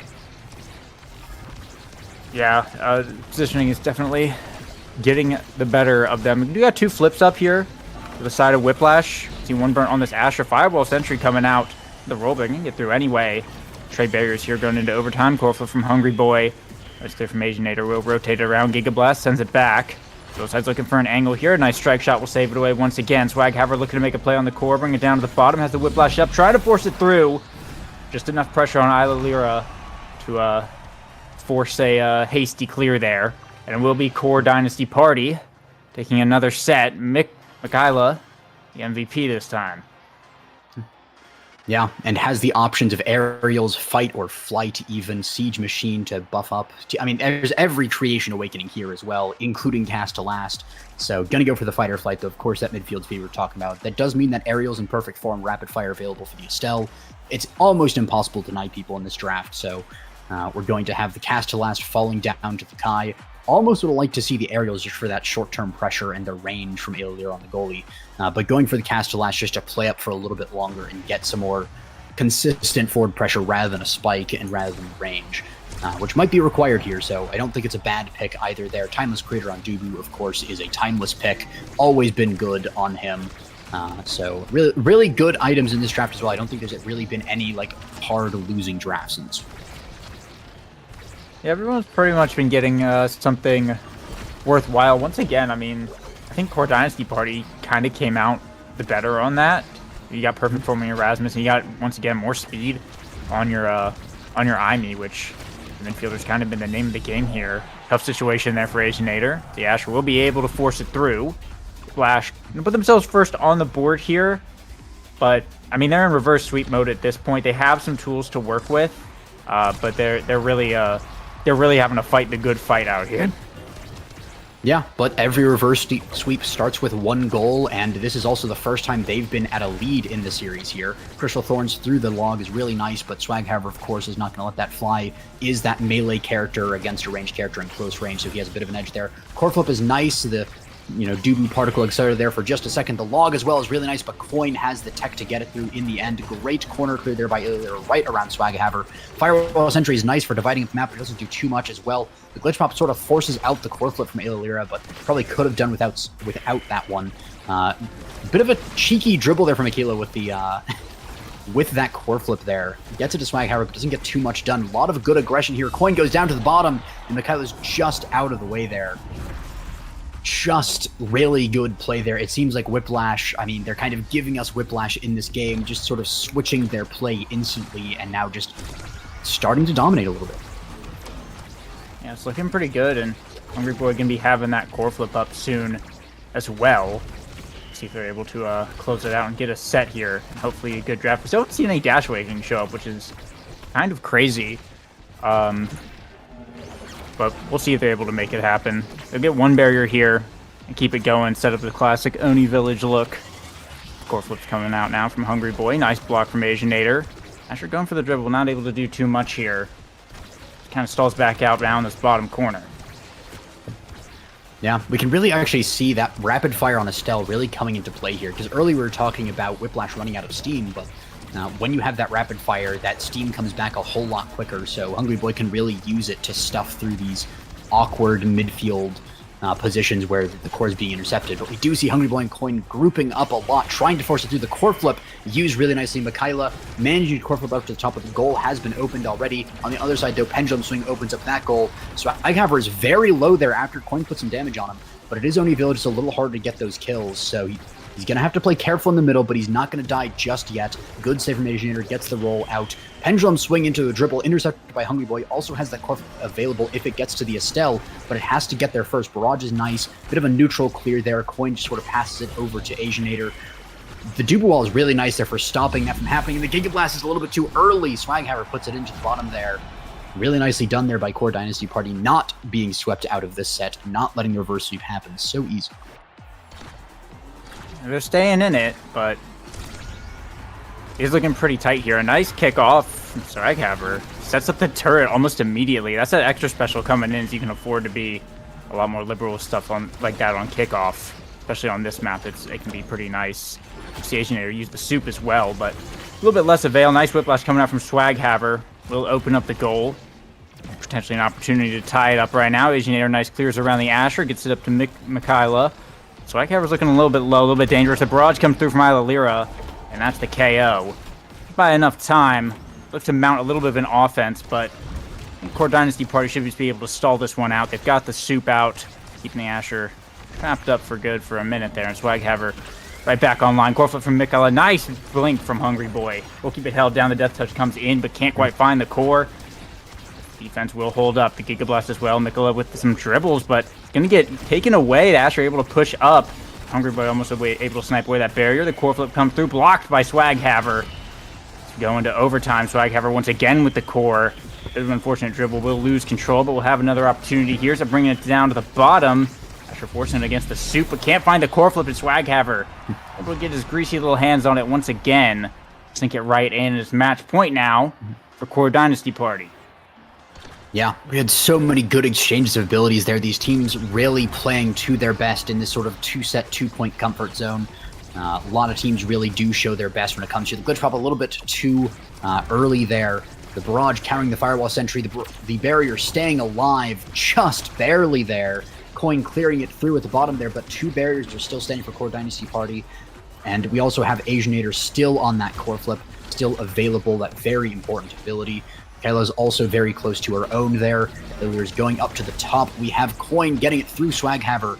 We have a piercing shot getting it through Mikaela on the bottom there. One barrier to one barrier. The Death's Touch is really nice. Not quite enough though. The core flip from Hungry Boy, countered by a core flip from Mikaela. The log expires right before, even with that Timeless Creator. Unfortunate from Asianator, they just put the log out a little too early. And we see Coin passing to the top. We also see Illyria trying to play up with that cast to last, but trying to play a little conservatively as well and not overstay the eject button. It's very easy to get impatient as a goalie here, push up too far, and then lose your barrier like that. So good awareness of Illyria of that happening. Coin trying to get it through there at the top, but the Cyber Swipe is also going to put a stun and a stop to that. Hungry Boy taking a little bit of damage as well here from Swaghaver. The barrier goes down though, off the top there. That is one barrier. The Giga Blast almost into a piercing shot combo would have been beautiful, but not quite perfectly executed. Hungry Boy very low, even gets core flipped. Core flip comes out though, misses the demon angle, but does get up to Coin in the end. Piercing shot, puts it through, stuns up two enemies, gets the core, and that is first set for Whiplash. The beginning of the reverse sweep here, and a potential for a really nice draft here. Hungry Boy on that start. Let's see what the options are. Well, there's the Egoist showing up. We also have Super Surge and Team Player. Seeing as Hungry Boy's already gone with Egoist, I wouldn't be surprised, or with Catalyst, I wouldn't be surprised. And yeah, there it is. They got the double energy Exodia going on the Estelle. Prime time for the Imi here. Super Surge still staying on the board for now as 1-2 punch can go over to the Asher. Team Player for the Dubu. Second Orbs for Ilalira. And finally, the Juice getting picked up by the Swaghaver. Gonna have even more speed when Whiplash is proc. It's actually pretty nice pickup to have. A really good draft overall as well. I'm wondering if Coin could have picked something better, or if 1-2 punch was the best thing on the board. Because, I don't know, I feel like, once again, Core Dynasty Party just got a lot of really good stuff. I think that Team Player is going to, like, especially, is going to come in really big. Yeah, I'd honestly even love to have seen Hungry Boy pick up that. I mean, Egoist, of course, has always been good, especially if you have that Catalyst. It's definitely a combo that's really strong, but, I mean, Swaghaver just putting an absolute performance on there, getting it right through. But Team Player just gives so much presence to a goalie on this map. Makes passing so much easier that letting Asianator have that is really difficult to play against. And especially if your team is having the passing problems where you're being intercepted, having the extra speed from Team Player would make that a lot easier, meaning that you can save some abilities for later on. So I think that was a bit of a blunder, even as good as Egoist is, but that's Coin getting a kill flip off the side. The Crystal Thorns as well into the barrier. Two barriers going down. Illyria playing up as well. The barriers The barrage misses, though. Unfortunate, lose a barrier in trade for that. A little bit too aggressive on the power play. Coin stuffing it through the Tofu Fortress. Hungry Boy having to use the core flip there, but actually already has a lot of energy again with that Catalyst and that Egoist combo. Definitely is a good one. Rose warping forward as well to stun up Mikaela. Coin dribbling across through Swaghammer. The strike shot comes out of Asianator, put it forward a little bit. The Giga Blast is nice, but Swaghammer just has a strike for it. Core flip up to Hungry Boy. Hungry Boy gets it around to Asianator, but just as a cycle of the map, and nothing of material really happens there. Glitch Pop gets it to Swaghammer, but Cyber Swipe is a bit of an awkward bounce off the bottom. Giga Blast gets it forward, but just goes to Asianator. Team player passes it up, goes around. This time, Coin is going to get past with Crystal Thorns. The piercing shot misses the core, but that's going to be a dead Dubu in the net, and so is the core. Nicely done. Coin getting a kill with that 1-2 punch pickup, and I mean, we were kind of ragging on him with that, but I mean, Might of the Colossus, Monumentalist 1-2 punch is definitely a lot of damage on this action. Yeah, for sure. Definitely is. A bit of core speed to start off that round as the barriers are getting traded here. But the Egoist is proccing once again for Hungry Boy. And look at how fast this Estelle is just able to run. And you can flip without worry because you're just going to have it right back up, like already halfway to getting another flip. It's definitely providing a lot of momentum for Whiplash here off of that. They're going to lose that second barrier, though, but Asianator in a little bit of a situation right now. Hungry Boy on the top, going to have to burn the soup. Try and buy a bit of time right now for Mikola. Push back up, got the Firewall Sentry, has a flip, pass down to Swaghammer. The Giga Blast going to block it once. It'll be enough to clear it out for the moment. But Coin trying to get his hands on this core once again. A KO will do it. Now they have the power play. Swaghammer trying to force through, but on the defense going to be tough. Core flip from Hungry Boy will find the barriers. Both sides opened up. Coin up to Hungry Boy. Looking for a shot to the top. It's going to be good. Piercing shot to confirm it. Whiplash. Well, they're on set point once again now and looking to bring it to a set 5 here.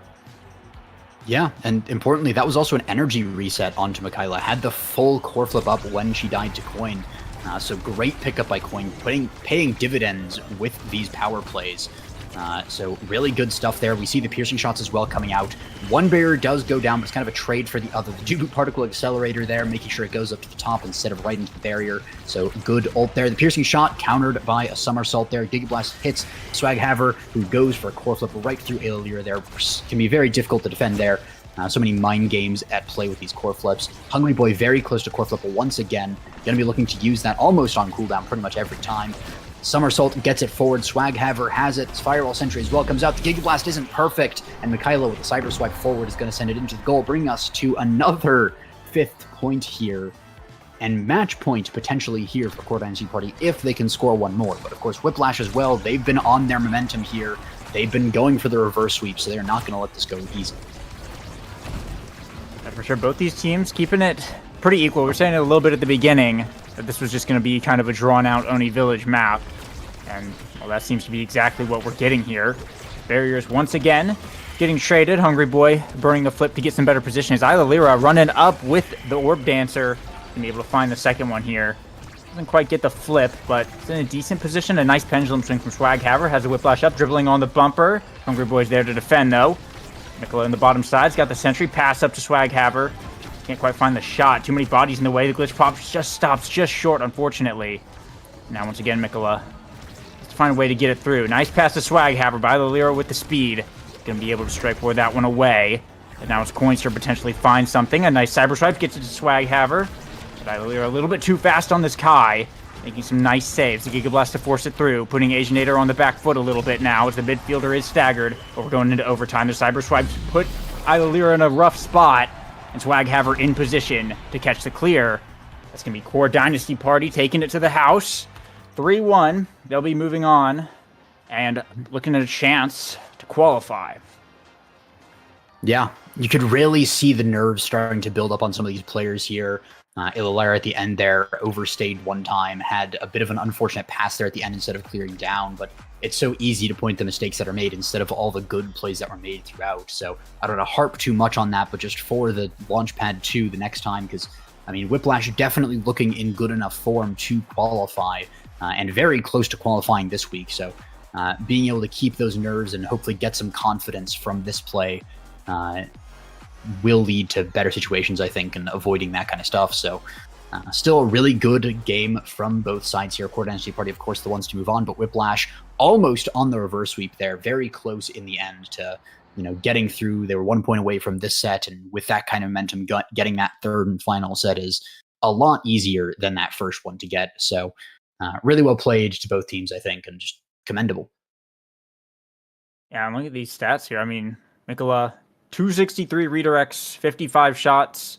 Both the midfielders, Hungry Boy, putting up some numbers just across the board. But I mean, that's kind of what you expect on an Oni Village game like that. But yeah, real close one nonetheless. So that's Core Dynasty Party. They're moving on to fight Flying Blobos for a chance to qualify here. So we saw Fire Maiden, Alpha Me, Pensado, and Lunar Mouse. And that'll be coming up next. We're going to take a quick break real quick. Not too long, but stick around for that. We'll be right back.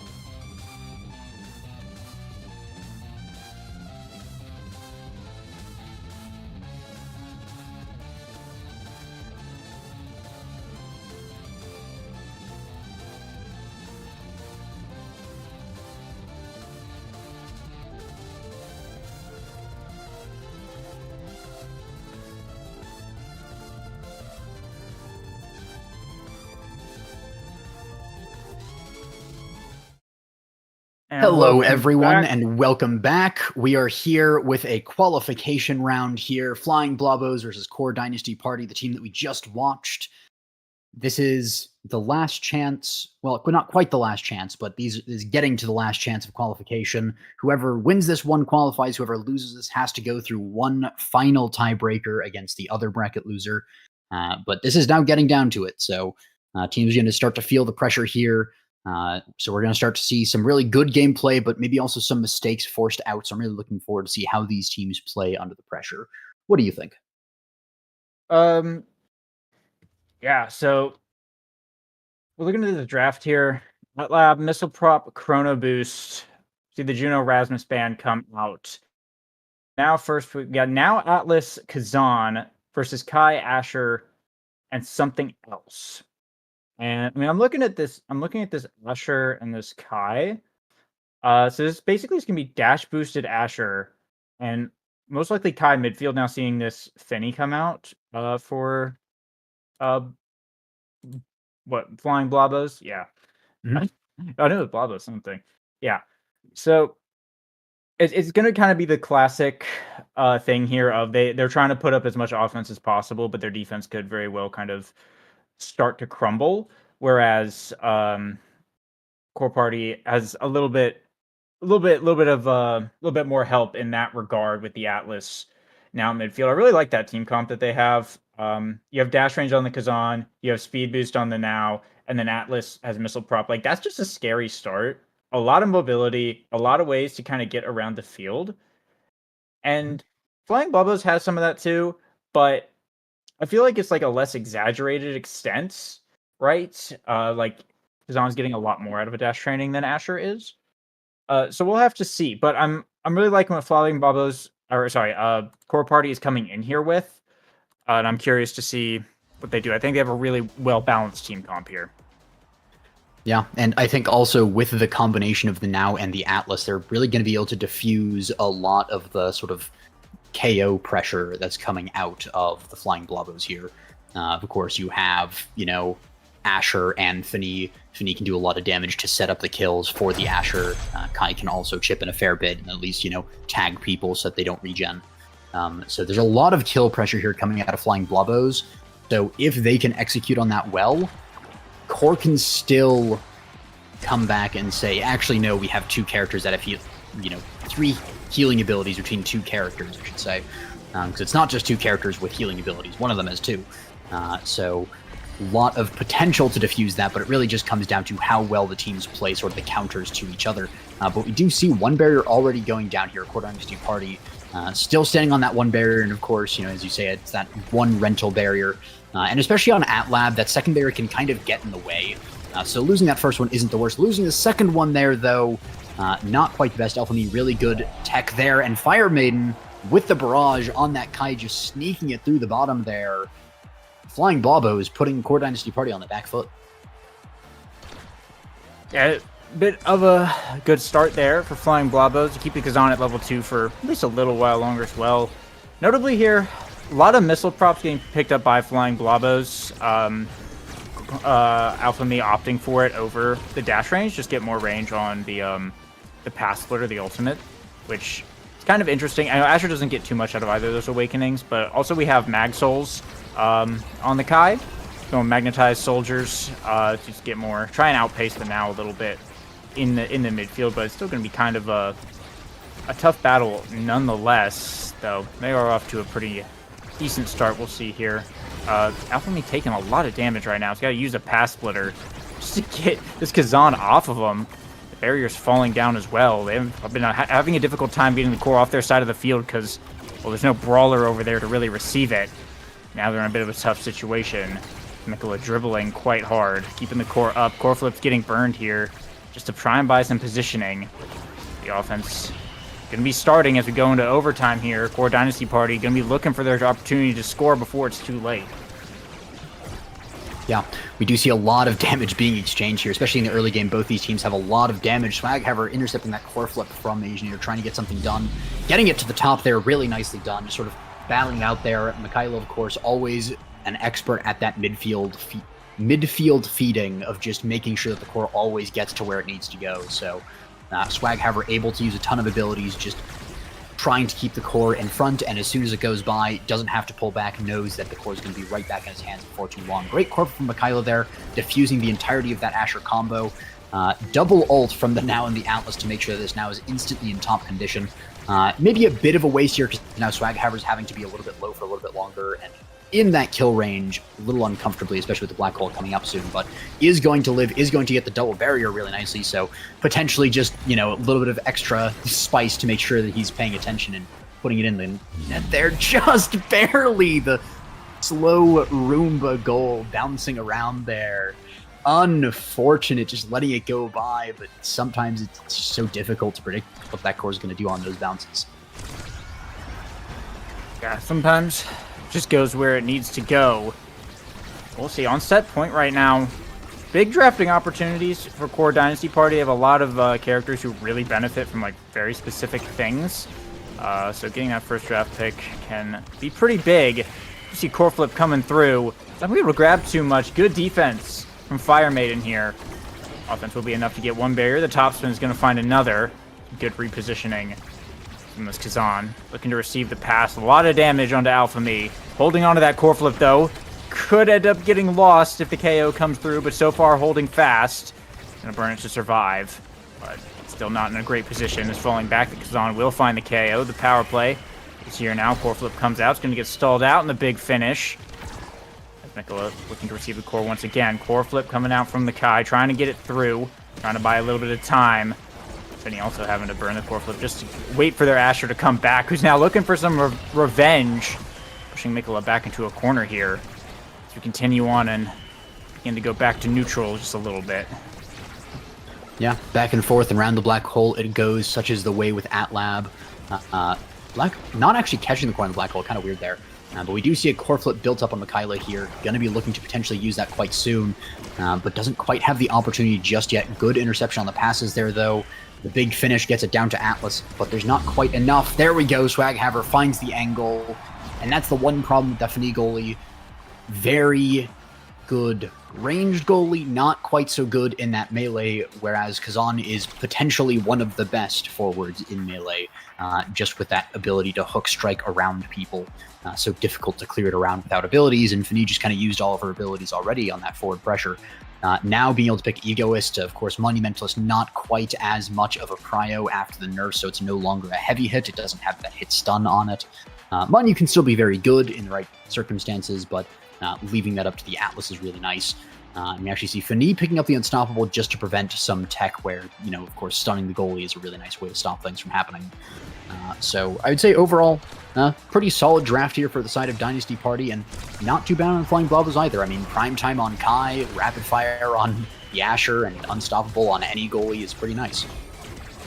Yeah, I'm liking what Dynasty Party cooked up there. You get size on your Kazan, you get the Mon, you get, of course, the Egoist, which I think was by far like the best pick on the table. So definitely rewarded for winning that first set. We'll see if they're able, how much they're able to get out of this. I imagine quite a lot here, as I mean already that energy bar is starting to fill up, and once it pops that first time, it that's kind of when the chain event starts with that awakening. And a lot of damage though, once again going on to Alpha Me.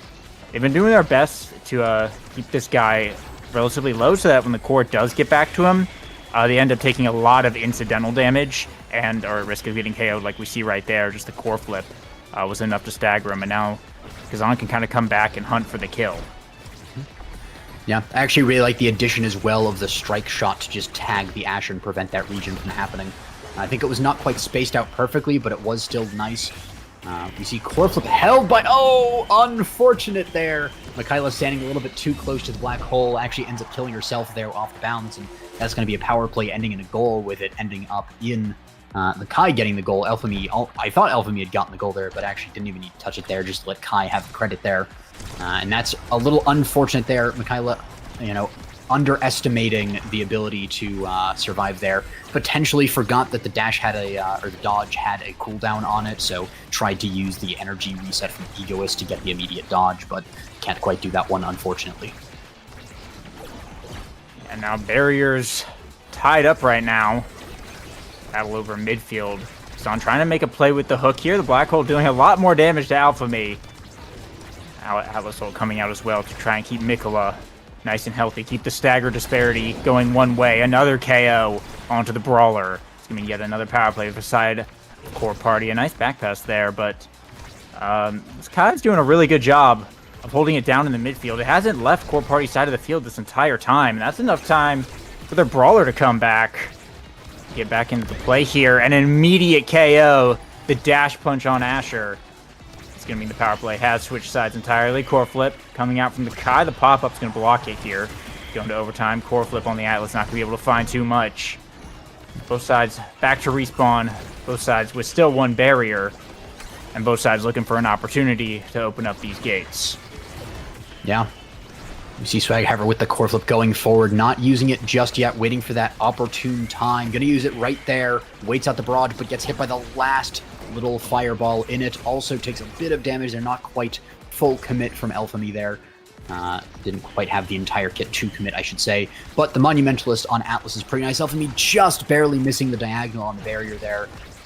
Good clear into the goalie, little blocker there, or the goal blocker, I should say. Gets it around the Asher, and that's Swaghammer picking up the second barrier there. One barrier in favor of Core Dynasty Party. The goal is now open. Alphamy has the core flip, though, looking to potentially use it. Triple take, not quite a perfect connection. Ends up bouncing it down instead of back. Swaghammer using the entire kit. They're trying to trip up the enemy, but doesn't quite get a perfect angle on that. Messes up the combo a little bit, and that's going to be Alphamy forcing it down the bottom side here. Triple take as well, sends it forward this time properly. Swaghammer not quite able to do much with it against the Fini, and Alphamy with the barrier beam puts it right through the goal. Asianator just not quite perfect on that core flip. A nice block indeed. Well-timed barrier beam, just the tip of it. Managing to grab the core there. Sink it right in. Blind Blobos an opportunity to take this setback.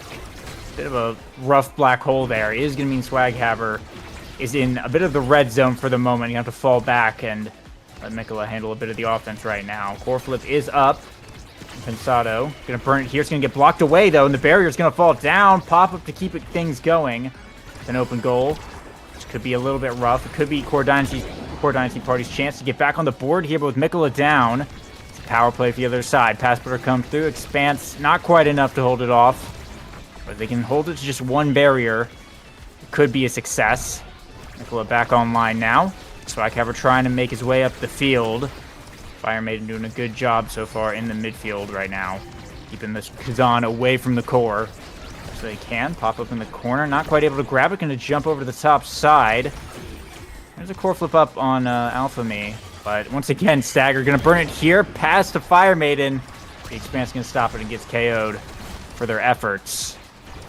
Back pass there, a little bit dangerous, but Asianator was ready for that one. Going deep into this overtime now. Core flip coming out, going for the top, but blocked away once again. These sides have had really good reactions thus far, keeping things held down. Yeah, Sukor going over to Asianator, has that core flip, but is waiting to use it, knows that it's going to be forced into him sooner or later by that Asher, so wants to keep that available. Another kill onto the Kai this time. Power play for Core Dynasty Party. Potential, the opportunity to get the finish to this point here. Swaghammer misses the angle, though, unfortunately. The Now Arrow is really nice to choke out the angles of the clear that he has, but it's not perfect. It doesn't quite result in the goal here. The Swaghammer as well, just barely missing the hook there. Asianator holding onto this core flip. I'd almost love to see it just used for tempo, but he's trying to hold onto it for the defense. Sort of, a lot of different, cases can be made there. You can talk about how, it's better to use it for the forward pressure, but here we go. Forward pressure, speaking of, core flip forced out from Pensado. Gonna be the barrage clearing it in the end there. Alphamy going off the edge there. Another power play. This time, can Core Dynasty Party do it with the Asher off the map? But that's the Kai, the midfielder. He's there. The Giga Blast goes wide, though, and Swaghammer gets it finally with the ultimate. Gets it right through Fini there. Every ability having to be used already. Do power plays. It's what it took in the end for Core Dynasty Party to get on the board for this set. But they still have to get 2 more goals, whereas Flying Blobos is only 1 point away from taking this set. A bit of a hard-fought battle indeed. The Slogfest, a nice evade. Asianator burnt the flip, and if he had spent that any quicker to strike the core, would have gotten KO'd by Alphamy, but stayed elusive just long enough to survive there. Good awareness as core flip's coming up. for both sides right now. Swaghaver looking to make a play, but not quite able to find the correct leverage. In the bottom corner, core flip coming out from Fire Maiden's gonna be able to find the second barrier now. Bounce off the black hole, gets to Alpha Me in the top side, looking for the dash. Go with a nice clear up top. The triple take's gonna send it back in though. Ball is in the court. Core flip comes out. That's gonna find a KO. Mikola making the play and getting it up to Swaghaver. The second barrier down. Core flip from Swaghaver will get blocked. Now Mikola once again looking to set up his offense. Diamond up to Kazan. Doesn't find it on the first one, but luckily is able to catch up to it in time and sink it in. Core Dynasty Party being able to tie it up on set point. Yeah, tying it up. I mean, you can almost imagine Flying Blobos. They had a very convincing lead here, but now Core Dynasty Party is, clawing their way back in this set. Alphamy, though, using ultimate, gets that first barrier. Swaghaver getting the double on the other side, though, almost, and there it goes in. Beautifully done there with the strike reset after using the primary. Just perfectly done there. Textbook Kazan there, and a well-deserved MVP in the end, even if some of that set MVP comes from ping-ponging with the goalie for a solid minute into overtime. Not great Kazan Awakenings here, I would say, but, has a couple of options and potentially explosive entrance or the Reaver, Orb Dancer, Glass Cannon even is just a nice pick. Not perfect when you're getting brawled on, but it's speed when you're able to run away from your opponents if they're chasing you down. If you have a split second, then you can potentially get away and start the stacking on that. Get the Deadeye pickup on the now as well here. Get some harder hitting. Those primaries are going to actually be pretty deadly at this point. They already hit pretty hard, and with that, you can easily launch someone off the map. And of course, you can make the core go really, really fast when they do land a hit. Good Awakenings all around. I'm liking what Fire Maiden's build is looking like, though. This is God's weakest Kai build, potentially. It's got speed, got a lot of projectile range. The Giga is definitely going to be tough to deal with. And Flying Blobo as well. Starting off strong coming out of that draft as well, as they're going to be first up on the board. Yeah, we do see as well. I think the Deadeye was also a deny from the Fini, of course, just to prevent some of those cards with the Missile Prop Deadeye combo, just deleting people from the map. One barrier, though, goes down on each side here. You see Swaghaver trying to do a little bit of a dribble on the bottom there, but doesn't quite have solid control of the core, not quite enough damage as well onto the Kai. We see a core flip right in front of the barrier to secure it. Not a bad choice there, just to open the goal there. Kyla forced to use the energy to dodge, has the Egoist, of course, from earlier, and is staying alive off of that energy, but in the end, it is not enough. Alphamy having to commit a lot of abilities to it, but does have that rapid fire, so can commit a lot more barrier beams than normal. Asianator holding on to this core flip, finally going to use it there, misses the angle to get the barrier, but does get it forward, and that's the most important thing there. Clears it away. Me, though, able to send the core in with a bit of an Asher Tech barrier beam to stall the core and strike up to the top, tripping up Asianator. Really well played there by Yeah, looking pretty good, Asher, and got a lot of energy to work with here as well. Pretty good advantage to potentially close out this set. Core flips coming out from Fire Maiden. Try and keep things going. They've got the first barrier. Trying to lock in for the second. A nice strike shot from Asianator. Brings down one in return, though. Sando looking to clear it back out the bottom side. A crook leverage comes through. Forces the flip out. This Fenny put in the defensive situation. Swaghaver doing pretty well in this 1v2. Keeping the core up. Mikola's finally able to get back up there. But the ball back in Asianator's court once again. Have to make the clear. The Atlas ult coming out to keep Swaghaver alive. Jumping in. The barrier's still standing, though. The defense will hold for Flying Blobos. Midfield and goalie will be locked in and keeping it going well. Getting it back over to Alpha Me. Dribbling on the bottom side, but is now just running a little bit too fast and is able to scoop the core away. The Egoist, or sorry, not the Egoist prop, the Orb Dancer prop coming through. And a core flip up for the Asher. Not quite able to grab a hold of it just yet, but going into overtime, maybe the core people provide a chance. The pass splitter will stuff the corner, but gets KO'd with the flip still up. Perhaps not a worthwhile trade there. They aren't able to convert. Crook leverage coming through, but the barrier still staying up. Well, now not even a core flip from Swaghaver. That's going to change all of that.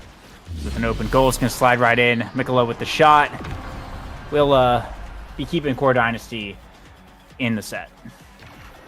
Yeah, and that was a really big point as well. Not only preventing the set from being secured there by the Flying Blobos, but also with that kill onto Alphamy, resetting those Dancer stacks all the way back down to 0. So it's going to be a while before Asher is as fast as she was.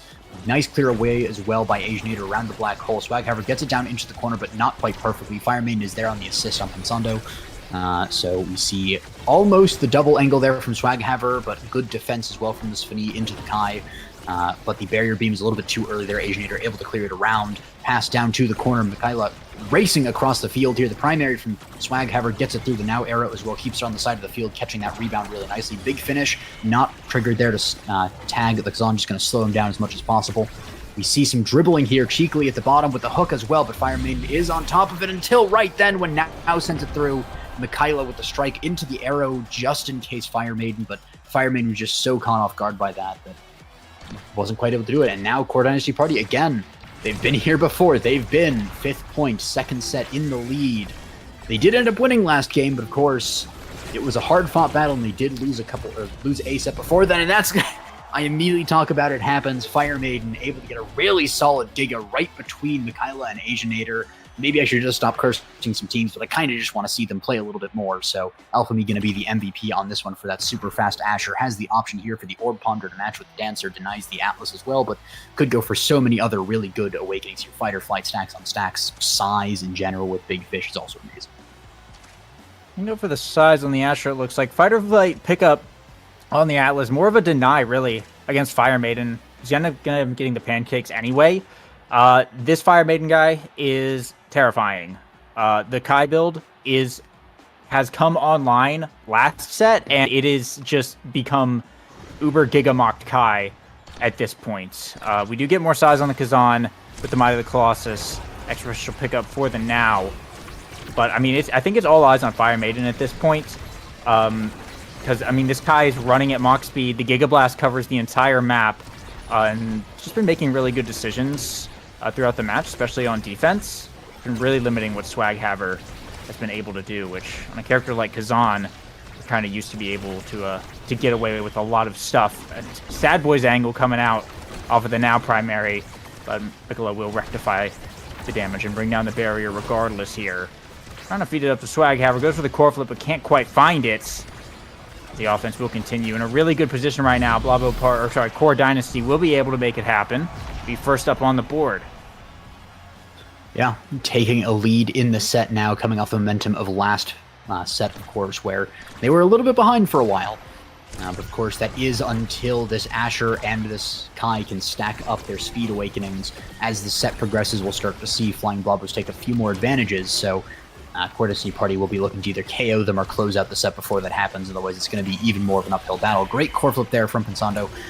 Able to clear it out. Alphamy not quite able to get the double barrier, but one is enough for now. The big finish as well keeps it forward. Alphamy tries to get through, but Asianator is on the defense really nicely. The core flip comes out, and the kill flip as well from Alphamy.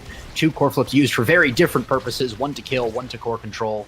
And so far, the power play is not super worth it. The Giga Blast kind of interferes there a little bit. Not a perfect angle on it. Alphamy just struggling to get through the Cosmic Expanse from this Atlas. That secondary is just so brutal to go against. The big finish tries to keep it forward, tries to get it through, but Michaela and Asian are just on top of things. Swaghaver even going for the black hole dribble there, trying to get into barrier, but both these goalies in midfield combos are just so good at defending here that it's so difficult for the forwards to get through. It just keeps going back and forth and back and forth. We're now into overtime. The red cores are coming out. Fire Maiden has that core available, is not going to use it just yet. Now there we see it. Bounces up and around to the black hole almost, but Alphamy catches it. The big finish kind of making the core do a little bit of an S-curve there.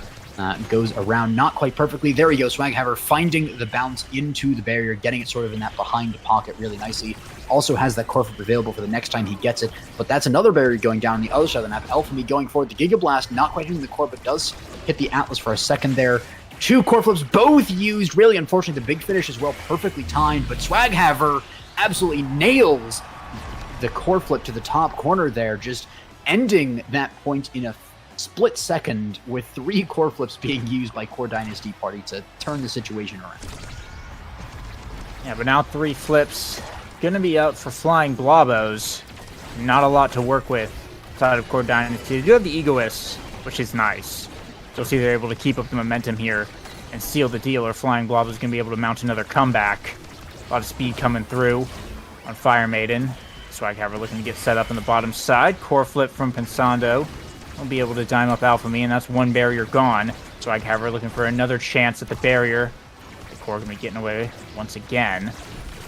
Going to fight this guy on the top side, but he will get through. Over to Alpha Me back in the midfield. A nice crook leverage. He'll yoink it right away from Pensando, and that's the second barrier down finally. Swaghammer looking to make the play at the top spin. Not quite able to connect. The triple take coming out, but sends it a bit of an unfortunate angle.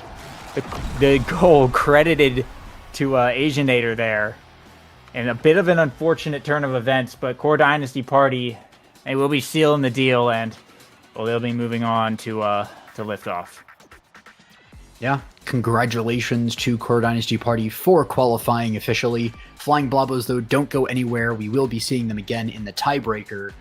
We do have one more match to play before that to determine who they're going to be tie-breaking against, but I mean, looking at the stats here, we saw the midfielders, as per usual, at these higher levels. You see a lot of midfield play. Fire Maiden and Mikaela having the highest number of redirects by pretty far. They're first and second pretty close, 253, 245. The next highest is going to be 200 on Asianator there. So just really good play there from both teams. I mean, Flying Blobos almost had that comeback. They were very close on it. And, you know, it might just be the Core Dynasty Party way of, you know, let him have one set, let him get that one, and then continue onwards. But we're going to see how that continues with Launchpad and the tiebreaker later on. Yeah. Yeah, well, and speaking of tiebreaker, well, not the tiebreaker yet, but coming up, we're going to have our next match, Eternal Sovereign versus Yin and Yang, as they're going to be competing for a liftoff spot, and the loser, of course, going to be the opponents to face Flying Blobos in that tiebreaker. So we'll be throwing it to a quick little break, and then coming right back to that.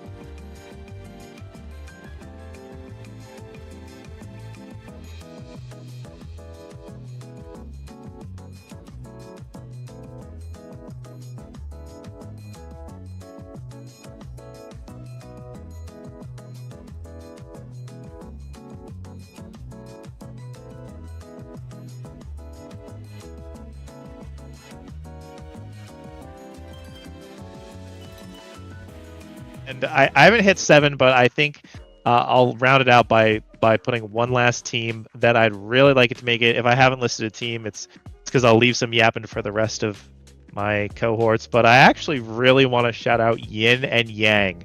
Oh, I don't know if they're going to make it, but my heart wants them to make it. So I'm going to shout out that because I think, as everyone knows, I am the biggest Dragon Clawed art fan in the universe, and I'm also the guy that gets fan. Literally no one is a bigger fan than me. Everyone else is a bandwagoner. I was the #1 Glazer since day one of the guy that gets. You can check the logs, check everywhere. That guy's my goat. I still to this day have never lost a solo queue game with him ever. I'm like 28-0 with him. Oh my god, that's insane. It's cinema. It is cinema. So I love that guy. Ooh, this is tough. I think for my last one, I'm just going to throw a curveball and say that the team of greatest meme Dragon Clawed and the guy that gets Yin and Yang, I think they make it through. Just because I'm a fan. I no other reason other than I'm a fan of that team. I like the way that team looks. Hey, you're not the only one in that, right? So far, Vaughn has also been a great fan of Yin and Yang, and yeah, I'm excited to see if they make it through.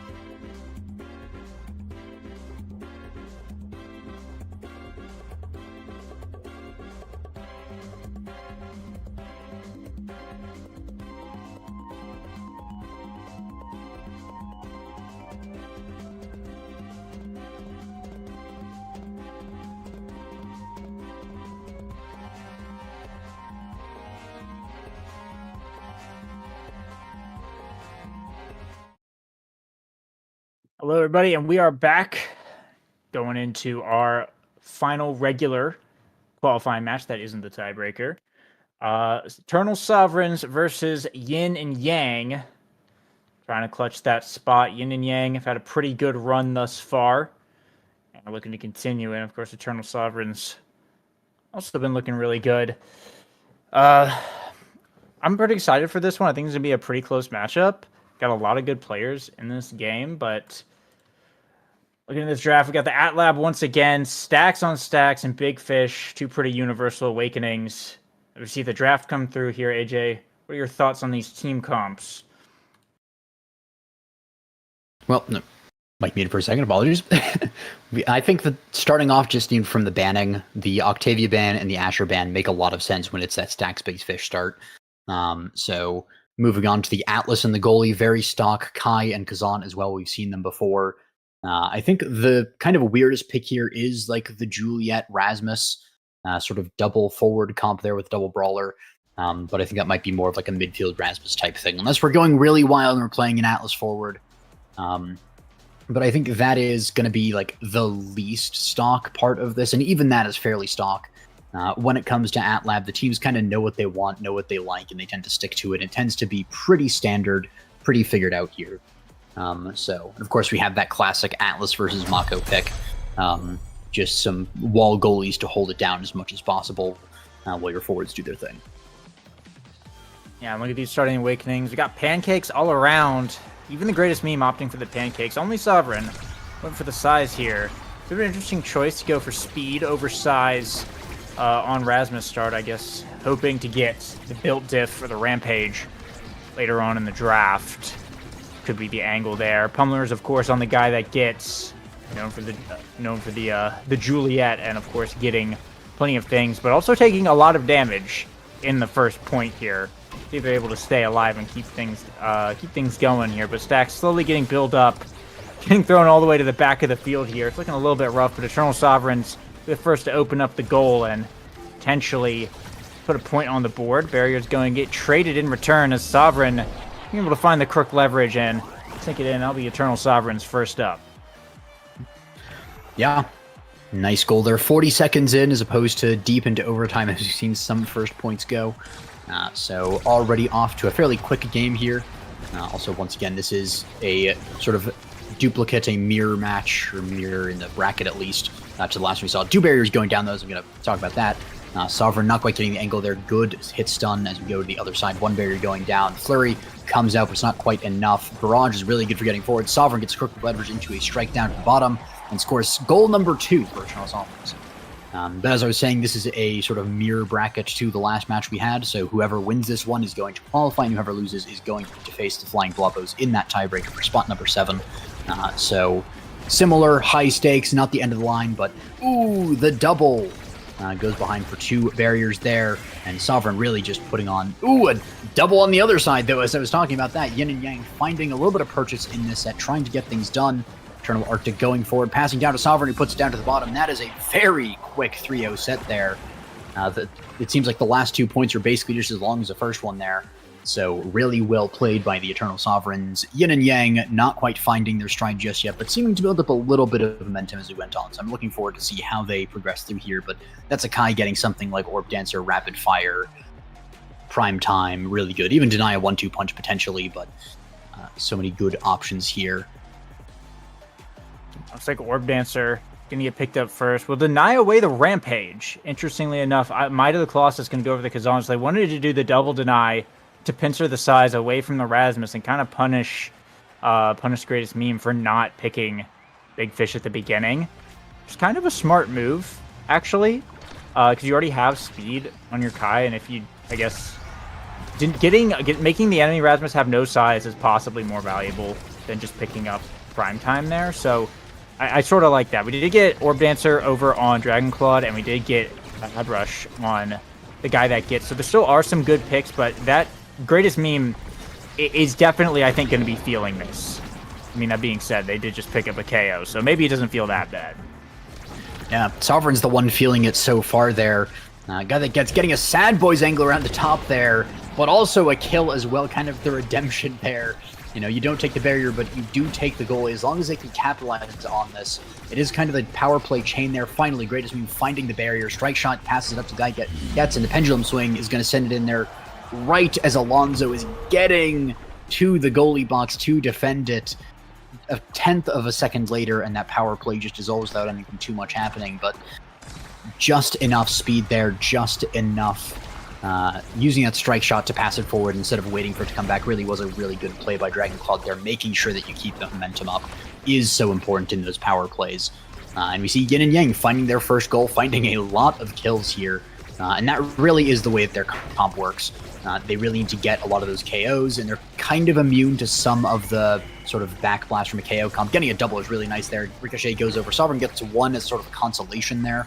But Fire Maiden, because we had a Kai midfield just last time. But that one is Eternal Arctic this time. As we see very low off of the back of that play, but regenerating back up. So we kind of come to the end of all of that, and we see Kai going off the edge as soon as I say something. Of course, strike shot gets it forward. The guy that gets not quite able to put through. Greatest Meme is walking forward with the core flip. Misses the strike, unfortunately. We got a core flip from the Atlas. Dragon Claw going forward. Hits a nice angle in, but Alonso used the core flip to send it right back. Primary kind of just going to get sent to empty space, was using it as insurance just in case there was a fancy dribble that happened. Eternal Arctic using the barrage to get it through. Sovereign gets it forward. Uses the ultimate to try and get it there in the corner, tried to keep it there, but couldn't quite get it. The ensnare drums come out. Really good angle there. Pass up to Sovereign from Eternal Arctic. Really good. Sovereign sending it forward. The red cores. We are in overtime, of course, getting it up, getting it down with the core flip from Greatest Meme finally comes out. Countered by Striker from Alonso. Really nice. The secondary as well from Alonso, but the primary not quite enough. They sent it to that bottom corner so many times. Alonso had so many tools available. Thought he had one more, but just barely didn't get the angle. Yeah, and well, Yin and Yang looking for a chance to come back now in the 2-0 comfort zone. Potentially get a decent draft on them. They're going to lose 1 barrier to start off, but they'll be looking for some more. It's all good. They'll get 1 in return to keep things going. Bit of damage on the Greatest Meme, but the guy that gets looking to get the barrier will fall. Snare drums coming out on the defense. Great Atlas ult from Dragon Clawed will keep Juliet alive for the time being. Eternal Arctic and Sovereign looking to make this push. Expanse is going to shut that one down, but core flips are coming online all around. Core flip insta flip dash punch, but it's going to get blocked away. As they'll keep it going. KO will come out from the Greatest Meme to start the power play. Core flip from Dragon Clawed baits out Eternal Arctic's flip. And that's going to be a huge power play here for the side of Yin and Yang. A core flip coming out, but it's not going to be able to catch the guy that gets. Able to stuff it through. And that's going to be 3-0. Yin and Yang, they'll be taking a set now of their own and tying it up. Yeah. Another 3-0 sweep we have here from the other side. Yin and Yang picking that up. And also picking up Egoist on that Rasmus, also preventing the opponents from getting that all-important evasiveness from the extra energy you get from that one. Team player on Mako, though, a match made in heaven, basically one of her best in slot ever since she came out. Just really good with that passive, just ready coring it even before overtime. We see, though, Fight or Flight on Juliet. I was talking about this a while ago on another one, but Fight or Flight Juliet is really good. Getting the reset on the dash means that you can dash punch every 10 seconds instead of every 20 seconds, as long as you get the kill, of course. And of course, the extra speed never hurts either. So amazing pickup there. And I think Yin and Yang, despite team player on Mako, I think firmly winning this round of the draft. The perfect form on Atlas, not great, but also not the worst in the world either. Cooldown on Atlas is always nice, even if it comes at kind of perfect form, which is, you know, not as easy to proc with Atlas. Make sure what I'm saying. The ult is amazing, isn't it? Yeah, well, I mean, it's good to have cooldowns there. Nonetheless, you just hit a astral projection and get some CDR. It works for strikes as well, so it's pretty nice to have. Some good awakenings all around, though. But yeah, I'm liking what Yin and Yang were able to pick up here. And we'll see the guy that got some energy going. They got to get this core away from Sovereign, though. Kazan is making things a little bit tricky, keeping the core up. Eternal Arctic as well, doing a good job in the midfield. The core on Yin and Yang side of the field. Now the guy that gets in a good position past the greatest meme, but the crooked leverage. Sovereign looking for the breakaway. Strike shot will be able to save it, but going to go for it again in the top side. Expanse to shut that down. Dragonclaw in a tight situation. Got to burn the flip. They'll find the KO, and that's that ad rush getting procced here. Core flip from Alonso to try and keep it safe. Try and buy a little bit of time right now. Desperately defending this last barrier. The greatest meme almost getting KO'd here, but looking to fight back. Still got hands. The barrage will not be enough to kill. Still has enough energy. Will evade. No scores happening just yet. Eternal Arctic looking to dime up Sovereign. Nice crook leverage and a bounce off the top will do it. Eternal Sovereigns will be first on the board in set 3. Yeah. Finally, Eternal Sovereigns finding their momentum back after being on the back foot there. Yin and Yang. Yin and Yang was really dominant there in that last set, and even at the beginning of this one. But the momentum is kind of swinging back and forth. We see some of these longer first points. You know, we saw in the first set, really long first point. The other two, a little bit slower. We had a little bit of friendly fire there. Alonso hitting the black hole while Eternal Arctic was in it, and that's actually going to be a kill coming down. Not quite. The dash punch not connecting. Eternal Arctic dodging out of the way. Sovereign has a little bit of prio here with the speed from Mako, able to reposition a little bit. Eternal Arctic trying to get some position for this.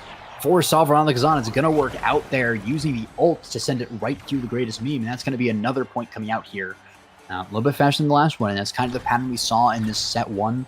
So Eternal Sovereigns might have just, you know, they lost their footing for a little bit in set 2, happens, but they really are coming back strong here in set 3, looking to, you know, take this very definitively. But of course, Yin and Yang not looking to go quietly. They have this adrenaline rush, fight or flight Julie, who basically gets instant resets on dash punch whenever she gets the kill with it.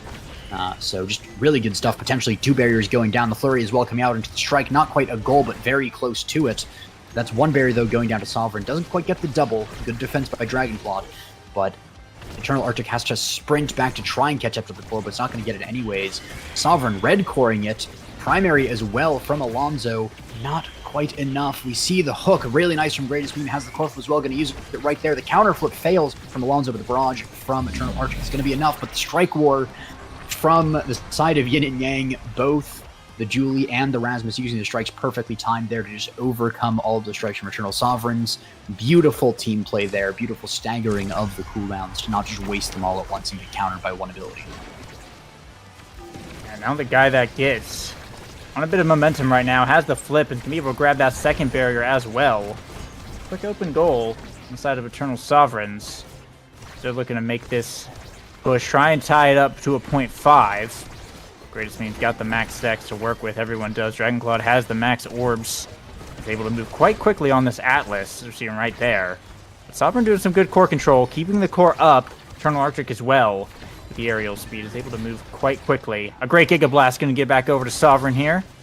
Trying to force their way down onto this bottom barrier, but Greatest Meme falling back on the defense, going to say no go to that one. Nice bounce off the black hole. Dash punch not quite able to connect. Sovereign looking to make a play in return. Punishes that. That's the second barrier down now. The Egoist just popped. Core flip burnt. Gets it right through the barrage. And that's Yin and Yang tying it up, bringing it to set points.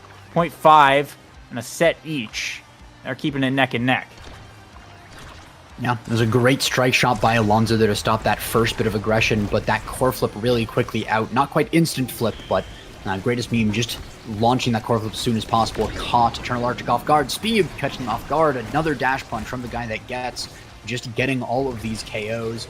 Now we have another time where Eternal Sovereign's on the back foot. They got reverse swept in the set here. That's 2 sets for Yin and Yang, really making this kill comp work. And of course, they're the ones with the Atlas, so you can try and kill them back. You can try and KO and do some damage and stuff, but Atlas is just going to put his ult down, laugh away all the damage, and get some resets with the perfect form off of it. Catalyst going the way of the Rasmus as well is really nice. Has that Egoist from the last set as well, of course. So infinite energy basically on that Rasmus. Greatest Meme just going to be slinging core flips left and right. A little bit of a hang on the draft there from Kazan, seeing what maybe they can work out there. Going to go for the hot shot in the end. A lot that you can do with that. You can get some fancy red core tech with Kazan with that hot shot. And of course, Orb Ponder ending up in Mako is pretty nice, and the Chrono Boost on Kai is definitely no slouch either. So there's some notes here for Eternal Sovereigns, but I mean, getting that Catalyst on the Egoist is just so massive for Yin and Yang. Yeah, it's a really, really solid build. The only thing it's missing is that size, of course, but the Greatest Meme with the Egoist Catalyst, it has enough speed to kind of make up for it with the pancakes at this point that it's not like too painful. You just need Energy Exodia, and you'll get there. The guy that gets as well has an absolutely disgusting Juliet build, by the way. I mean, Ad Rush, Fight or Flight, Super Surge Pancakes. This guy goes fast, the guy goes far, and this guy hits really, really hard. And there's the Egoist proc right there, in addition to the Ad Rush proc. The passing plays coming through. Yeah, and that barrier is not long for this world. This might just be a scoring play, and it is. The guy that gets able to get it and stuff it through, Yin and Yang, will be first up. Yeah, I mean, Yin and Yang just blitzing through the Eternal Sovereigns. I mean, Eternal Sovereigns, I thought they had in the bag after that first set. They were so dominant. But Yin and Yang just warming up after that. Great Giga from Eternal Arctic, but not perfect. Doesn't quite get the clear, just buys a second more time. One barrier, though, does go down. That's going to be a kill onto the goalie. Alonso losing the stacks on the stacks and stacks and on the Orb Ponder in one fell swoop. But that's a kill flip onto Julie, losing her own stacks on stacks there is really nice. The guy that gets has been slowed down there. But no other loss there. And speed on Julie, as good as it is, isn't critical to the kit. But that is 2 barriers going down, and Eternal Sovereigns looking to take some stuff, though. The power play dissolves. 1 barrier still standing for Eternal Sovereigns, but now there's 3 teams, and that's a negative power play for Eternal Sovereigns. Yin and Yang getting a kill, flipping the power play the other direction, and getting another kill onto the goalie with the core flip as well. The Greatest Meme with that Energy Exodia build, just going right through. Sovereign in good spirits with the little Blobbo heart there, but it is a tough uphill battle here for them. They can potentially look to reverse sweep it here, but it is going to be difficult. Yeah, they're in a bit of miracle mode at the moment, being on game point like this. Not really an answer for the guy that gets a nice evade, though, Eternal Arctic. Will stay alive for just a bit longer, but yeah, there's not a huge answer for the guy that gets. Being able to force it through Alonso like that, things become really rough. If 1 KO comes out, I mean, the Ad Rush procs, and not only are you at the power play, but both the forwards end up moving pretty fast, because usually Egoist is coming online at about that same time. And speaking of which, there's the speed boost, and Yin and Yang have the window to make a big play right here. They're going to push for the bottom barrier. It will fall down. Have 2 flips to work with as well. They're keeping it patient. Greatest Meme brings it to the bottom side. Not going to try and force it, though. Saving the flips for when they know that they can use it. Some good shot calling here. Keeping Eternal Sovereigns on a bit of the back foot. Yeah. They do manage to get the 1 barrier so far, but neither team managing to get that second. Good hold by the goalies. The core flip is using the face, but the ensnare drums comes out, but it's not perfect. Actually ends up working against Alonso there, and that's the goal scored by Yin and Yang, qualifying them for the second stage here of Launchpad. Eternal Sovereigns going to be going down to that tiebreaker. They're not out yet. They have that one last chance against the Flying Blobos, which we will see soon, but Yin and Yang, again, they looked slow at first. Seemed that there were a lot of issues to work through, but then they just got their momentum. They hit their stride right at the end of that first set. We saw some notes of it. And then coming into that second set, they just blitz through the Eternal Sovereigns, and they just keep that up pretty well with some slight hiccups throughout the rest of this game, earning them a very deserved qualification spot here in this tournament. MVP of the greatest meme, getting that energy Exodia, just playing that midfield Rasmus really well, and slinging so many core flips around really well done. Of course, getting that massive amount of goal participation. And Sovereign scoring 5 goals, all of the goals on the side of the Eternal Sovereigns. Really good forward play there. And, Eternal Arctic playing really good midfield, and Alonso really good goalie, but the guy that gets 7 KOs, and I mean, the greatest meme's 18k damage, not a slouch there either with 3 KOs himself, but just the KO comp triumphing in the end over Eternal Sovereigns is as good as they are at controlling the core. It can be really tough sometimes to really just fight against that core control comp, or against that kill comp as a control comp. Yeah, for sure. The greatest meme put up a really good show. Guy that gets as well with that Juliet build. The Egoist plus the ad rush on each of them individually. They were getting the procs almost simultaneously, and it just became very overwhelming. But with that, we're going to be throwing it to a quick break. And when we come back, it'll be our final match of the day. The third place tiebreaker, Flying Blobos versus Eternal Sovereigns. So we'll be right back with that.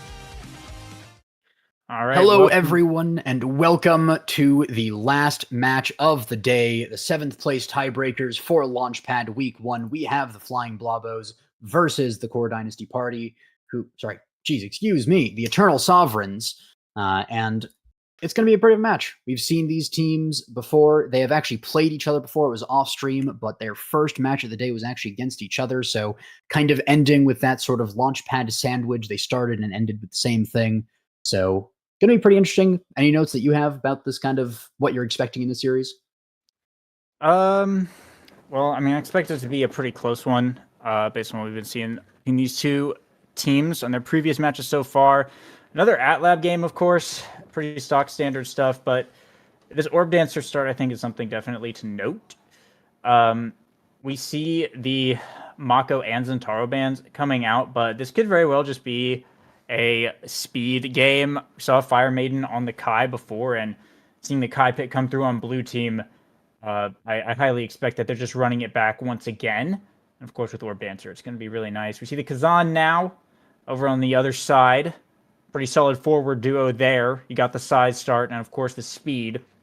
So it's definitely going to be something to contend with. And if Fire Maiden is able to outspeed this now and get it around to the forward, because when it does get up to that Kazan, it's going to be, I think, pretty difficult to get the core away from them.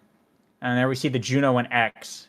So actually, this could be a Juno goalie or a Kai goalie. I'm actually not sure. That's sort of a surprising pick there from the blue side, and then just going to lock in the Dubu with the Orb Dancer start. Very volatile team, I think, for Flying Blobos, but I really like the potential that it has. I think the other side is a little bit more stock standard and a lot more reliable.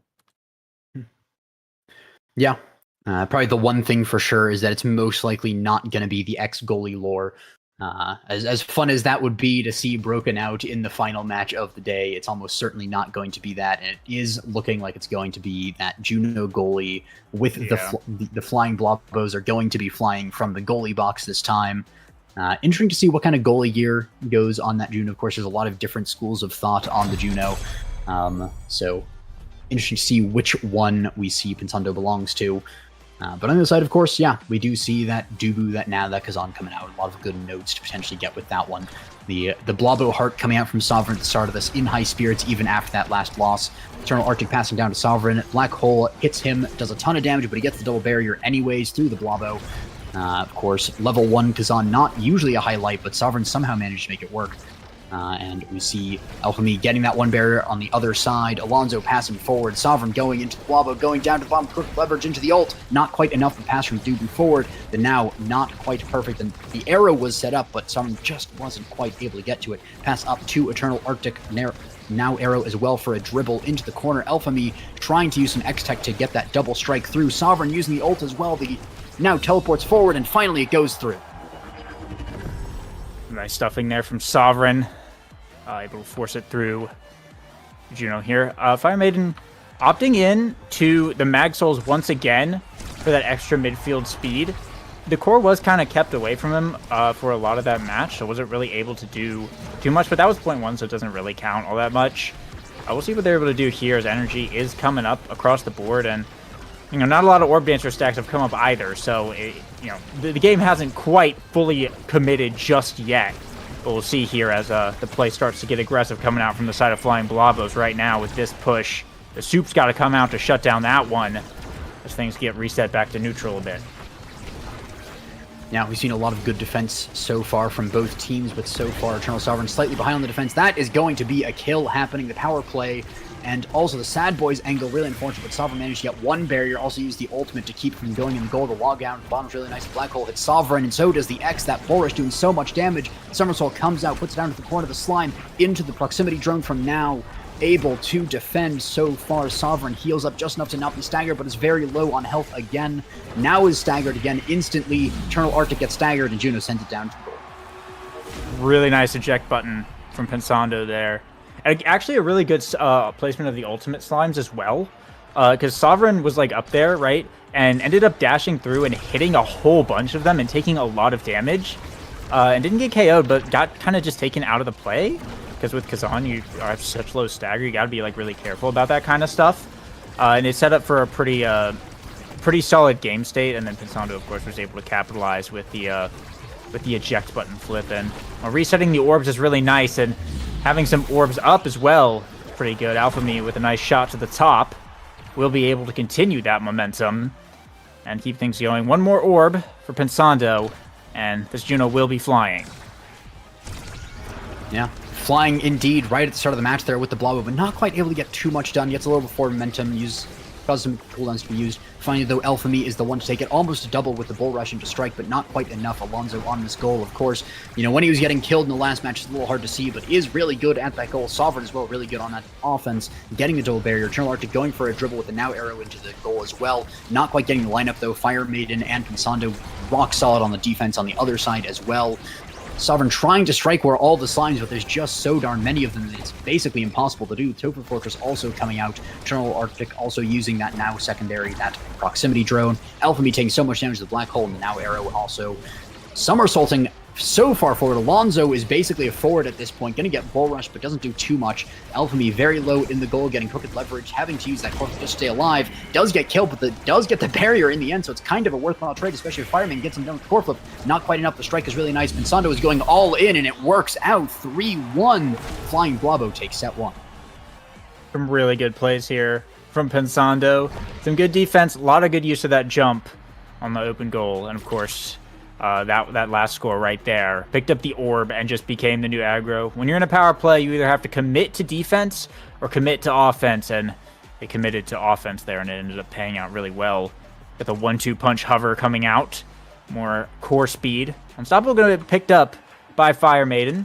Will allow the Monu to go over to the now. Not as crazy as it used to be. Rampage on Sovereign, which is a little bit scary considering this is Might of the Colossus. Kazan could be a bit tough to deal with, especially when you have Kai on your team, or Pondero on the Dubu is, I think, a really big highlight as well. We also got Size on Alphamy, so both the brawlers kind of set right now, and both the goalies looking really good. Alonso with the double max orbs plus Mon Boots. I mean, this is Ice Skate's Dubu. This guy can run up on the edge of the wall and kind of be scary. Play a lot offensively now as well to kind of match Pensando.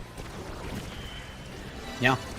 The other thing, though, with that 1-2 punch on Pensando, going to be a lot of speed coming out of there. We're going to see a little bit as we go, but so far it's just the strikes up to Alphamy, who gets the one barrier. The second barrier not quite done, but so much black hole damage onto Now and the Kazan Sovereign and Eternal Arctic. But of course, Eternal Arctic able to use the proximity drone to heal up a little bit, back down to half HP.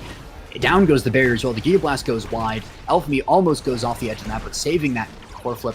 Still alive for now. Might have to use that very soon. Black hole also almost up. Eternal Arctic going for a very creative angle with the core flip there, but not quite getting anything. Gets it to Sovereign, though, who puts it into the barrier, almost into the net, though. The Slimes, though, able to rescue it away. Alphamy not quite hitting the angle on the bottom, but it gets around to the top thanks to the help of Fire Maiden on the rebound, and that is a goal. Nice shot there. Be able to keep things going. Eternal Arctic has been stuck at this one orb. It's definitely been a little bit rough, and I think it's been hurting their midfield momentum quite a lot, considering how well Fire Maiden plays with the speed. Well, nice KO there. Will certainly deafen that a little bit. Not having a brawler is going to be tough. The soup coming out in the top corner. Big push comes through. The barrier will, of course, fall off of that. Pretty decent power play to work with, but now it's Sovereign who might be on the trading end of that. The core flip coming out, though. The offense looking to continue here for the side of, Eternal Sovereigns. Yeah, so many abilities used, and of course, so much HP exchanged on the forwards that they basically just sacrifice their health bars to try and get these barriers. But when you sacrifice so much and you don't even get the barrier like right then, it's so difficult to get things done later on. You get killed by a slime off the back end of the play, and you've already lost control of the core, and now you're losing your life as well. So that's just really a disaster and a death spiral in some ways. But the power play so far isn't getting too much done. That's, though, is a double kill. Fire Maiden picking up the kill onto the Now. Yeah, Kazan is back right now, but they're still in a 1v3 as Dubu goes down, but somehow Sovereign picks up one barrier. Sovereign able to keep this play alive somehow, impossibly against all odds, going into overtime. Eternal Arctic is back. The Black Hole dribble from Fire Maiden buys a little bit of time, but you don't really want to be buying time when you're in the power play. Now we have a 3v3 again, and if somehow Eternal Sovereigns comes back from this play, it'll be incredible. The Slimes, though, red coring with that 1-2 punch in overtime, so incredible. as we see that going back and forth around. We see a red core going over to Alphamy. The log is low, and the pass is high. Just covering all his bases is Alonso. Can he get it to Sovereign? The core was really nice. Goes up to Alphamy. Not a perfect dribble in the corner there, but now actually sends it into the goal. Eternal Arctic unfortunately sending it in. After all of that, that is the way that it ends. Not with a bang, but with a whisper. I mean, what a round to unpack there. Some great awareness and quick decision-making from Pensando with the core flip direction. Alonso walked up and dropped the wall to cut off that straight angle, and Pensando found Alphamy regardless. But, I mean, Sovereign held it down in the 1v3. They got scored on eventually, but it was a pretty incredible stand for a minute. I mean, the ultimate caster curse coming out once again as Fire Maiden, just casually able to sink it right in and take the set. 2-0 now. The side of Flying Blobos is, well, they're looking to make this a formality as I see the Egoist up on the board, and that very well might just be what seals the deal. Yeah, I mean, Egoist is really good, especially on X, because speed on X just allows him to track people down that much better. And when it's on the core flip as well, he just chases you down, hits you, and then core flip kills you. So much to do there. Stagger Swagger as well in the Kazan, though, going to be trying to alleviate that a little bit, countering the speed and the damage as well. Super Surge on that Juno, she gonna be flying. She's gonna be going all the way across the map with the eject button Super Surge. Going to be absolutely insane. Would love to see an Aerials if this goes for another set somehow. That would be great. But of course, that's somehow because it is difficult here for the Eternal Sovereigns to contend with what has happened with this draft. I mean, so much damage going to be coming out of the Flying Blobos when they've already been struggling to stay alive. But Fire Maiden taking a lot of damage here. Sovereign looking to do his due diligence on that sort of half brawler forward on that Kazan, trying to get things done. Alphamy, though, getting that first barrier here. And we just see so much with the Giga Blast as well, securing the goal in the end. Yeah, some pretty good dominating offense coming out from Flying Blobos. Seems like there's just not a lot of Eternal Sovereigns can do. They just don't seem to have the answers for Alphamy and Fire Maiden. There's not really a great way to shut them down, and being down on the orbs is definitely not great either. Do have an opportunity here, bringing down both barriers. Now mine will, get disarmed. Pensando, though, looking to make a play and reignite this powerful offense once again. The Giga Blast keeping things going, and then Barrage to force it through. Alonso, great use of the Twin Drive. The barrier still holding on. The core flip pass from Eternal Arctic will be able to clear it out. Sovereign able to cook in the top side. And it will be Eternal Sovereigns able to put themselves on the board, prove that there is still some hope. Yeah, and it is also on the back of a KO as well there with the power play. Eternal Arctic also locking in after that unfortunate own goal, really contributing to the defense. And we see as well on the offense as well, the pass up to the top, but it's intercepted by Firebane, goes around, not quite a Sad Boys though. One barrier secured by the Flying Blobos. Second one interrupted by the Tofu Fortress. They're really good placement by Alonso, just keeping this play alive, keeping the barrier alive. The Eternal Arctic missing the strike on the top there, trying to just stay alive, trying to do so many different things at once against that, and especially against Flying Blobo, but that somersault was perfect from Alonso, just stopping that Juno in her tracks there. But in the end, it's going to be that red core going around the field that catches him off guard. He has the core flip available to defend the open goal. Tofu Fortress comes out as well. Eternal Arctic goes to the bottom. Sovereign as well. The Blobo not able to stop that barrier from going down. Eternal Arctic with proximity drone as well, and the arrow as well. Core flip there sends Alphamy into Sovereign as well as the core, and that's going to be Alphamy going down, but just that Blobo again. And Eternal Arctic did successfully use a secondary there, did interrupt it for a little bit, but it was just such a crazy angle by Pensando there on that Blobo. Pensando been making the big plays for sure. Definitely been providing that offensive presence that you really need to see when you have a Juno goalie to make this work. And jumping up again, the speed from Fire Maiden as well to keep things going. Picks up an orb, pops the Blazing Haste, and then just crosses midfield and can run so fast to reposition. Corflip's getting burnt here with an open goal. Alphamy looking to pick up this core potentially. It might just be a formality here as the KO will seal the deal. The power play's enough to sink it in. Alphamy will take it home as Flying Blobos will take that final qualification spot. Yeah, and I mean, in flying fashion as well as the Blobos are. I mean, not to discredit the Eternal Sovereigns too much, they played really well when they were alive is the issue, though. The Eternal Sovereigns really need to go back to the drawing board for work 2 and work on their survivability, how they play against a kill comp, whether it's going back to the drawing board on their draft of characters, or whether it's just saying, hey, we just need to change the way we play away from the edges more, dodge more, those kinds of things.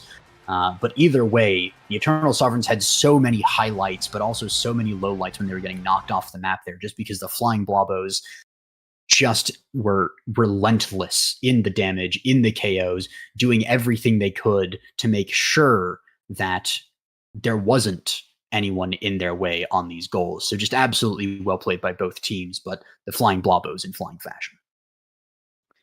Yeah, looking really good on that final game there and making a well-deserved qualification spot. We'll see them in landing for sure, but well, that's our final game of the night. That's all that we have today.